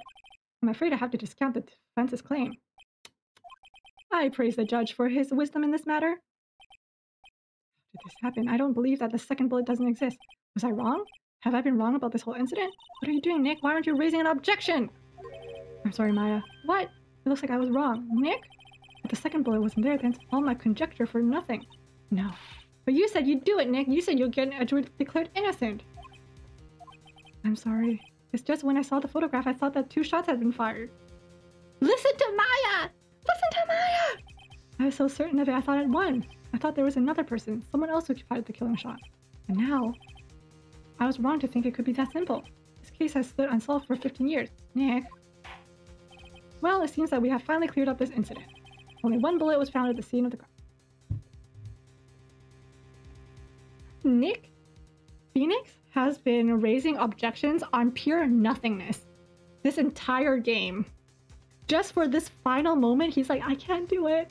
I can't do it. That shot was fired by Miles Edgeworth. Precisely. I would like to ask one thing of Miles Edgeworth before passing my verdict. Have you been paying attention to the trial so far? Yes, Your Honor. Do you have any objections? No. No, I do not. So you killed your father, though that was not your intention? Yes, I did. Oh no. He's accepted the guilt. Very well. The statute of limitations on the murder of Greg Edgeworth runs out today. Therefore, I must pronounce the verdict on the defendant today right here. Right now. Indeed. Does anyone have any objections? I've been here before. It's just like my first day in court. There are so many things I know I should be saying, but my mind's gone blank and I can't find the words. I'm praying that Maya kicks Phoenix.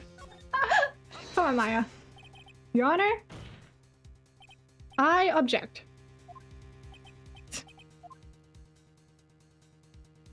Mr. Wright, on what grounds do you object, Nick? I don't know. This case is perfect. Oh no. It must exist. Bullet. What? What did you just say? Nothing! The second bullet must exist? Where? Someone took it. It seems waiting is not going to produce us any answers from Mr. Wright. Wait, Your Honor. The second bullet. It exists! Huh? But we just heard proof that it did not exist. I realize that, Your Honor. I'm really grasping here. It's just someone took it from the scene of the crime. That's what happened. But who? The murderer! The murderer? Then tell us, who is this murderer? I'm still thinking about that one. So the criminal took the second bullet? But why? First of all, how would they have found it? It's not easy to find a stray bullet, Mr. Wright. Was there some pressing need for the murderer to search for that bullet?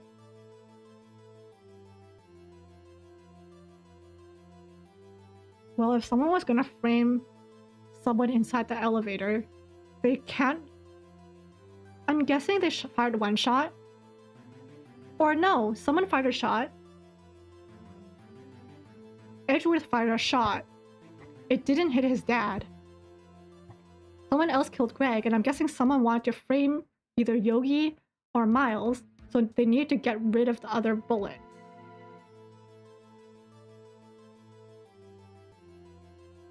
Save? Yes. I'm guessing they have to save the... They have to get rid of the other bullet, because if there's a second bullet, then obviously then there's... You have to find it to get rid of it. Of course there's a need, that's why they took it. What reason could they have had? The reason the murderer took the bullet away from the scene with them is... The bullet would be proof. They thought the bullet would be used as proof? Proof? It was a special... That's not why!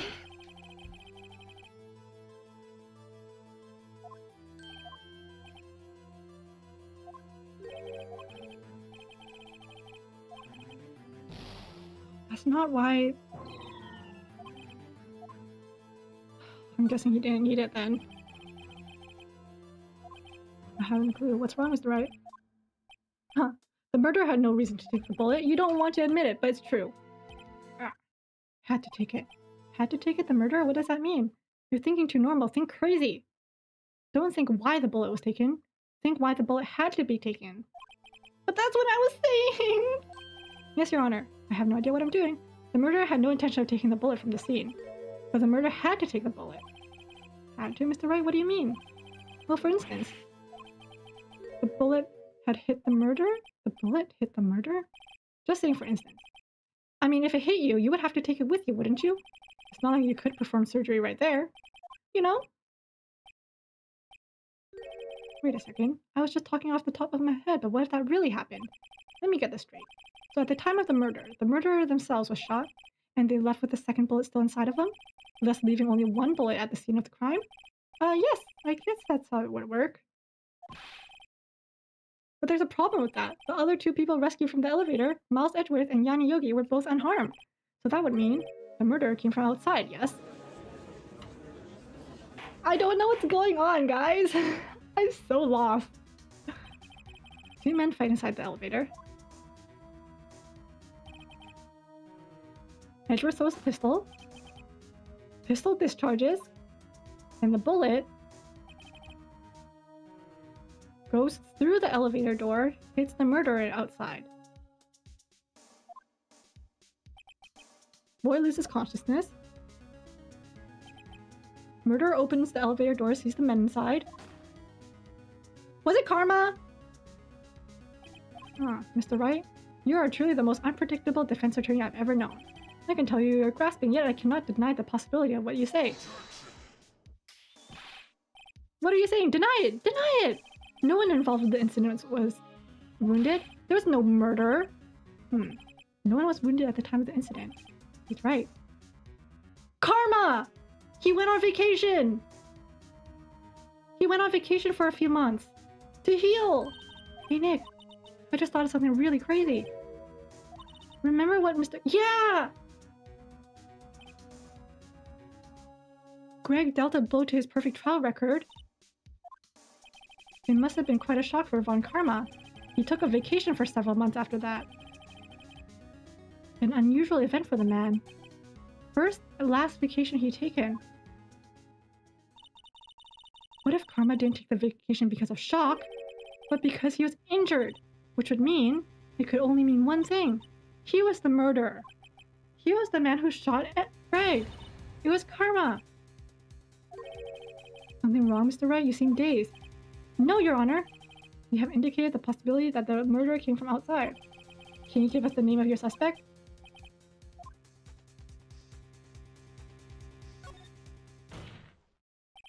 Your Honor, there's one suspect, one lone suspect.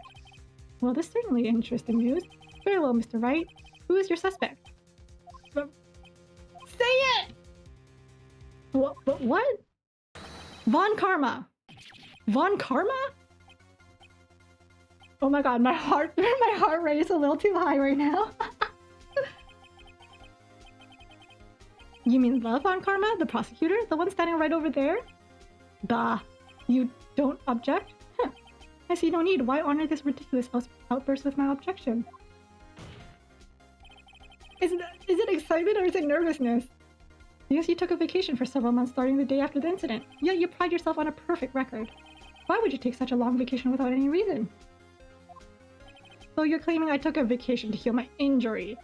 Fascinating. Prove it. I wouldn't need surgery, no? Where did I go under the knife at? Bring the doctor that operated on me. Have him testify. Nick, let's find out who his doctor is. No use. Edgeworth? I know Von Karma perhaps too well. He's perfect. He wouldn't leave clues. He probably didn't undergo surgery. That would leave a doctor as a witness. It's still inside him! The metal detector! Bring out the metal detector! That's insane. No, he couldn't have. You can't just pull bullets out of yourself. Wait, what does that mean? That bullet has to be somewhere, right? But where?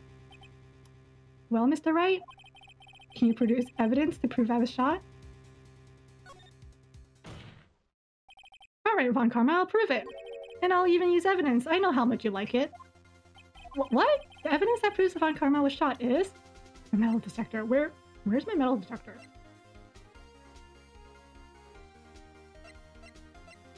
Is it this thing? Oh, it is this thing. Von Karma is perfect. He wouldn't risk surgery leaving an evidence trail. So I ask, where's that bullet now? I think it's unlikely that Von Karma performed surgery on himself. You don't mean... I do. There's the possibility that the bullet is still inside Von Karma. I did not think this was where this was going. Holy cow. I legitimately thought the murderer took it with him because he had to. Was him just faking it. Oh my god.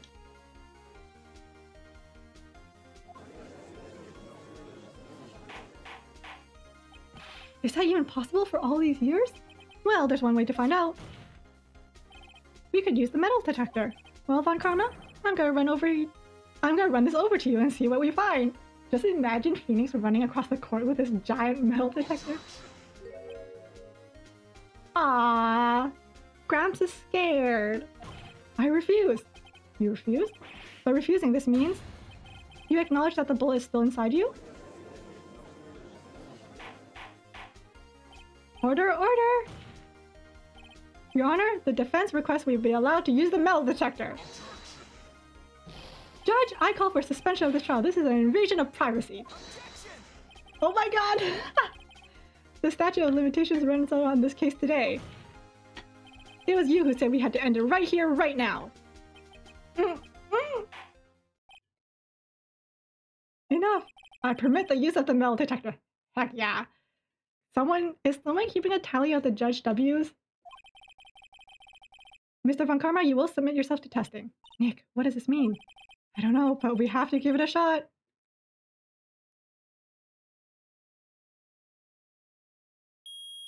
Oh, let's go! He reacted. Something inside his right shoulder. The bullet. Mr. Von Karma? You! It was you! I was afraid this would happen, and so I remained silent. Oh my god, is he gonna say that he has like a metal implant or something? Indeed, there was a bullet in my shoulder. However, it has nothing to do with this incident. What? I was shot in the shoulder long before the DL6 incident. I claim that the bullet in my shoulder has no relation to DL6 at all. But Mr. Von Karma, can you prove that? Prove? I have no obligation to prove anything. It is Mr. Wright who must prove something here, not I. Mr. Wright? Well, can you prove it? Can you prove that the bullet was from DL6? Of course he can. You don't have any of the DL6 evidence. That's because you took it out of the records from yesterday. No, we do! We have the bullet! With no proof, you cannot convict me of any crime. So sorry, Mr. Wright. No, I'm the one who's sorry, Mr. Karma. What? You were close, 1 day away from freedom. But you see, I have proof. What? Who would have thought you would try to dig your own grave trying to convict Edgeworth? I can link that bullet to your shoulder to the DL6 incident. That is so true. Like, if he didn't try to convict Edgeworth, if he didn't frame Edgeworth, he was like a week away, bro.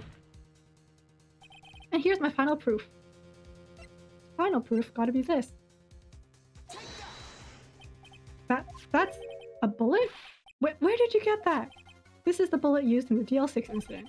This was taken from the heart of the victim, Mr. Greg Edgeworth.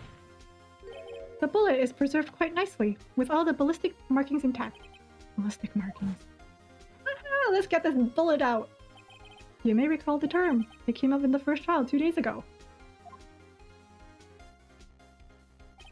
Ballistic markings are the fingerprints of a weapon. All bullets fired from a gun are marked with that weapon's unique pattern. By examining the markings, you can tell which weapon fired the bullet. It's quite accurate. We have 2 bullets in our possession. One bullet removed from Greg's heart. The other, Mr. Von Karma, is the bullet buried in your shoulder. We could analyze both bullets, then, if the markings match, we would know that both bullets had been fired from the same gun. The very same pistol, in other words, the murder weapon that killed Greg Edgeworth. Mr. Karma, you will let us remove the bullet from your shoulder. Then we'll compare the ballistic markings to those on this bullet. And solve this case once and for all. Well, Mr. Karma?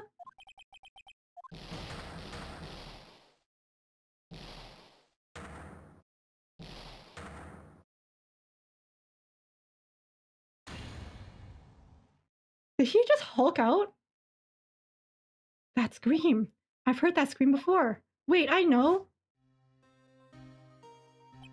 Help! I can't breathe. Quiet. I said quiet. You're not making this any easier.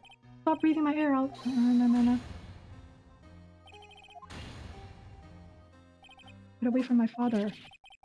And then the scream.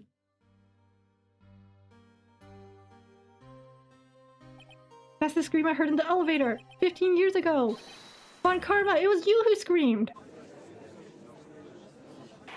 No, you can't take my bullet. It's mine. Finders keepers. Karma? Edgeworth!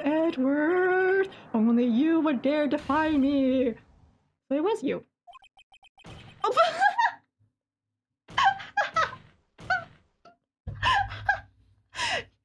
Keep going. Keep going. You and your father are my curse. Your father shamed me with penalty on my record. And you left a scar on my shoulder that would never fade. I'll bury you. What did that say? Dang it, I missed it. 15 years earlier. That was not valid at all. He crashed out because a boy accidentally shot him. Chief Prosecutor, I'm sorry. Karma, it's not like you to make this kind of error. I never would have thought that Edgeworth would be the one to catch you. I was careless. I'm sorry, but you will have to be penalized. I covered for you in the past, but not this time. Edgeworth? It was a shock like none I've ever known. Me? Penalized? Penalized? It took hours for me to regain my composure. Suddenly, I found myself in the darkness. I was in the record rooms. I must have wandered in there without thinking where I was going. The room was pitch black. The lights must have gone out. I went out to the hall and felt my way to the elevator. I pressed the button, but nothing happened. Then, there was a noise. I was in pain. A horrible burning pain in my shoulder. Just then, the lights came back on. The elevator door opened before my eyes. I saw 3 people inside, all lying unconscious from oxygen deprivation. Much to my surprise, a pistol laid at my feet. I knew then it was destiny.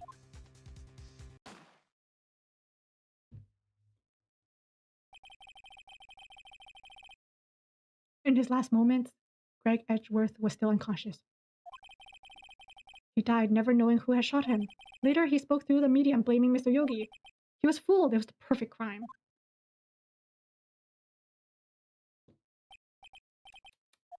Who would have thought another man would have come to open that elevator door? Judge, what? What are you doing? Do your job. Bring an end to this miserable charade. Now, end it. Very well. It appears that we have come to a very long way to the end of this maze. 15 years later, Mr. Miles Edgeworth? Yes, Your Honor. You are innocent. You are innocent.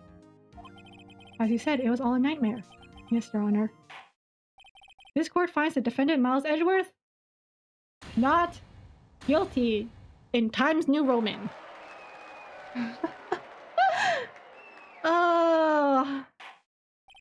That is all. This court is adjourned. Okay, and how about Karma? Did someone arrest Karma? Nick, we did it! Did you see his face? Karma looked even paler than usual. He's pretending to be all cool, but inside you crushed him, Nick. Crushed! Gotta say, I'm impressed. It was pretty close, though. I was sure we had it. I know, I was on the verge of tears the whole time, myself. But now it's all just a good memory. Oh, it's finally over, Edgeworth. Right? Yeah? I'm not sure how to say this. Thank you? Try thank you. I see. But thank you, right? You're welcome. Now kiss? Hold hands and ride off into the sunset? I think you could have done better than that. Sorry, I'm not good at this sort of thing. Got a lot to learn, Edgeworth. She's got you there. Woo! Amazing, pal. You pulled through this like I thought you would. I'll never forget this. I owe you one, pal. And tonight, let's party. Dinner's on me. Yeah, my salary went down a bit this month. But who cares? See, Mr. Edgeworth, you should take a lesson from Detective Gumshoe. That's how you say thank you. I see. Woo! Sorry, let me try that again. Oh. I feel foolish. Don't worry. Take it a little at a time. You'll get used to it. been 15 years since I've seen Edgeworth this unguarded. Hey, y'all! Lotta! Y'all were great in there. Thank you. Yo, Edgeworth, congrats! Thank y'all very much. I knew you were innocent from the start, of course. Just look at you. You wouldn't stick your hand in a cookie jar even if no one was there. You were the witness on the first day of the trial, weren't you? Yeah, well, let bygones be bygones, eh? Speaking of which, what are you doing now, Lotta? Who, me? Oh, I went back to college. Gave up trying to be an investigative photographer pretty quick. Really? That's too bad. Huh? Isn't that the hot dog guy from the park? It's over, Nick! My life is... Fiancé broke up with him. Why the sad face? What happened now? Oh, Nick, I'm not long for this world. You don't look sick. It's Fiancé. She's going to live in Paris. Paris, Nick!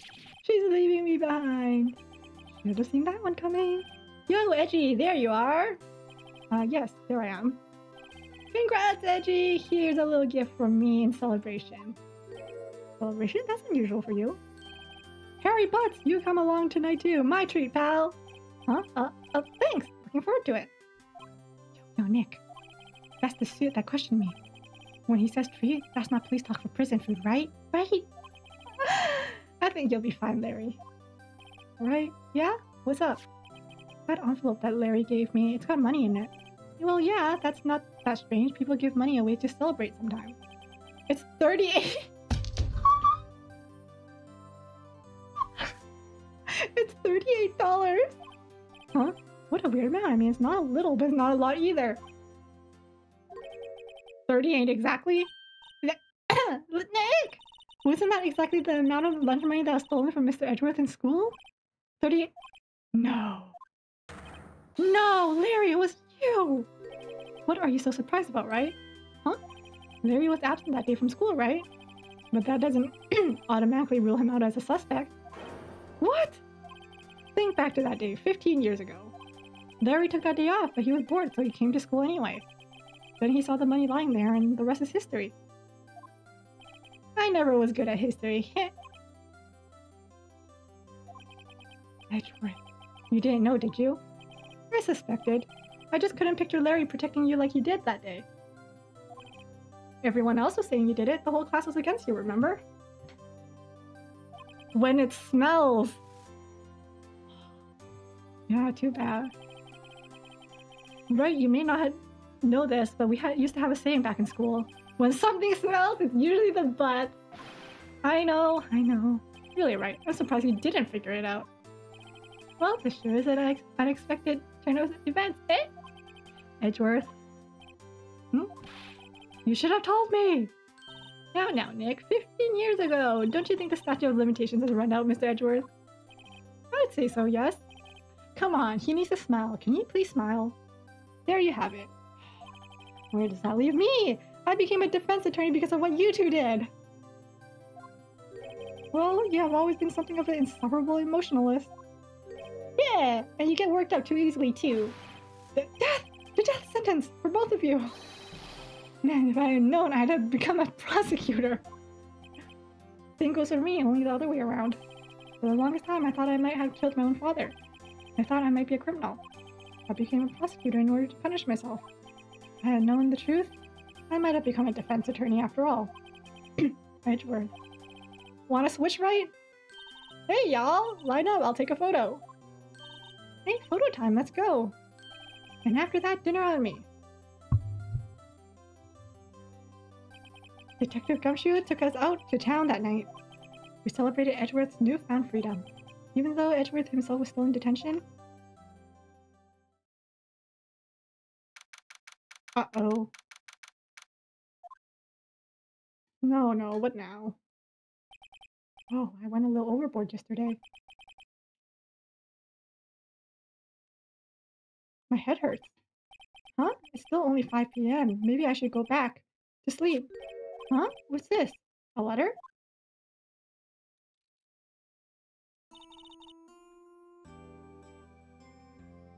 Okay. My phone gave up on me! Hold on, let me switch out. Plus, as we're about to end, too. Let me switch out.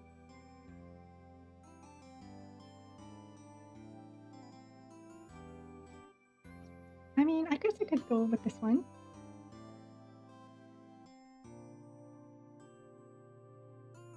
Just for the end. Oh, I have my little party hat on. Okay, anyway. Good morning, Nick. You were really impressive yesterday. Seeing you, it made me think about what I'm doing here. I'm a spirit medium in training, of course. I wanted to help Mr. Edgeworth too. I wanted to help you, but I couldn't. I was useless. So I've decided to go back to my training. I'll become a full-fledged spirit medium for starters. I couldn't say it to your face, so I left this letter. Goodbye, Nick. She left! Goodbye? What time is it? The first train for the mountains have already left to the station. Oh no. I mean, I hope we're just wishing her well. Like, I don't want to hold her back, you know? Like, I want her to come back, but at the same time, like, if this is what she wants, like, can she do that with us? I guess I'm too late. Hey, Nick, Maya! So you're leaving? Yeah, it's hard being a spirit medium who can't talk to spirits. And I think you'll do fine without me, Nick. Be good. Okay? What? Well, wait! What? I never could have saved Edgeworth without your help. Yeah, who went to prison for us? Huh? On the last day of the trial, I heard her. I heard Mia's voice. You heard my sister? Yeah, only her voice, but still. It was at the very end when I thought we lost everything. Well, that's my sister for you. Detective Gumshoe helped, and Mr. Grossberg, and even Larry.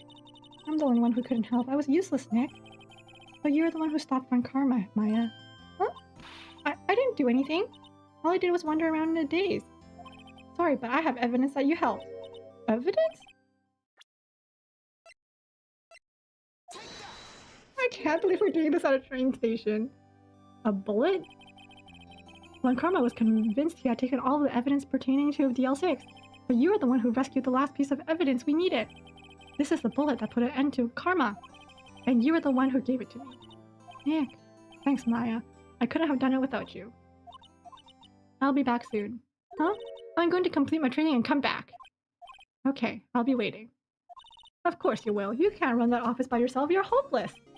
I don't know about that. So, this is it. See you soon, Maya. Aww. Oh, this is so cute. Thanks, Nick. Don't make it sound like you're going away forever, bro. And so my story ends. Time to turn a new page and say goodbye to the novice defense attorney I once was. Now a new story begins with the same old crazy cast of characters. Aw. Ha! Don't think you've graduated yet, amateur. Mr. Wright, perhaps you'd like to rethink that claim? Yes, Your Honor.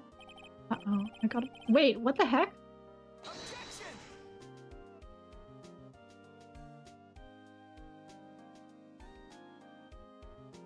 I'm so lost. Am I done? Is this— Wait, don't I still have a case left? Hey pal, Mr. Edgeworth came down to the precinct to wish me a happy new year. Talk about a pleasant surprise. Whoop! Detective Gumshoe! Then he hung his head low and went right back outside. Kind of like he was embarrassed or something. Strange, huh?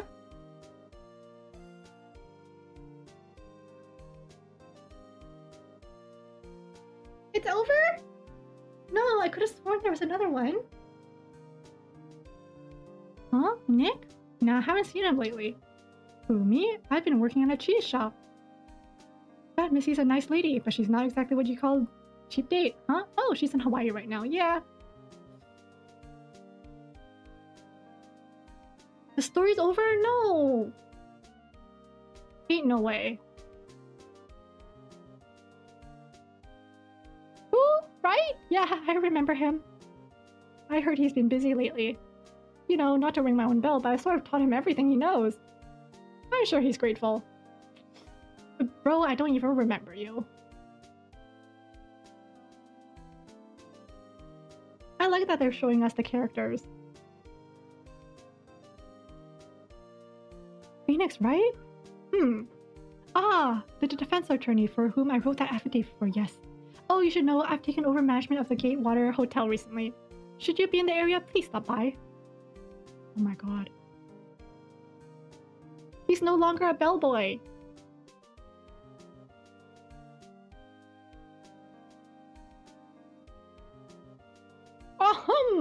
Oh, it's you.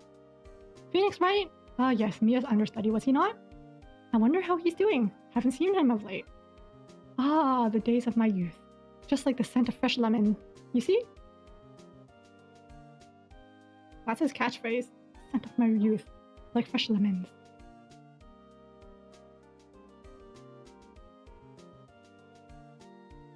Oh, her. Phoenix, right?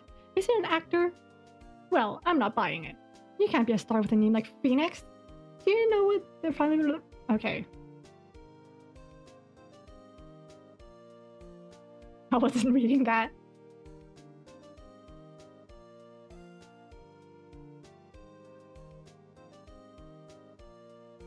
I'm pleased to announce that Pink Princess is a hit. I sure owe that Mr. Wright a great deal. Oh, and I'm keeping my face out of the public eye until the show's over. I wouldn't want to ruin any kid's dreams, you know? I wonder if he's the Pink Princess.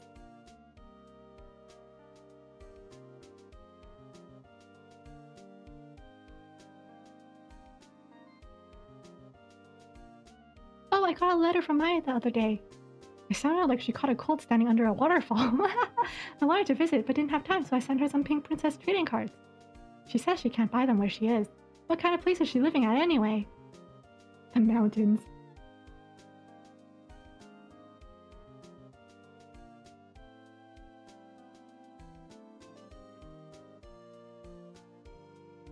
Right? Who's that? You want to talk? Let's talk, Pink Princess, alright? But you know, I snuck into the studio the other day, and I saw her. The one inside the Pink Princess suit. Oh, what a dog. It was kind of a shock for a boy of my tender age.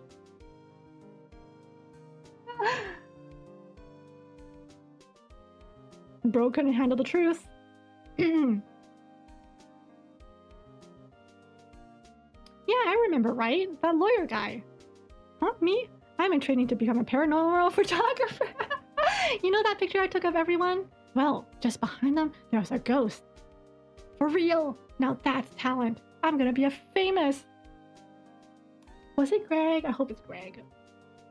Gregory. I hope it's Gregory.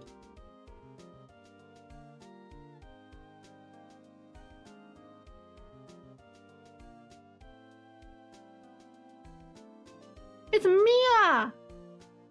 I was looking at all this. It's Mia! I kind of wish Greg was there too. I kind of wish it wasn't just... What?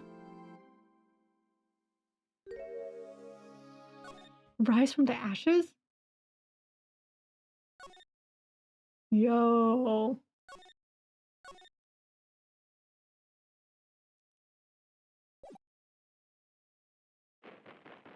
Nope, nope, nope, goodbye. We have one more. I was right. We do have one more episode. Where did I go? Hello? Where did I go? Oh, there we go. I lost myself for a moment. Yeah, that was a long, long story. I liked it though. I wonder what the next one's about, but that's a story for another day. I